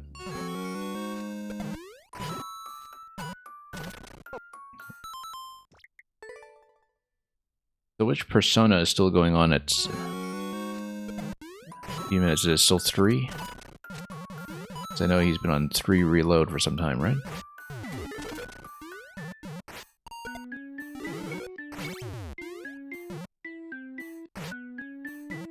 I've been sitting on a copy of Persona 5 for some time that has been unplayed. Because I know it's sort of famously long. Ordinarily, for a game of that length, I wouldn't stream it. But then I heard that there are... on the Switch's own onboard capture feature, some restrictions on what you're allowed to capture in Persona without the system blocking you off. And I'm enough of an obsessive record keeper that almost motivates me to just run Persona 5 on stream, so... Or at least record everything. And if I'm going to record everything, I might as well just stream it. Because I did hear vaguely, without any spoilers, that the developers just prevented you from taking screenshots past a certain point in the game. And that on the Switch, that was never relaxed.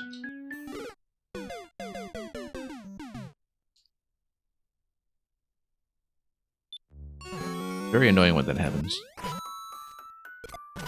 Very annoying when they mess with the screenshot feature in general.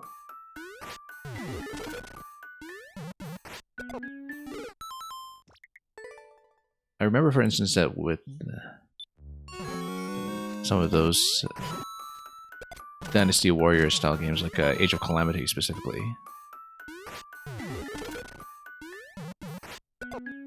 that if you use just a Switch capture button, every screenshot you took would actually be heavily watermarked. It was very annoying because you couldn't just get a nice, photographic shot to use as wallpaper or, just a screenshot. You'd have this obtrusive watermark on every single image you try to capture just to keep a record of your game. And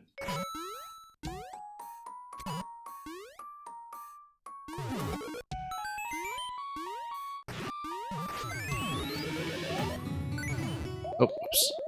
Jumping off vines, not our forte, as we discovered many times already today.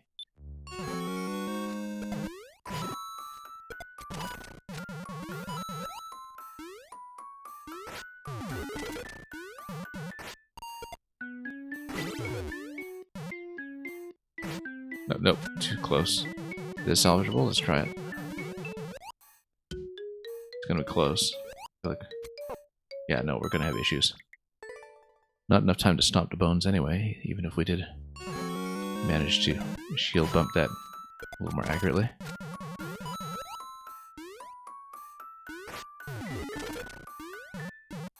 Nope, too late.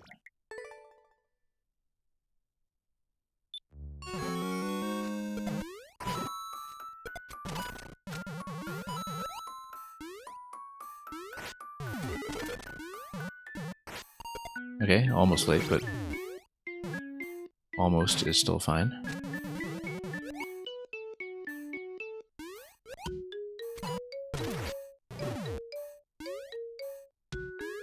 Let's walk.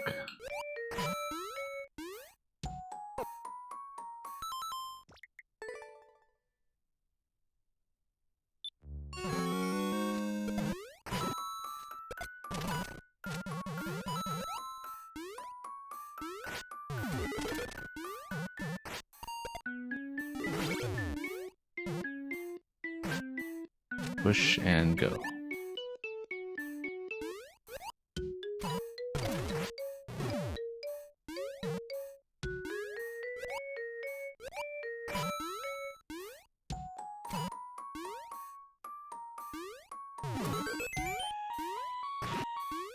Okay, let's get off the vine accurately for once. There we go. No, completely missed a Koopa. That was odd. Yeah, you don't have a great deal of height coming off of that one-way panel. I don't know if we should jump off of that directly or go for that lower block first, because it's just not a very good angle to fall from.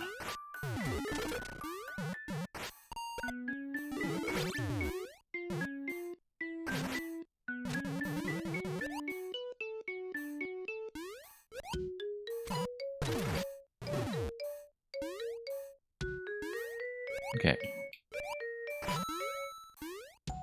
Bump.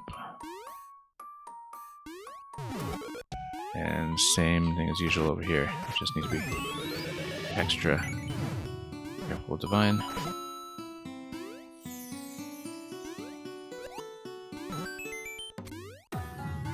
Okay. Good. Oh, okay, it continues. I don't even know what the on-off switch was doing there. Surely I'm supposed to have something here to jump on, and I think we might have been late on the on-off switch where we were supposed to release a spike ball or something to give myself a stop. Clearly we accidentally cut off a spike ball somewhere there, and I suspect it was that we were late on the on-off switch, but I wasn't watching that very accurately. Whoa, look at that. Had the collision and still took damage.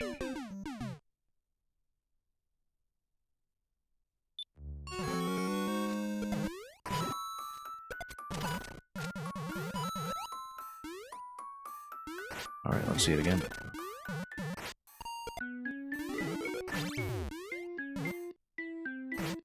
Nope. See if we can salvage it. Probably not, but we'll try. It's gonna be close. We can gain a little bit of distance over here. And try to build up some speed to do this a bit more accurately. That was actually surprisingly recoverable. Oh, not from too many errors, though. Nope. Yeah, I feel like I want to drop on that block, but we have enough time because we want the Koopa to be a little further right anyway to get me up to the upper platform.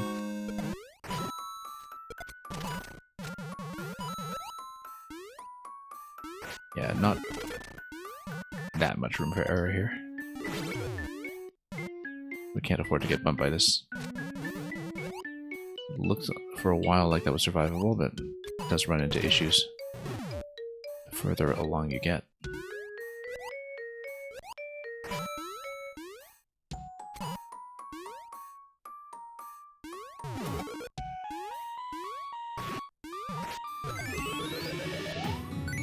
Oh. Once again, jumping off vines being a big problem for us here. I am flipping to the right side of the vine. Something specific to the SMP1 style. Oh, whoops. Wrong button. But actually getting to jump off of it has proven to have some issues.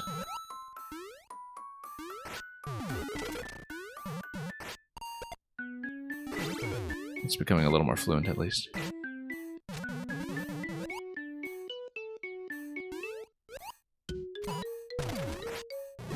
Okay, let's not dawdle too much over here.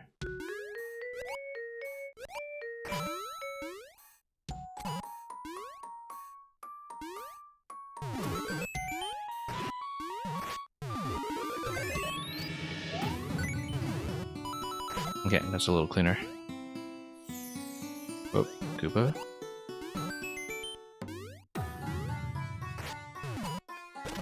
Oh, and then...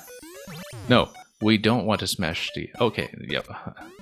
I see. Yeah, we are actually on screen with the red pipe for long enough that the second spike ball spawns. I didn't see that because it actually spawned slightly off screen and then rolled over to catch up with us.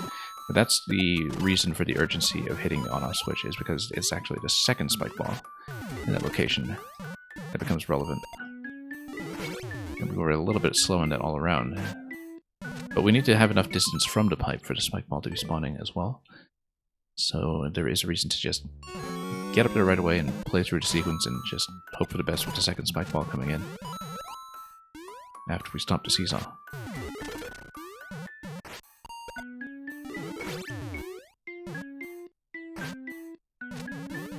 Whoa, no. Bad.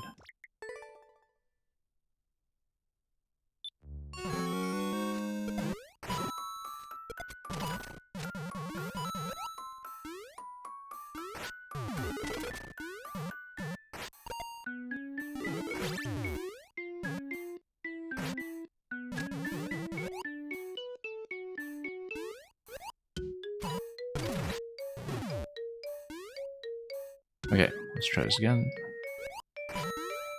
At a pretty good pace so far here. We'll see if that remains. Divine Climb is always a prevailing worry, as is this cautious jump towards the Koopa. Way too cautious that time, or rather we just got a little bit log jammed after that landing. And that could have been a lot cleaner.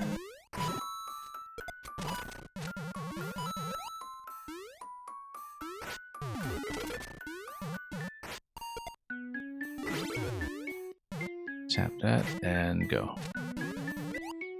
Whoop.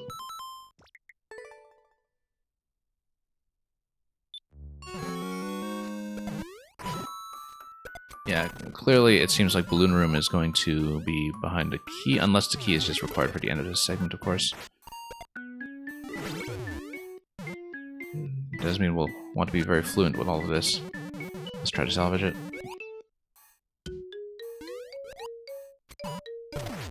It is possible, I think, to just try to recover a little bit here.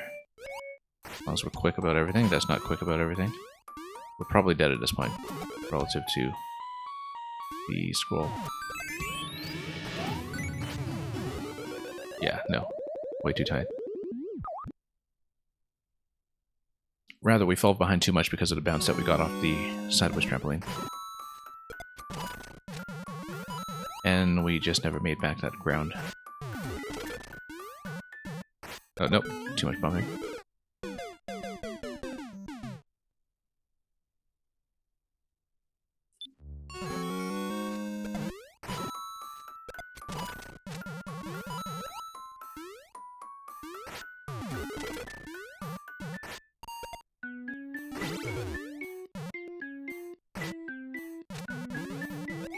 Okay.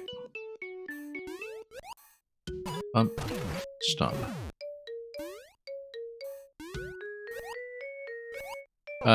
Wow, how come we flubbed that time? That was clearly a short bounce every time. We just had a bit of a choke there.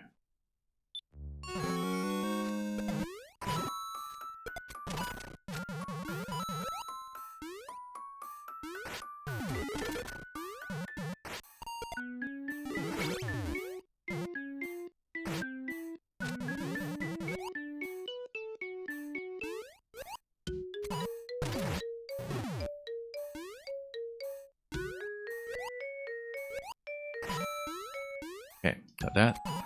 And down.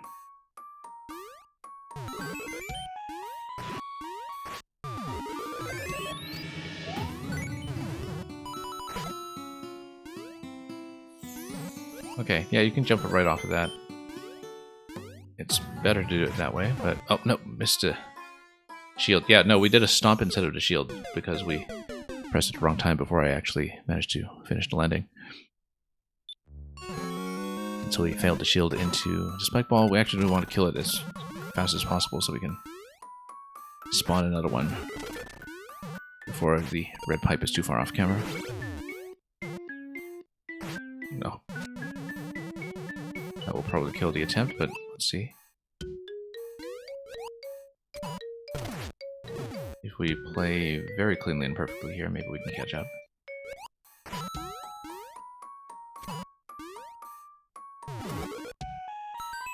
Yeah, we're not too far behind at this point. We need to do everything quickly, though. Nope, missed. Yeah, I'm not fond of jumping off that point, but it also is a little bit too fussy to readjust to the lower block as our jumping off point.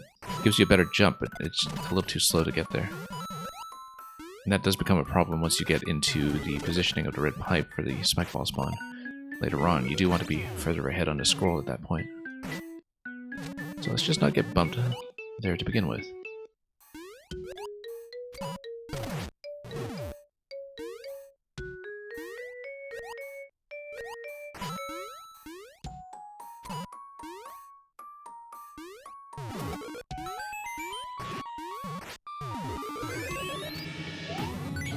Whoa, that was... no, that's a problem. Hang on. See? Yeah. Okay, maybe we can solve it, but I'm worried about the pipe positioning at this point. Yeah, no, that's a problem. We were late. And we were late enough that the spike ball position became an issue. That's a neat little timing gate, actually. The way that's done.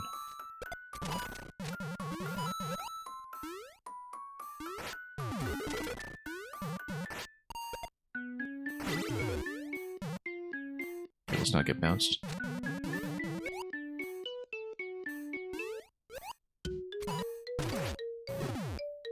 Yeah, I accidentally pulled a bomb that time. That was the thing that blew that whole attempt. We were doing fine up to that point.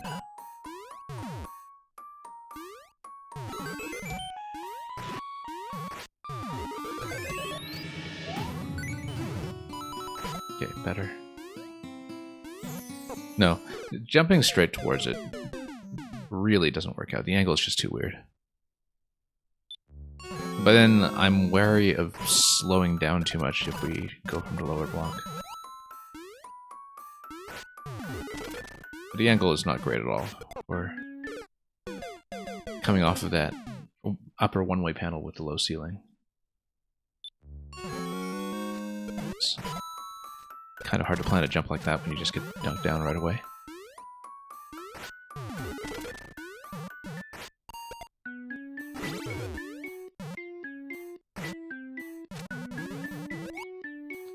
I was reasonably cautious this time, at least. Nope, missed shield bump.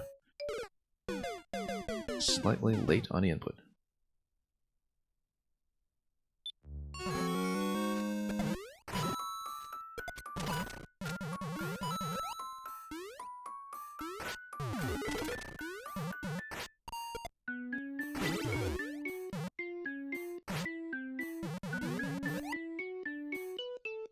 Okay, here we go.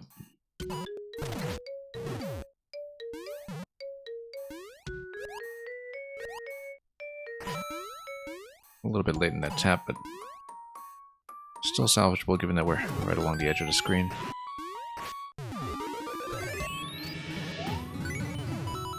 Okay, let's be cautious here. That was not cautious. Yeah, again, coming off of that one-way panel is not working out for us at all.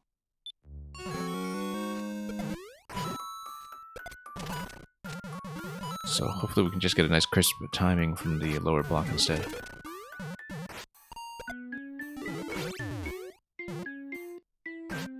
Nope, that's going to blow the attempt, probably. Let's continue to see.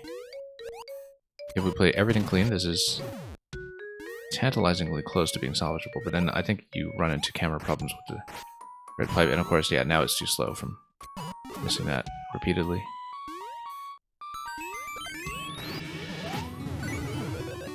Nope.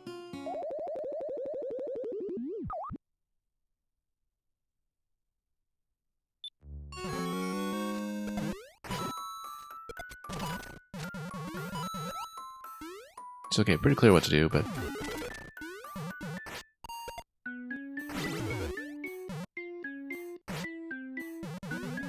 still need to do it accurately as often as possible.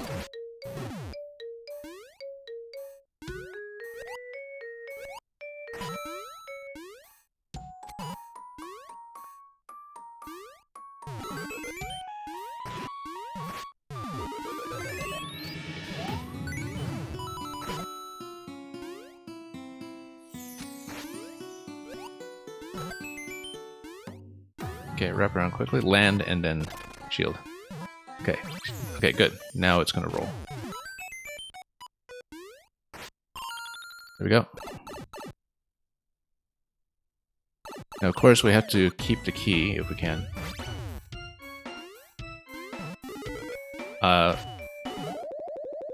POW into coin drop for the additional POWs. Okay, I see. We read that a little bit late. We have to learn this so we are prepared. Do it with the key. And then when you do have the key, you're going to spawn a few tiles further to the right than what we have here, so... What is this? Oh, this is a bomb throw, okay. Bomb throw, Yeah, bomb throw and then tap. Okay.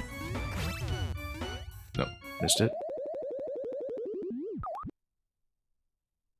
So a lot to sort out here even once we do keep the key. Nope, we have to land accurately from the on-off tap.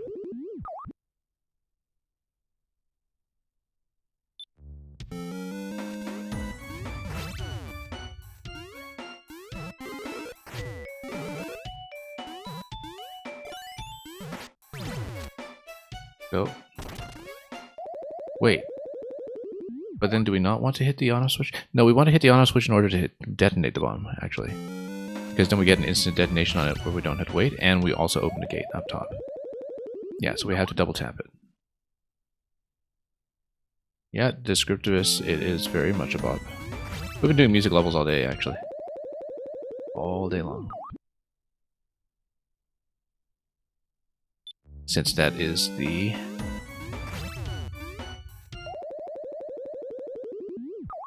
well, first 8 levels of the 9 MMC set. Okay, we have to really nail this landing on the blaster.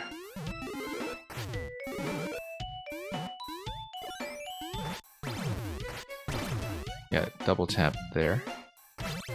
That's the way to do it. And then this, we have to hug the wall in order to land against it properly. Then the platform is going to fall down towards the track, and we re-land towards it, so... a lot of little nuances to be aware of here that we'll need to keep in mind for when we do the run from scratch.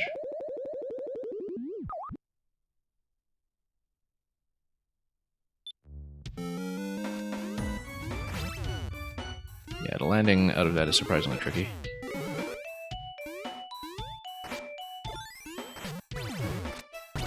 Yeah, double tap there. Oh. And we're just hitting every corner along the way.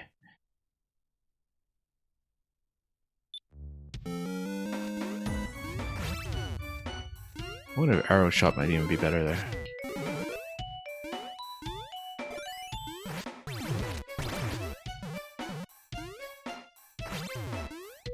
Nope. One thing I hope we really don't have to deal with too much is diagonal arrow shots. Looks like that is a location where you have to bomb detonate the question block for some reason.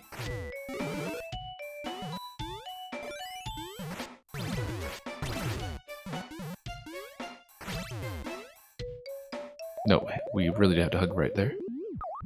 That was, again, underestimated. This is going to be a long key run, I can tell, when we have to do it from the first segment. Kind of like the level before it. Could take a longer time than I budgeted for. This and the second part. We will try to do both today, but we'll see how long I can realistically stay. Nope, again, the landing. Not an easy landing, given that you face left to hit the switch and have to face the other direction again right away.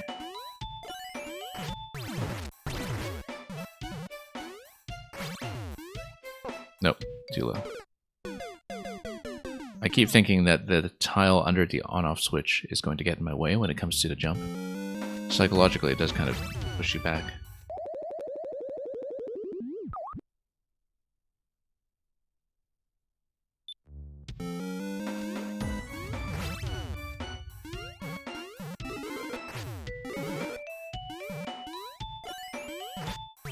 Double tap.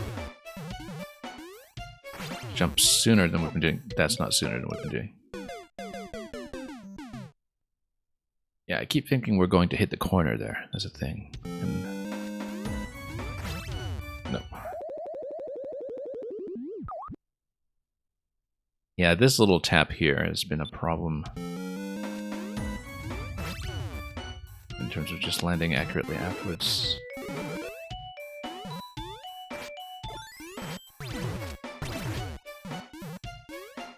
No. A lot of corners here that are just there to trick you out.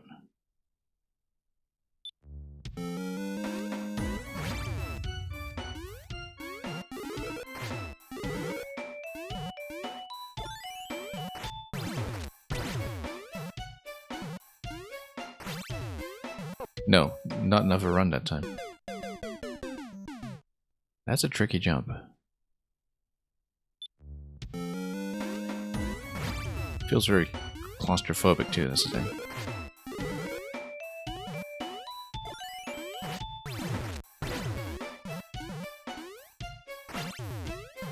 No. I got this massive momentum loss that's going on there. Maybe we need to rethink how we're doing that.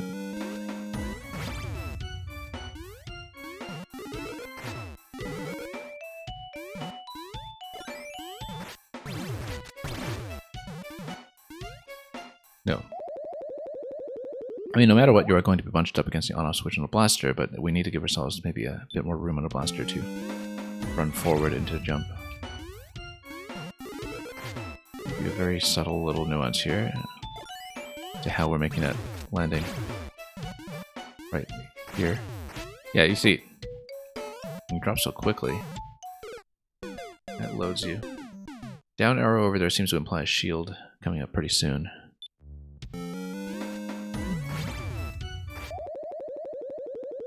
And so much slippage off of this one. I might not even be able to get through all the Symphony levels today, depending on time. But of course, this is the first part of a two-parter, so it makes sense to try to do it as a set. Unless we really want to leave it as a cliffhanger.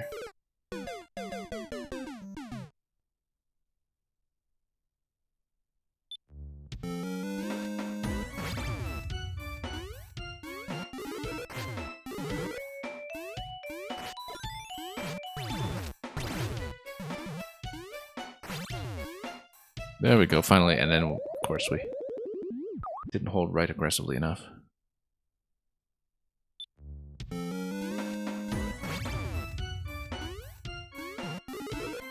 I wonder if we want to give ourselves a bit more horizontal space to move there, in fact.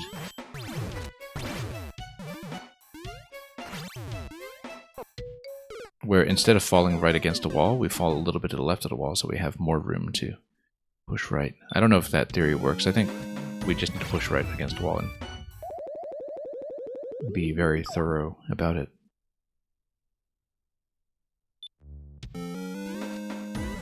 Oh. Getting a little too late here, unfortunately.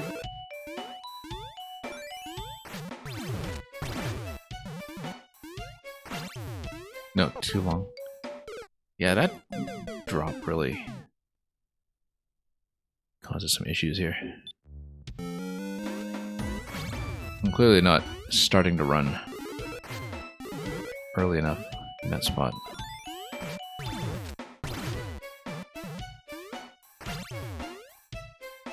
Okay, there we go, finally. Well... yeah, we were supposed to hit that, obviously, but then... what does anything give us?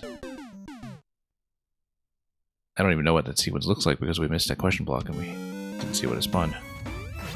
It would have to be something with wings, probably, I would guess. That is going to sail over to the right. We could be wrong.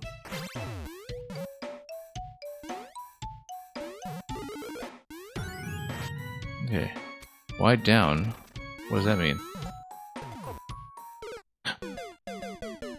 Oh, down for Pegasus dash. Wait, no, that can't be right, though, because you'd take damage on the spikes. Feels like we're supposed to smash it with the Buzzy, but...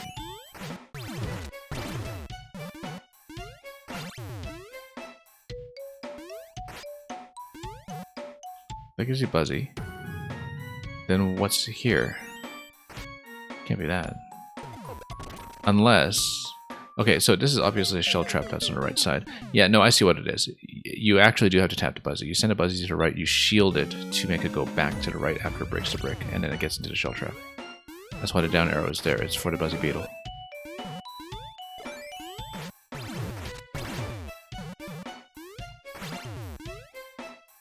Nope, that's it. But then, why the destruction of the question block, I wonder?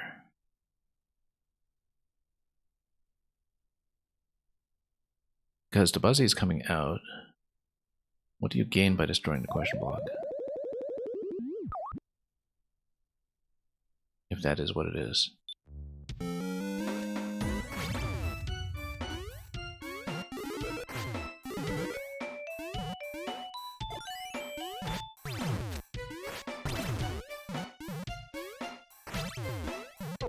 No.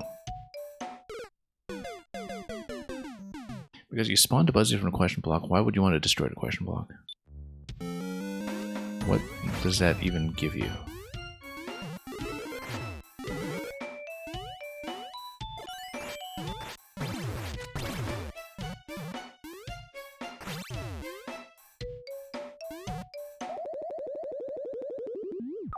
Yeah, you launched the Buzzy. I mean, clearly we're supposed to take the Buzzy out at some point. Oh, maybe it is an indicator of how we're supposed to drop the Buzzy out. Because it is a flying Buzzy, we need a way to essentially drop it down.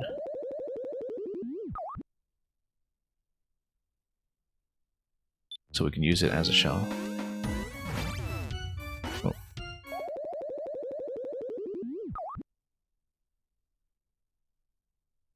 And it's not yet clear to me how that's going to happen.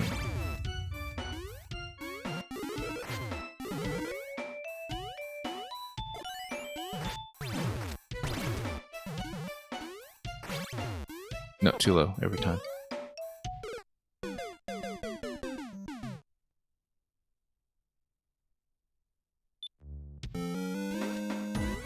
It looks like maybe something spawns on a track and drops off of it before it actually scrolls into view.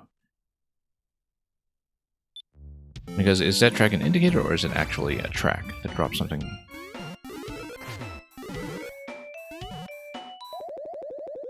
We don't really know, but it looks like the implication there is that the question block is within bomb range and therefore it should go, and maybe there's a spawn block that becomes relevant later on, but...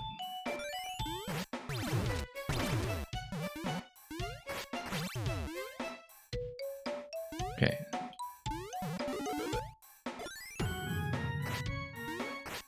Alright, tap. Yeah, and then we shield. Yeah, we have to tap it.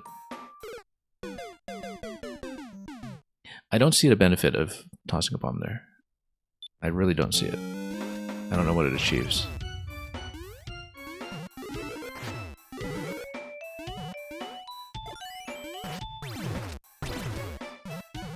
I can't see anything else that it triggers. Oh, it probably just shows you that you should tap Yeah, no, that's what it is. It's a sword tap on the Buzzy Shell. That's what it's telling you to do. That you jump up there, and it's actually placed in such a way that it makes sense at that point to tap the Buzzy from that position as it's flying over.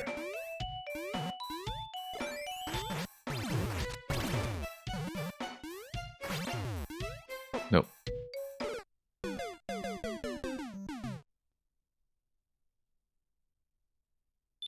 Yeah, it is going to be a tricky run from start, but...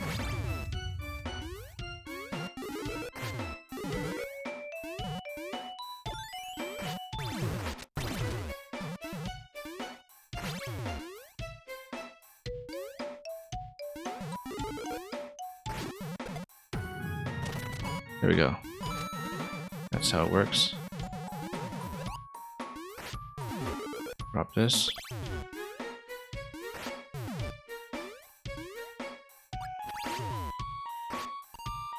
Almost salvaged that with the arrow when the block came off screen, but unfortunately we were just slightly too slow to progress on that spike wall. So yeah, we were a bit slow, but otherwise that was all correct. That was actually a good reading. Yeah, we just bop it immediately, so we don't slow down as much going towards it.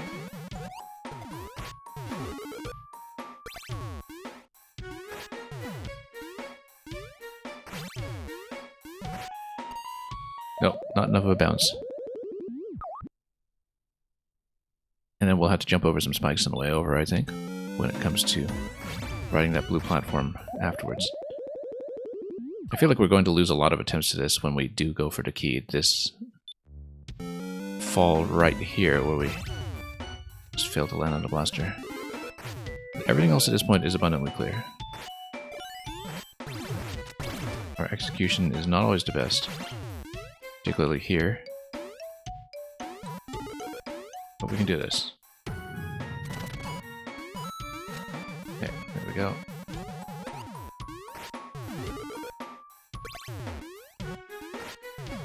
Go for a stump. We've got plenty of room on camera.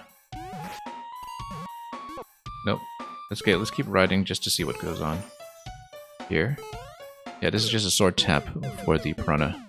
Once you land on a platform, that's pretty clear, and then you jump up. And then we've got some on-off shenanigans after that.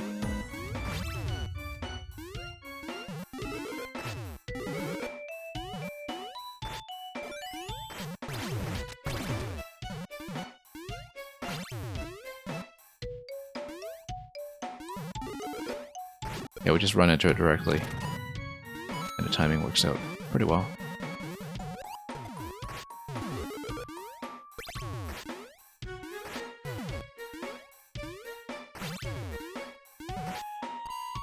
Oh, too high there that time. We actually got there a little too early and bounced too high. Didn't really think that would be a risk, but there it is.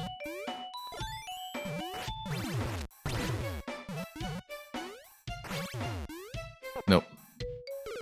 Yeah, this jump is a problem. Landing on the blaster is a problem. Landing on that platform is also a problem. That seems to be risk factors 1 and 2 that was seen in this section.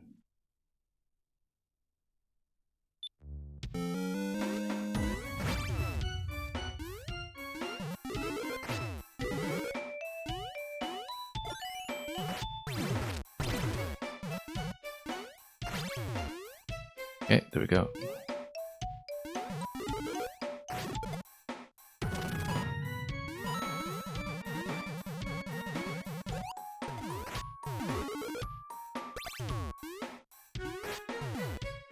And then, still good for time. Nope, too close. That's okay, let's ride this out just to see practice. Yeah, it's still just going to require us to hit that, and then got something going on with an on-off switch after that. Whoops. As we approach the top right, past the screen that we were on.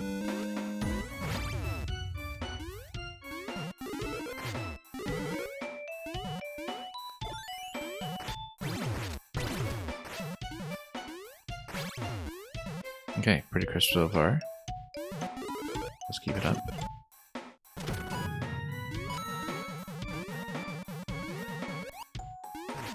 And not tighten the corners too much around here. Whoops. And of course, just as I said I wouldn't do it, we did it.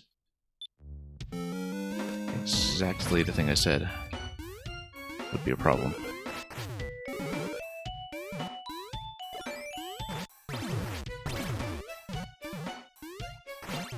Yeah, it's nice to get to the point of not really having to think about the mechanism. You just execute the way you've already figured out how.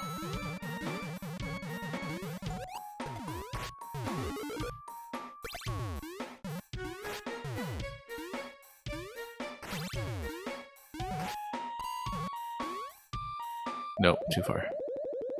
It's a bit of an odd angle there because of the curve before it goes up that we need to adjust for. It really dips you pretty low.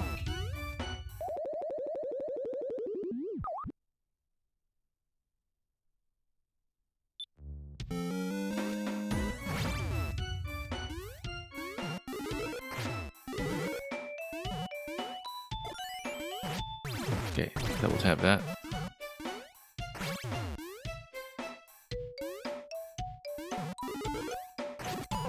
Oh, nope.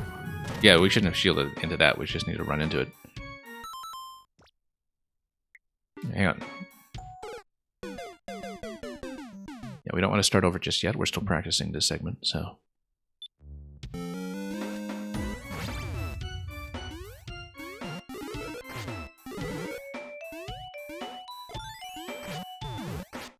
Missed. That's going to set off our timing. Hopefully not catastrophically.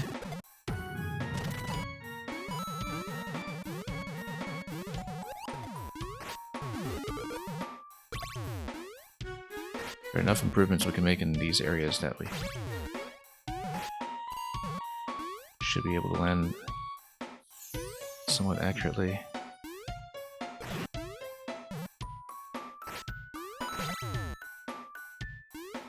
Stomp. Yeah, we need to get on top of that. Let's continue. This is a shield bump over here. And then it's going to go down that track. We're going to ride back up that track, possibly. Or it could be a diagonal shot for the on-off. It looks like with the two on-off targets there, it is going to be an upward diagonal shot. Possibly with a jump, which I'm not looking forward to, because jumping into a diagonal shot is probably the thing I have the most trouble with as Link. But it looks very much like that's what's going to go on.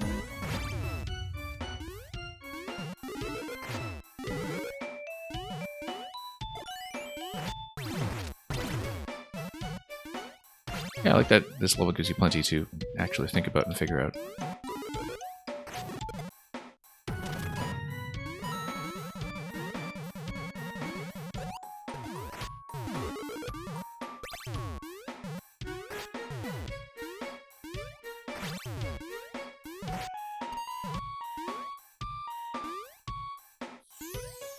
Okay. Over here. Face the right way.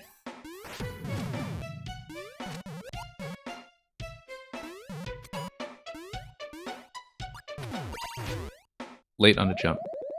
And there's the key. Now because the key is there, and that's clearly going to be the exit, let's do it from the beginning now since we know to practice it anyway. Although I guess we haven't successfully done the diagonal shot yet, so maybe we shouldn't. A bit too much to secret room, but no, we can do it. We weren't terribly consistent about this room, though. It's the only thing.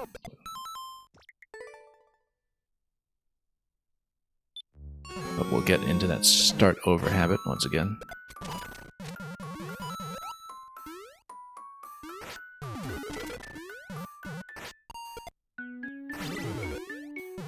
Not get bumped back on this. That was one of the risk factors. One of the biggest ones, in fact.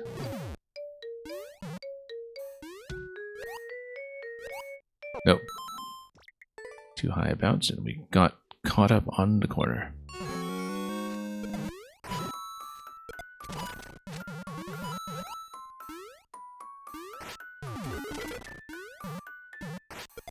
Like,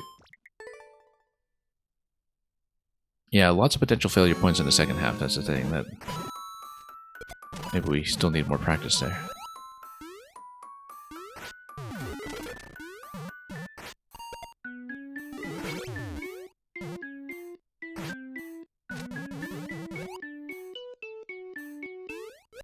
Okay, down we go.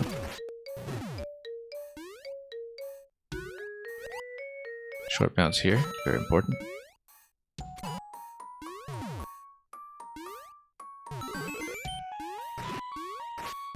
Yeah, this vine here is a problem from time to time, but there's the key.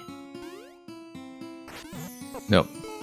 We need to really commit to a direction with this shell, whether we go from the lower block all the time, which I actually kind of think we should. Or if we try to catch her from the top row. I don't think it's very catchable from the top row, it's just too fussy to execute that way. So it's just a matter of whether the other method is fast enough.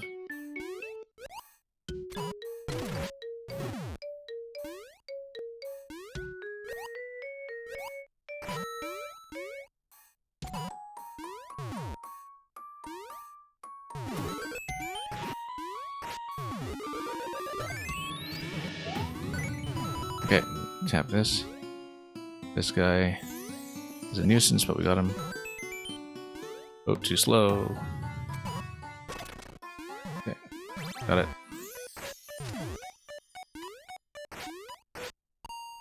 Missed a 50 coin, we don't care.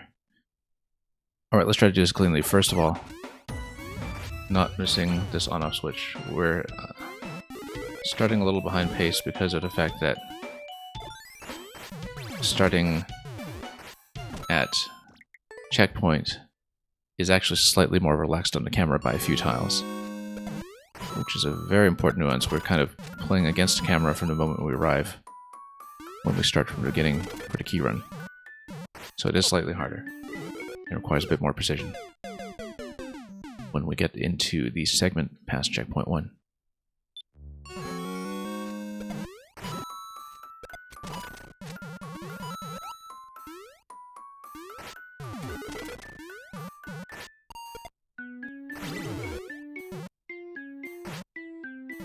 Okay. Getting more fluent with all this though, for the most part.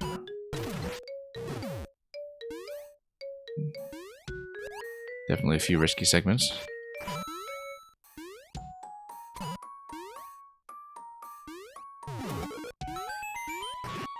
Divine Climb being one of them. This shell being another. As long as we're quick wrapping around though, we're fine. We're on pace. We need to not miss. There we go.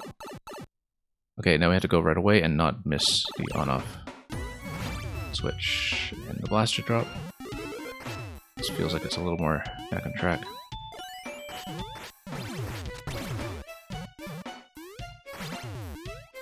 Oh, that was almost a flub, but we got it.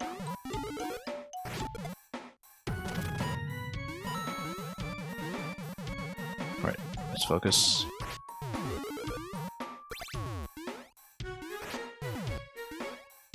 Try to stay on pace with this stuff. No, I knew that was kind of like a medium bounce, not a full one because it traps you in a column. Everything was fine up till that point. And then we have that ride up. That was by far the best run we've had in this level. Pretty clean, not too many risks.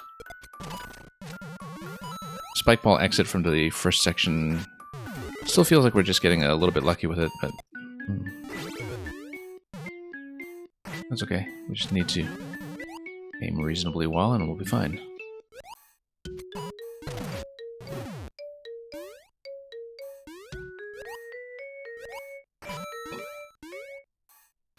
And buy ourselves as much time as possible so we can have a relaxed exit from the Koopa that spawns here. Yeah, back off of it. I like that method a lot better. Oh, we got trapped. Will it get me to Spike Ball? I guess it will. We're fine. Just barely fine. That was nearly a problem, but you have to go right away.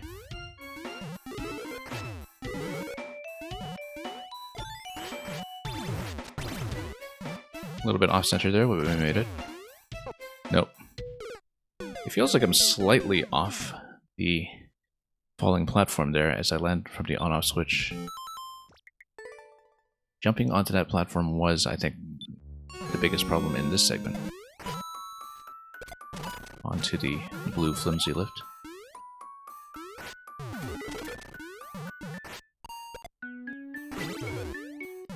It's okay. Everything up to that point is feeling better and better. For the most part.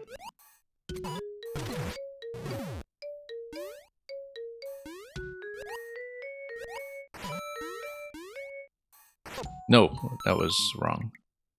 Did a sword when I was trying to shield.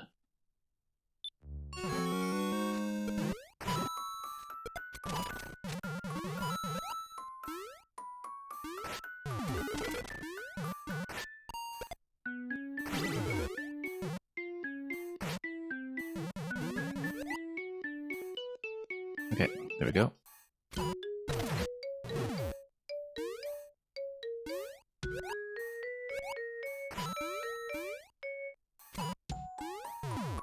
Okay, we're right against camera border here, so we have some time to work with.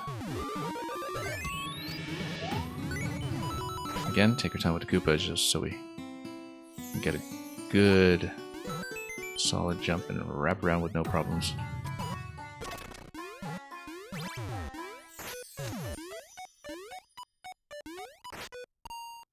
Okay, that felt close, but once again a success.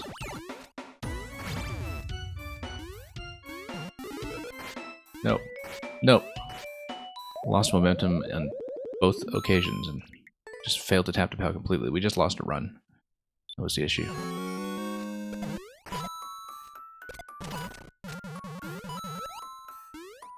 That's an issue that we never ever had before, but that's what comes out in the wash after so many attempts.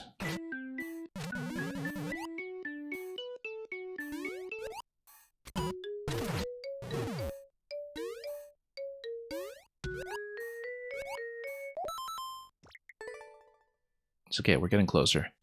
Again, we're still kind of untested against the final element that has the diagonal shot, but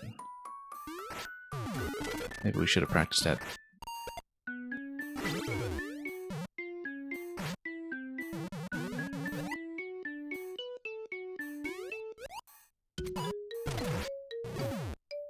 Okay, pretty readable sequence at this point.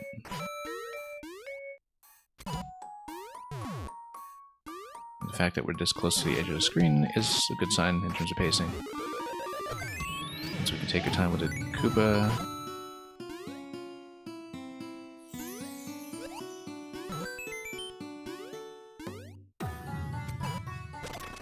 Tap.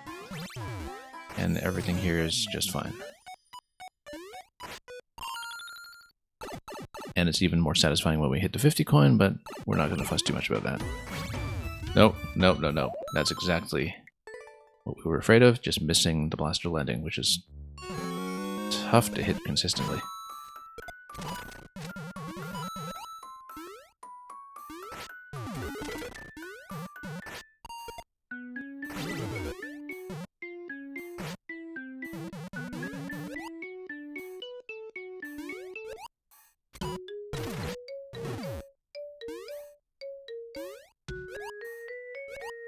Okay, here we go.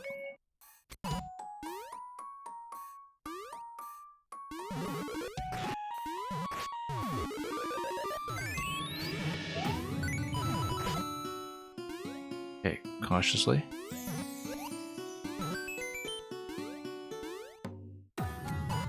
Good.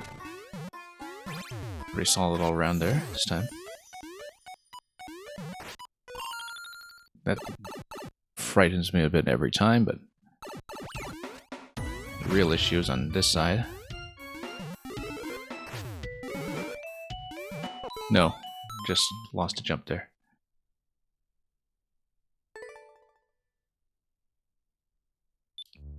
Never used to have trouble with that either, but we're definitely slipping a bit on our directional control.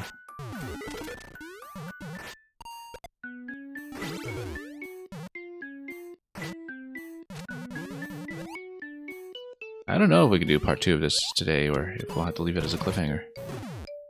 It's too bad. I was really hoping to do all of the symphony set in one go, but it took so long with the Composer True ending in particular.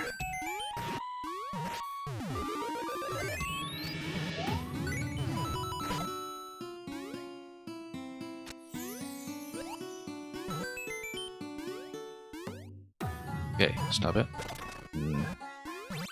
Stop it. Okay, let's try this again. There we go.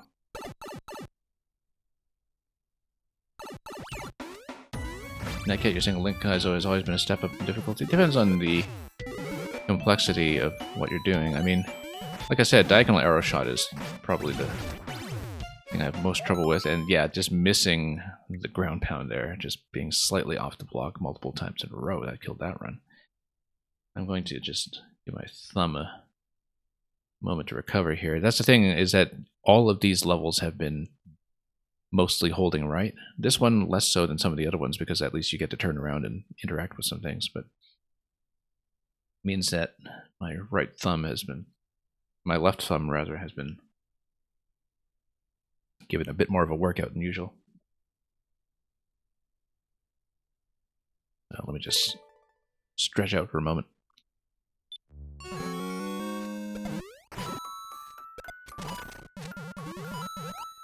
Yeah, very fun level though, for sure.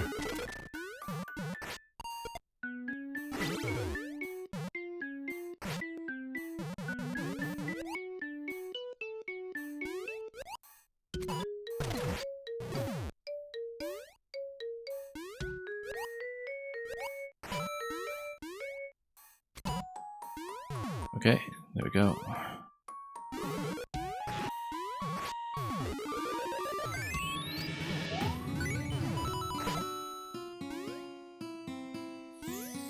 Okay, that was close. We made it. This is gonna be tight. We got it.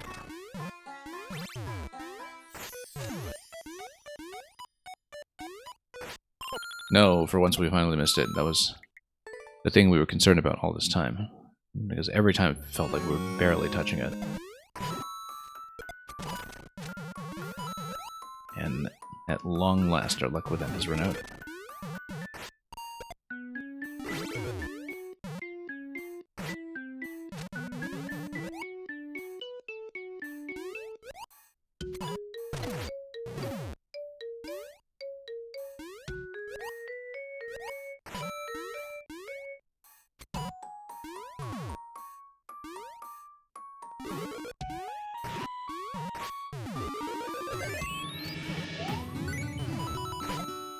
Okay, there's the key. Oh, went direct for the Koopa that time. Not something we usually do, but...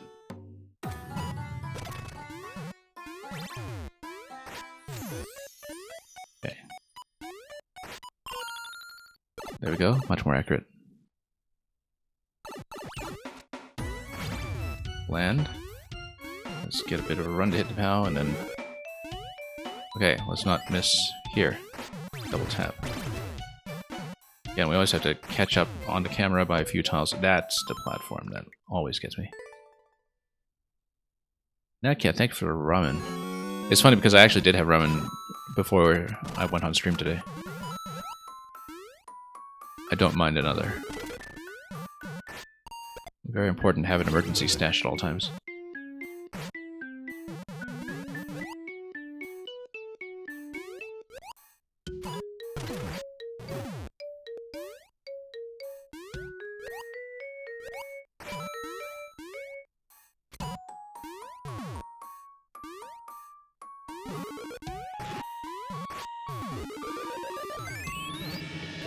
Okay, We'll see about the Koopa.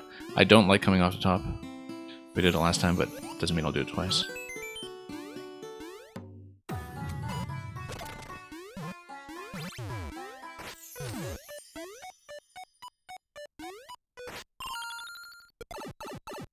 Good stomp that time. Always a bit difficult to catch it. But... Okay, that flimsy lips. That's worry number one here. There we go. Tap to Buzzy. Shield.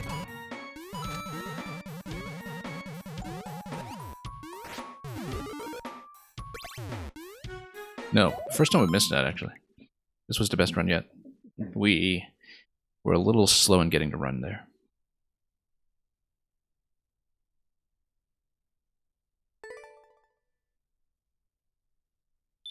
Pikachu gobbling up his ramen, I see. Trying his best to evolve.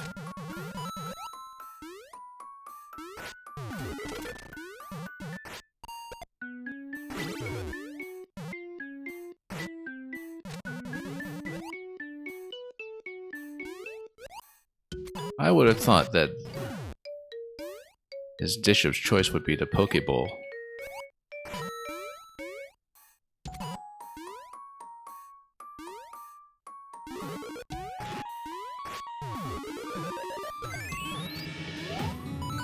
Okay, let's tap this gently. Oh, got caught on the ceiling there. It's okay, we're fine. Still on pace.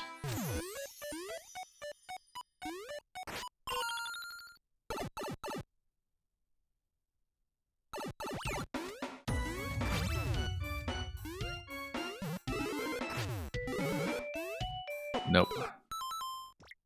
Yeah, that's just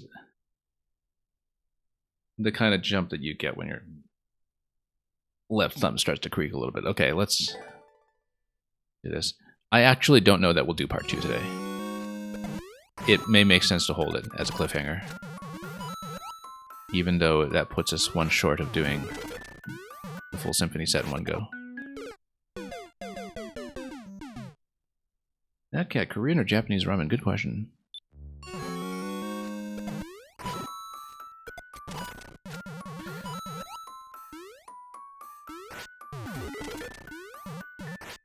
I'd say Japanese, but I increasingly love Korean cuisine.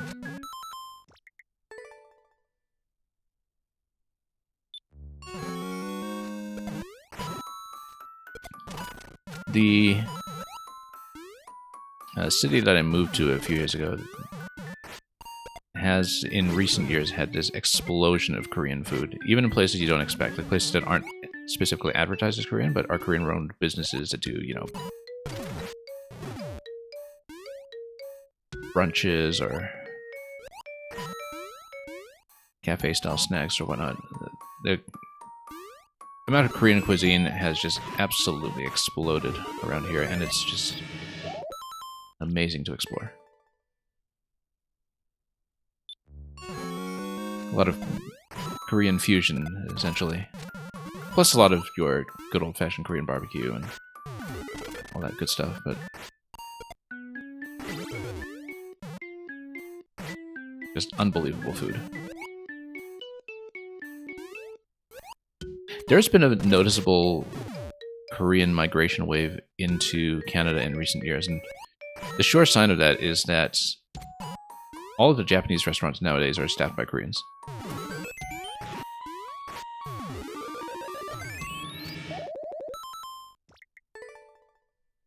And are also starting to incorporate more Korean items onto their menus. So you go to a Japanese restaurant nowadays, and likely as not, you would find Korean fried chicken as one of the items. And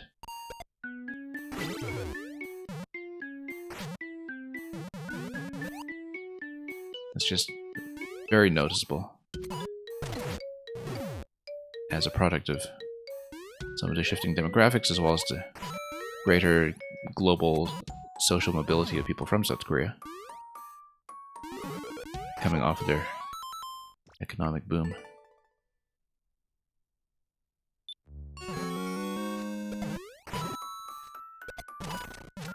Yeah, I mean, you know, it's a win-win situation if you're picking between Korean and Japanese cuisine. It's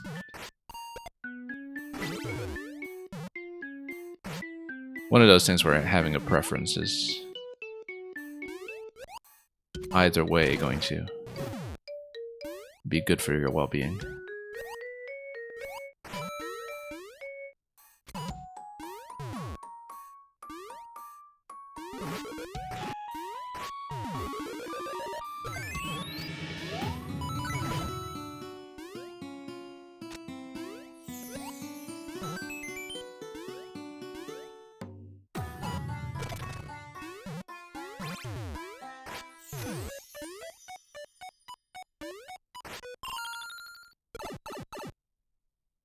Zero Six Side, you're saying Korean is sometimes too spicy for you? It depends what you get. I mean, I find it to be comparatively mild, but... Unless you're talking about the ramen specifically. No, this jump.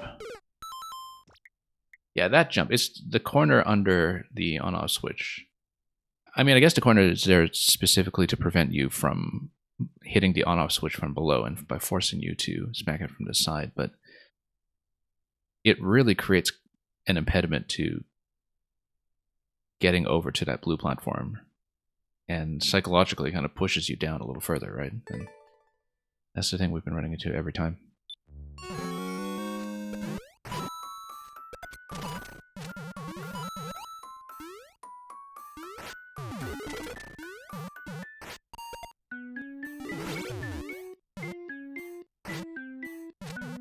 Okay, here we go.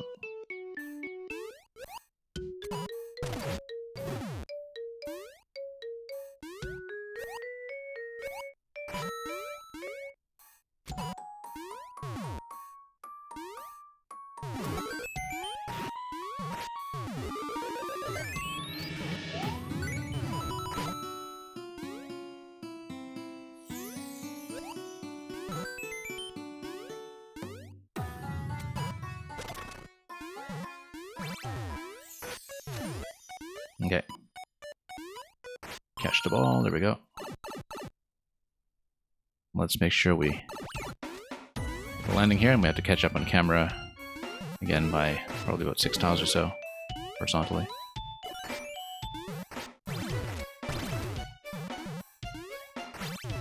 No, this jump. This jump. We might have to practice that jump from checkpoint a little bit more, but I don't know.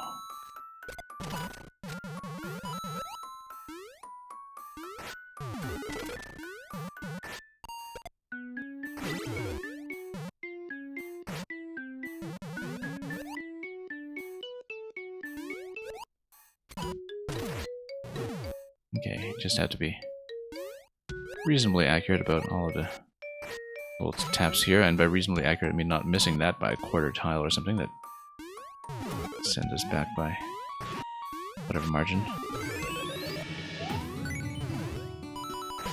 All this time I haven't actually really paid proper attention to what the trigger is to get the key because I've been too busy watching the level every time that comes up. We'll look at it on a VOD afterwards. Something dies, we get the key for it. Works for me.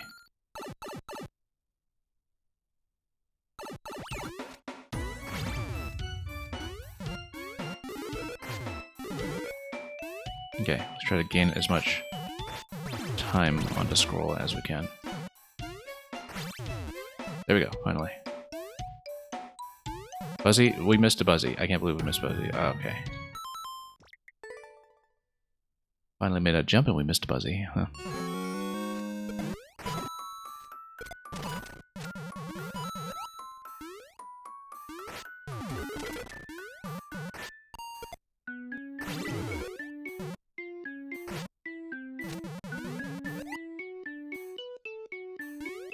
Here we go.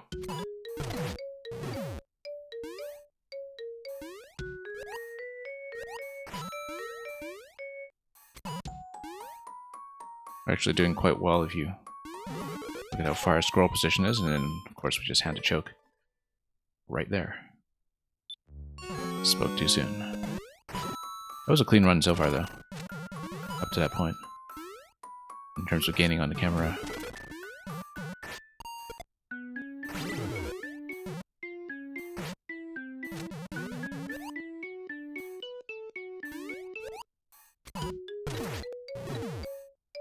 I mean, the purpose of getting on camera is so we can have more comfortable time with that one Koopa later on.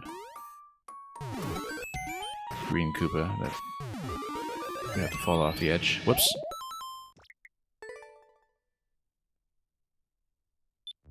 Yeah, exiting vines is pretty fussy sometimes. Whoops.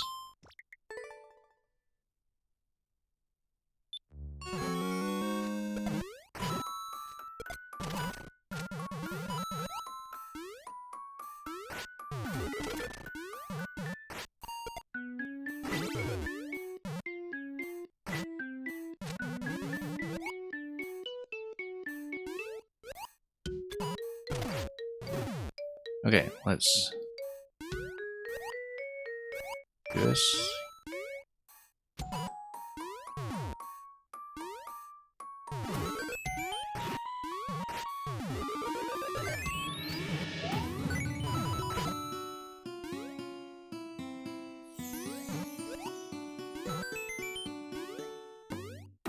Nope.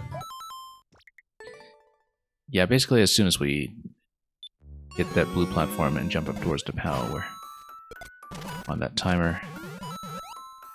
And then we get caught up on any of the corners, that becomes an issue.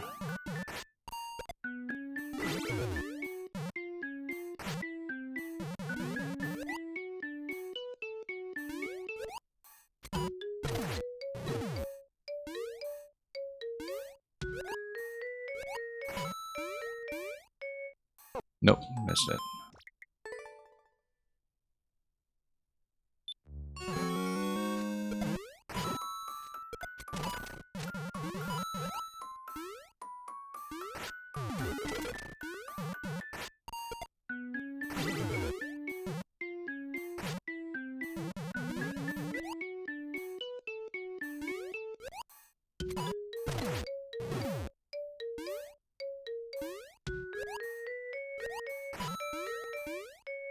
Okay, bump. Yeah, we're actually pushing the camera so aggressively at this point that we are having visibility issues. That's okay, the whole purpose again is to buy time for this Koopa, so we can do this cleanly.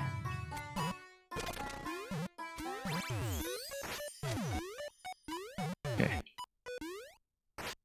Good. Nice low stomp over there. Did the trick. That was nearly a miss.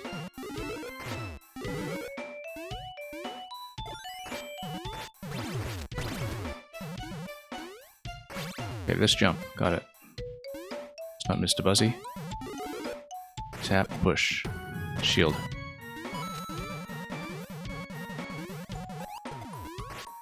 Okay, let's not miss these jumps. Or this stomp here.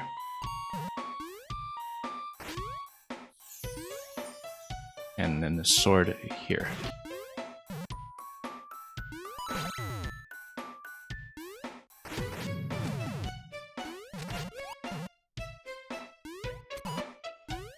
No, no, no, no, no, no, no, no, no.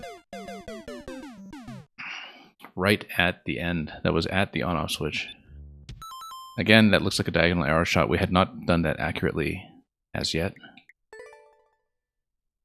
I think we'd hit the switch last time, we just got to jump out of it late. And you have to hit the switch with an arrow shot that is grounded, otherwise you don't get the second jump in time. To jump off the platform would be too late. So you have to do it from grounded, diagonal shot up, and immediately get out of there. Pretty much as soon as you release the arrow, you have to get out of there, in fact, and just trust that the arrow is going to hit. Netcat, you felt that? Oh, yes, you did. Well, glad you're able to live through that vicariously.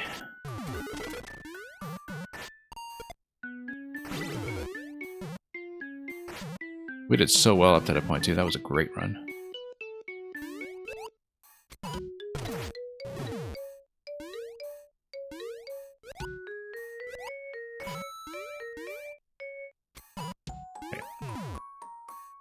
right on the edge here. Again, just trying to buy time for the Koopa. This Koopa.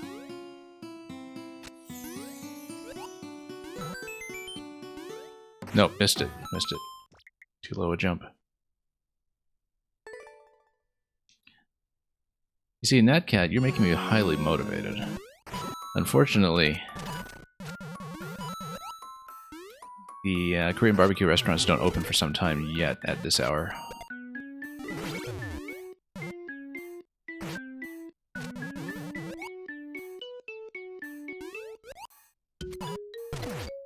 See, now I'm just hungry.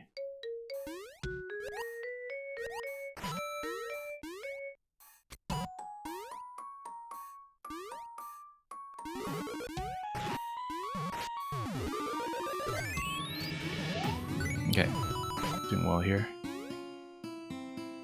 Careful. Immediately to the POW, immediately to the platform. Shield, no, shield, not stomp.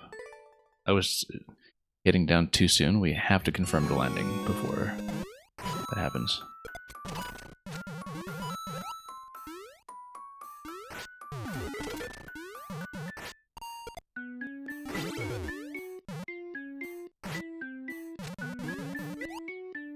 Okay, up we go.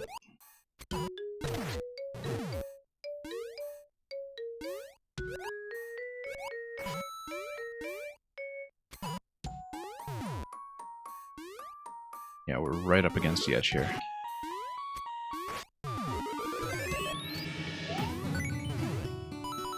So we should proceed with care.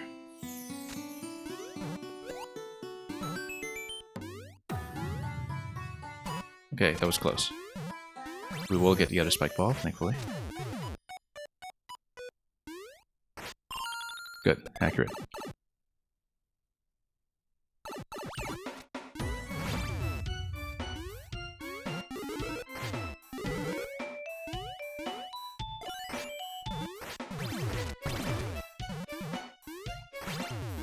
Good. Oh, no, not good. I thought we had that early enough that time, but... Yeah, that jump to the blue platform is absolutely vicious. Because you're jumping off a falling object, first of all. You've got an early corner that you need to sneak under.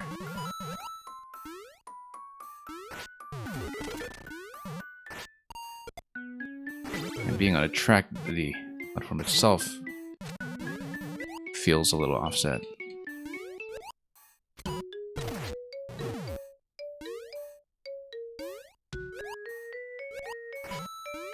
Which is just psychological, but it does trick you out.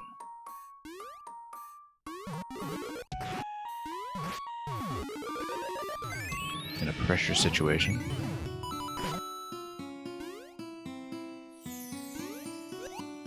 Okay, immediately up. And then confirm the landing before we shield.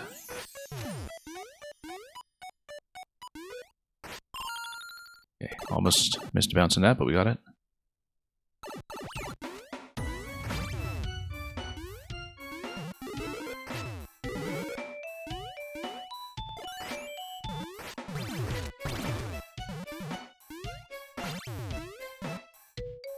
Got it. Got that. Shield.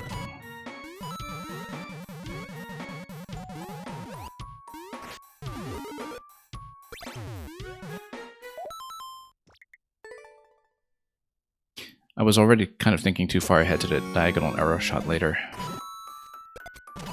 And also telling myself, don't think too far ahead to the diagonal arrow shot. And we hit the stump anyway.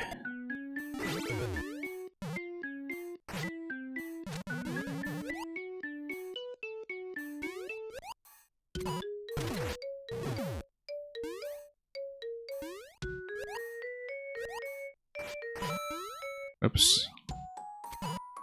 It's okay. Still at a decent pace here.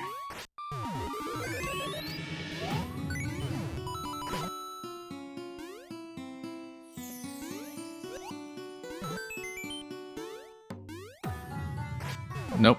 Once again, too early on the down input. Yeah, we absolutely won't have time to do the last segment today, I think.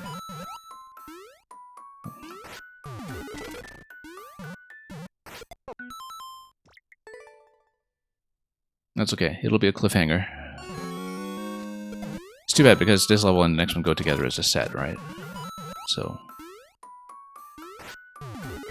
to be continued. Same link time, same link channel.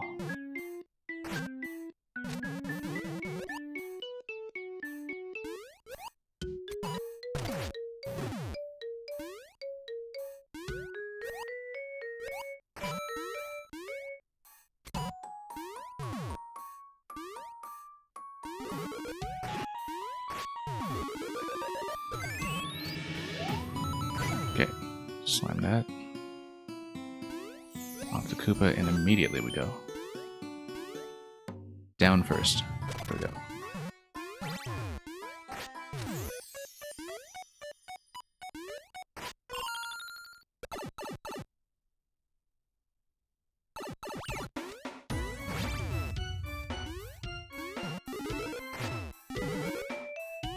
No. Same mistake we made previously when we were just running out of gas here and came to a dead stop by mistake.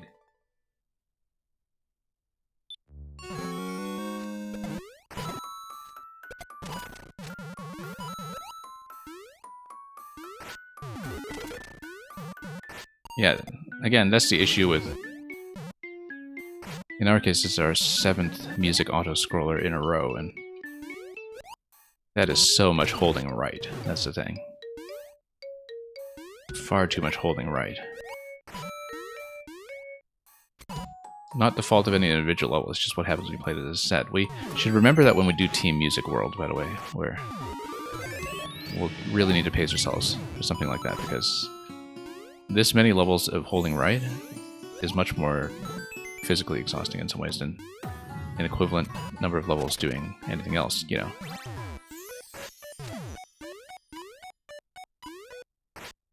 You do 5 straight hours of puzzle levels and you don't really feel it in your thumbs at all. You feel it everywhere else.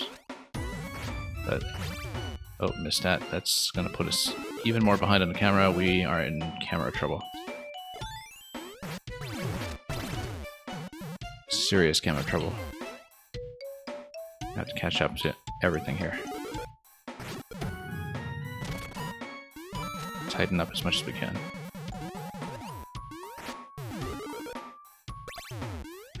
No, we've been jumping early on that one. You didn't expect this one to be harder than Composers? Yeah, well, I mean...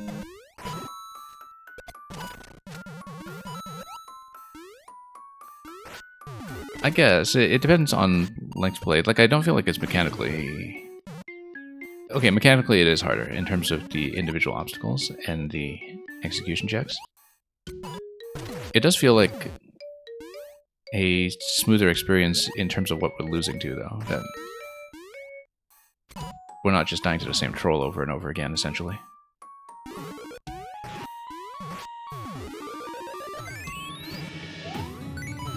But yeah, there are a lot of little things that can trip you up if you're not careful. Whoops. Like that. You know, a lot of angles that are just slightly askew.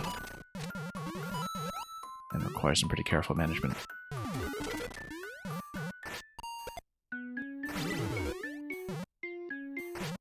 This is definitely the most mechanically demanding level today, in terms of just requiring you to, you know, point accurately in many directions. As opposed to only holding right. And there are a lot of nuances to the jumps that you only notice once you hit some failures.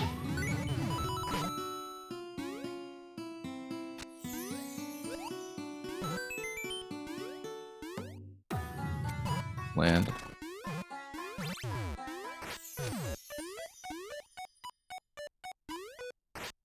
Nope. Miss. A rare miss, only the second time.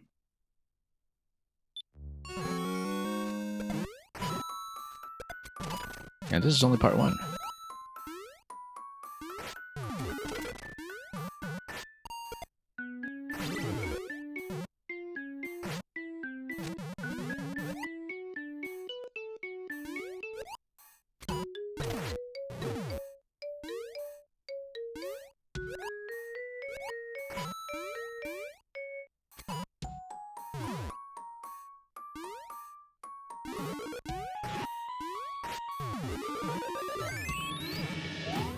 Okay.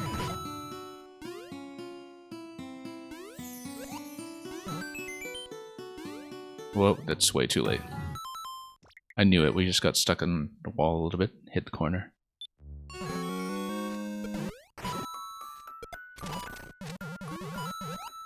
Yeah, the closer you hit that Buzzy shield, obviously, the more time you buy for yourself. Which is why sometimes we have these attempts where we are really close against a wall.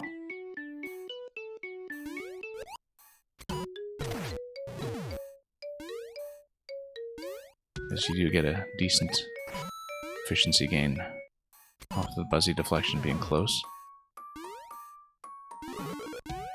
Nope. Oh, backed into that by mistake. I was trying to back into that jump just to pull back a little bit, but it did mess us up a bit on the sword.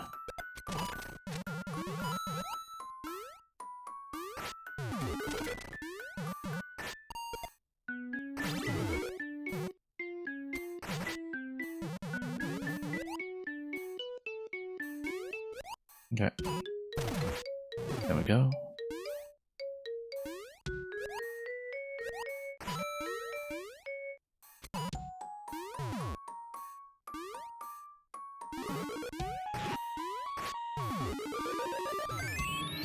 No. Once again, getting off of vines causes a lot more problems than I would expect. But yeah, this one has taken longer than Composers at this stage. Did not expect that going in, given that it really feels rather gentle at first. You know, you need to learn a lot and learn to do it cleanly, but there are definitely some sticking points. Whoops.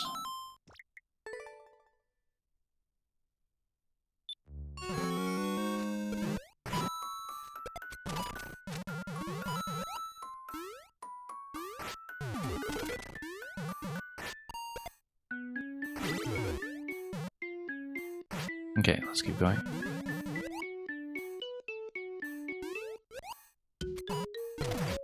Like I was saying, I think Composer's level still has the lowest clear rate.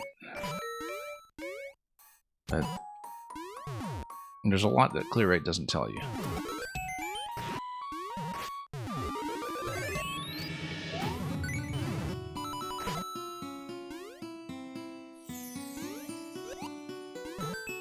Particularly because Composer is such a wildly popular and heavily followed maker, that actually has an effect of depressing clear rates. Because you pick up a lot of players that you otherwise might not, who might want to give something a try. Particularly for people who have a big video presence as well, either through Twitch or YouTube. That they'll get more viewers who try out levels that are normally outside of their difficulty comfort zone.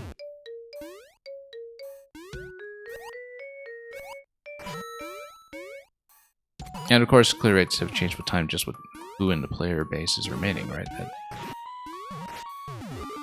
players have gotten better. Early clear rates in the first years of Maker 2 have gone up with time.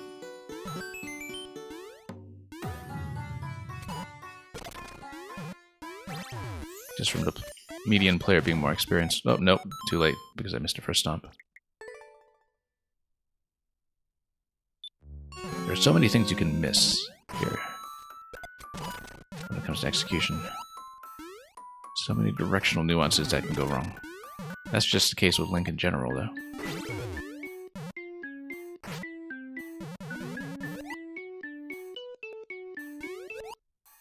Nope, here we go. Oh, that was almost a mistake. We salvaged it. I definitely started that with wrong input.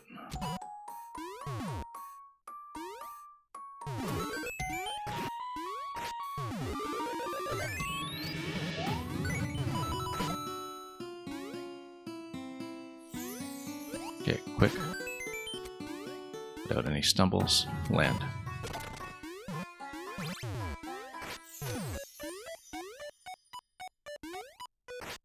Nope, overshot this time.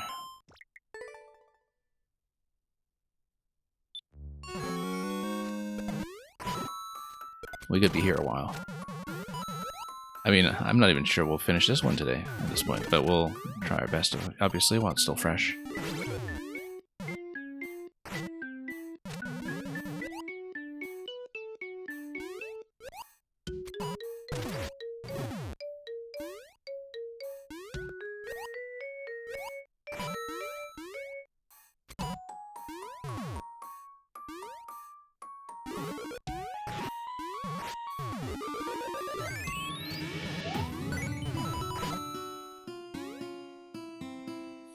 Oh, no, just stumbled too much there. Again, I don't like going from the one-way panel, I like going from the lower block, but we need to get off the edge there without so much trouble.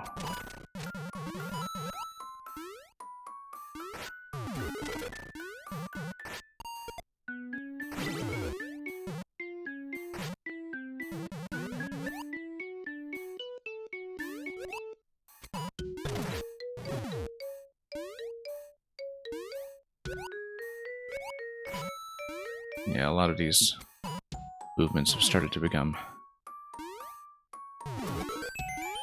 more or less second nature.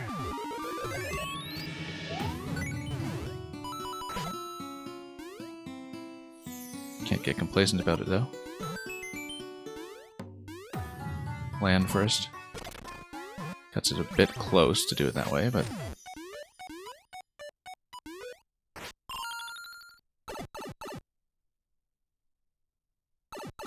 okay, land on the blaster accurately, and let's buy some time on the scroll. Tighten up some of these jumps.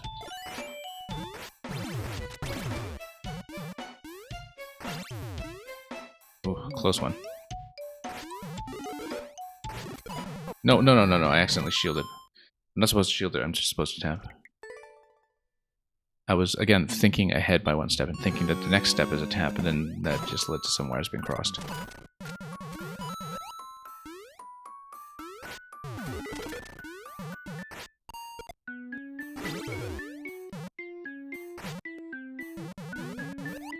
Yeah, pretty technical level, but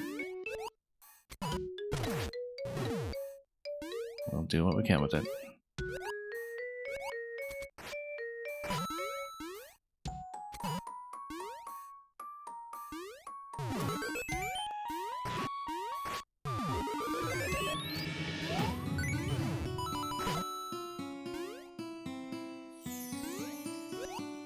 Okay.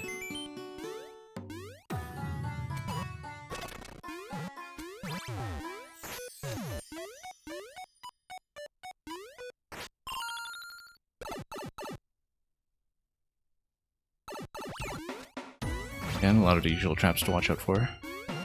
And we'll try to gain time.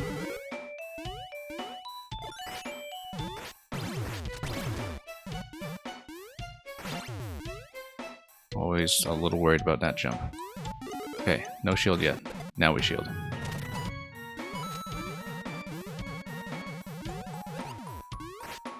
Okay, let's not jump too early on this one, so we don't hit the ceiling. This bounce is always a bit of a concern. Jump quickly. Sword. Hang right. Stop. Shield bump. Missed. Slightly too slow. I kind of think we need to release a shot as we're landing on that platform, and not so late.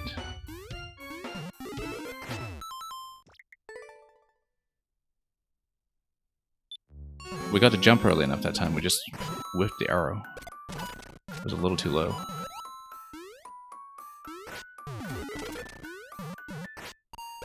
This level correctly recognizes that, again, diagonal shot is the hardest thing about Link.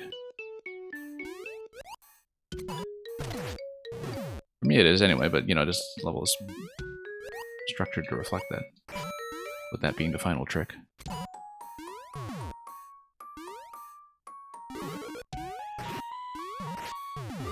So we really kind of need to wind up the shot too. It's very hard to do it instantly.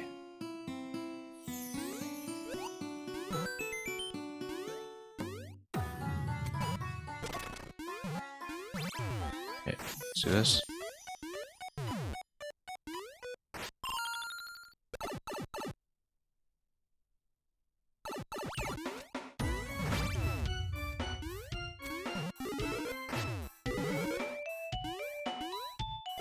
Okay, let's slow into bomb throw. I'll try to catch up. Got that finally. Tap without shield. Now shield. Tap this. Let's not go too early on this jump. Let's be careful with this bounce. Medium bounce. And immediately get into the jump here. Ooh, that was almost off the edge.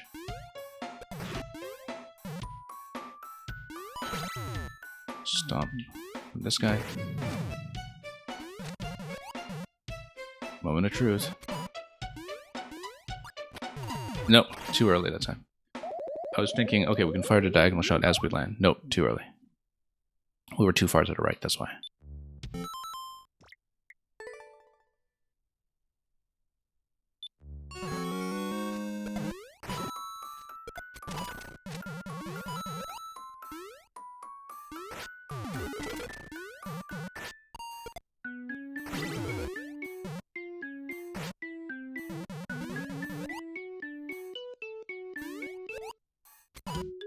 Okay, there we go.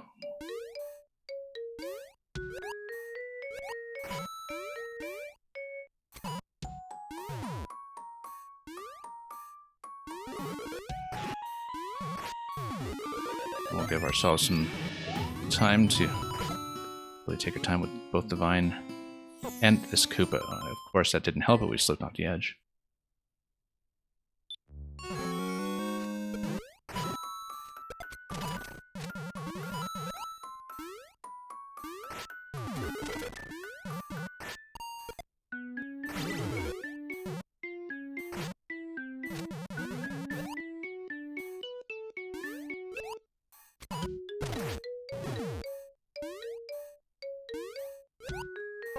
Nope. Wow, we rarely ever get caught by that. Definitely slipping.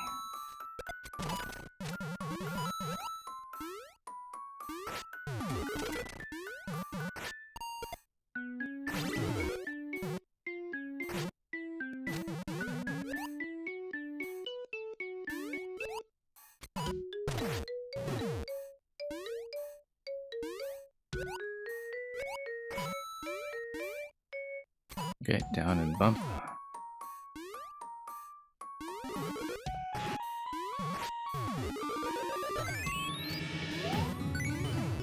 Yeah, it's worth it to take the time to really kind of adjust to that vine a little bit. And on this Koopa for that matter. Land first. Very tempting not to. Ooh, are we going to be late? Yes, we are going to be late. I missed a seesaw.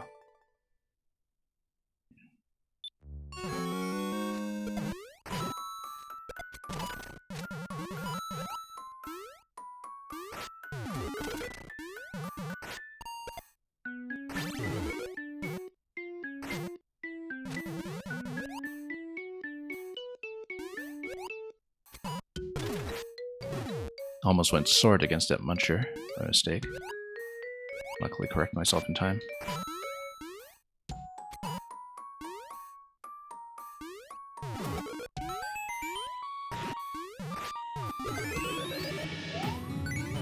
Okay, it feels like we're a little behind the camera compared to the usual. We'll make it.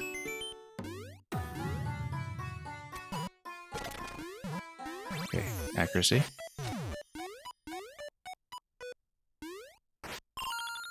Got it. It was a little bit to the left that time, but we still hit.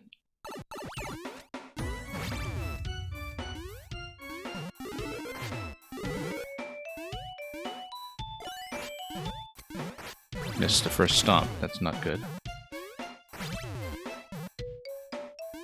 But we should still be able to catch up on the camera a little bit here. We're slightly behind by about a jump, but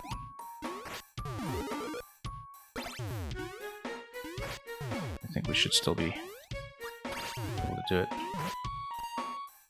Yeah, I did an arrow there instead of a sword just to save us about a tile of movement. That seems to pay it off. Okay. We're still feeling a little behind on camera, though.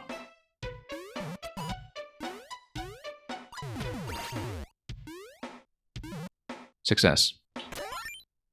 And look at that Bowser face on the right side. Okay. That took some work. But we earned our balloons, I think.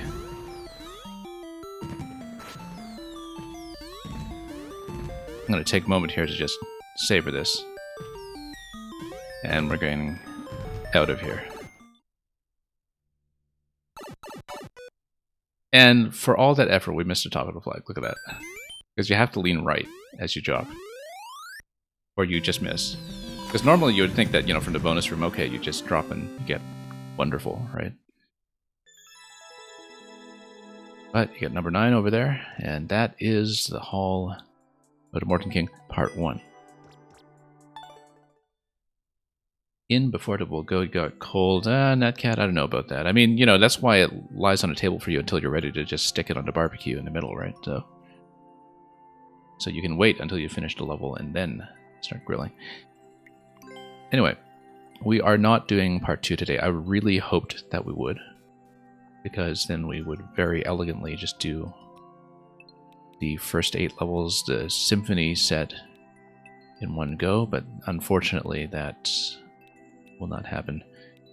If I didn't have commitments tomorrow, I totally would, and if my thumb weren't totally wrecked after 7 levels in a row of holding right, we also would. I mean, it's not all holding right. Obviously, there was a lot less holding right in that level just now than there was so far, just simply because there were so many technical things to do with Link. It was very satisfying, by the way. Just very good Link showcase all around, if a very fast-paced one. Hall of the Morton King Part 2 will have to wait for tomorrow. We will be running it and the continuation of 9MMC in the slot that is typically for viewer levels, but that's because we have so much overlap between our viewers and the makers involved anyhow. So, now that seems to make the most sense. I'm expecting 3 or 4 days of streaming to cover 9MMC, depending on how some of the levels go. Particularly the secret hunting or the puzzles, or for that matter, Hall of Morton King Part 2, given how Part 1 went. And so, yeah, that's going to be our main priority on the stream. We will only be running 9MMC until I am finished later in the week. And we'll push as hard as we can through more of the levels tomorrow. And yeah, it's unfortunate that we have to have a bit of an overnight cliffhanger on Hall of the Morton King, but you know, back in the day, people had to wait 3 or 4 months to find out what happened to Locutus of Borg, so if we can handle that, surely we can take this. Anyhow, I'm going to see if there is a viable and sensible raid target ahead of us. And while I scan for that, thank you so much for joining me. I hope the stream quality has been alright today, because I really did want to get that all fixed up before we ran these. And as far as I can tell, that may have worked out. We're going to send you off to somebody else very soon. But for now, thank you so much for watching. Please look forward to the continuation of 9MMC and the continuation directly of Hall of Morton King by Fitwool and SMM Piano tomorrow, barring any unexpected circumstances. Until next time, have a wonderful day ahead of you. Enjoy watching or playing Mario Maker or indeed anything else. And, as always, fare thee well.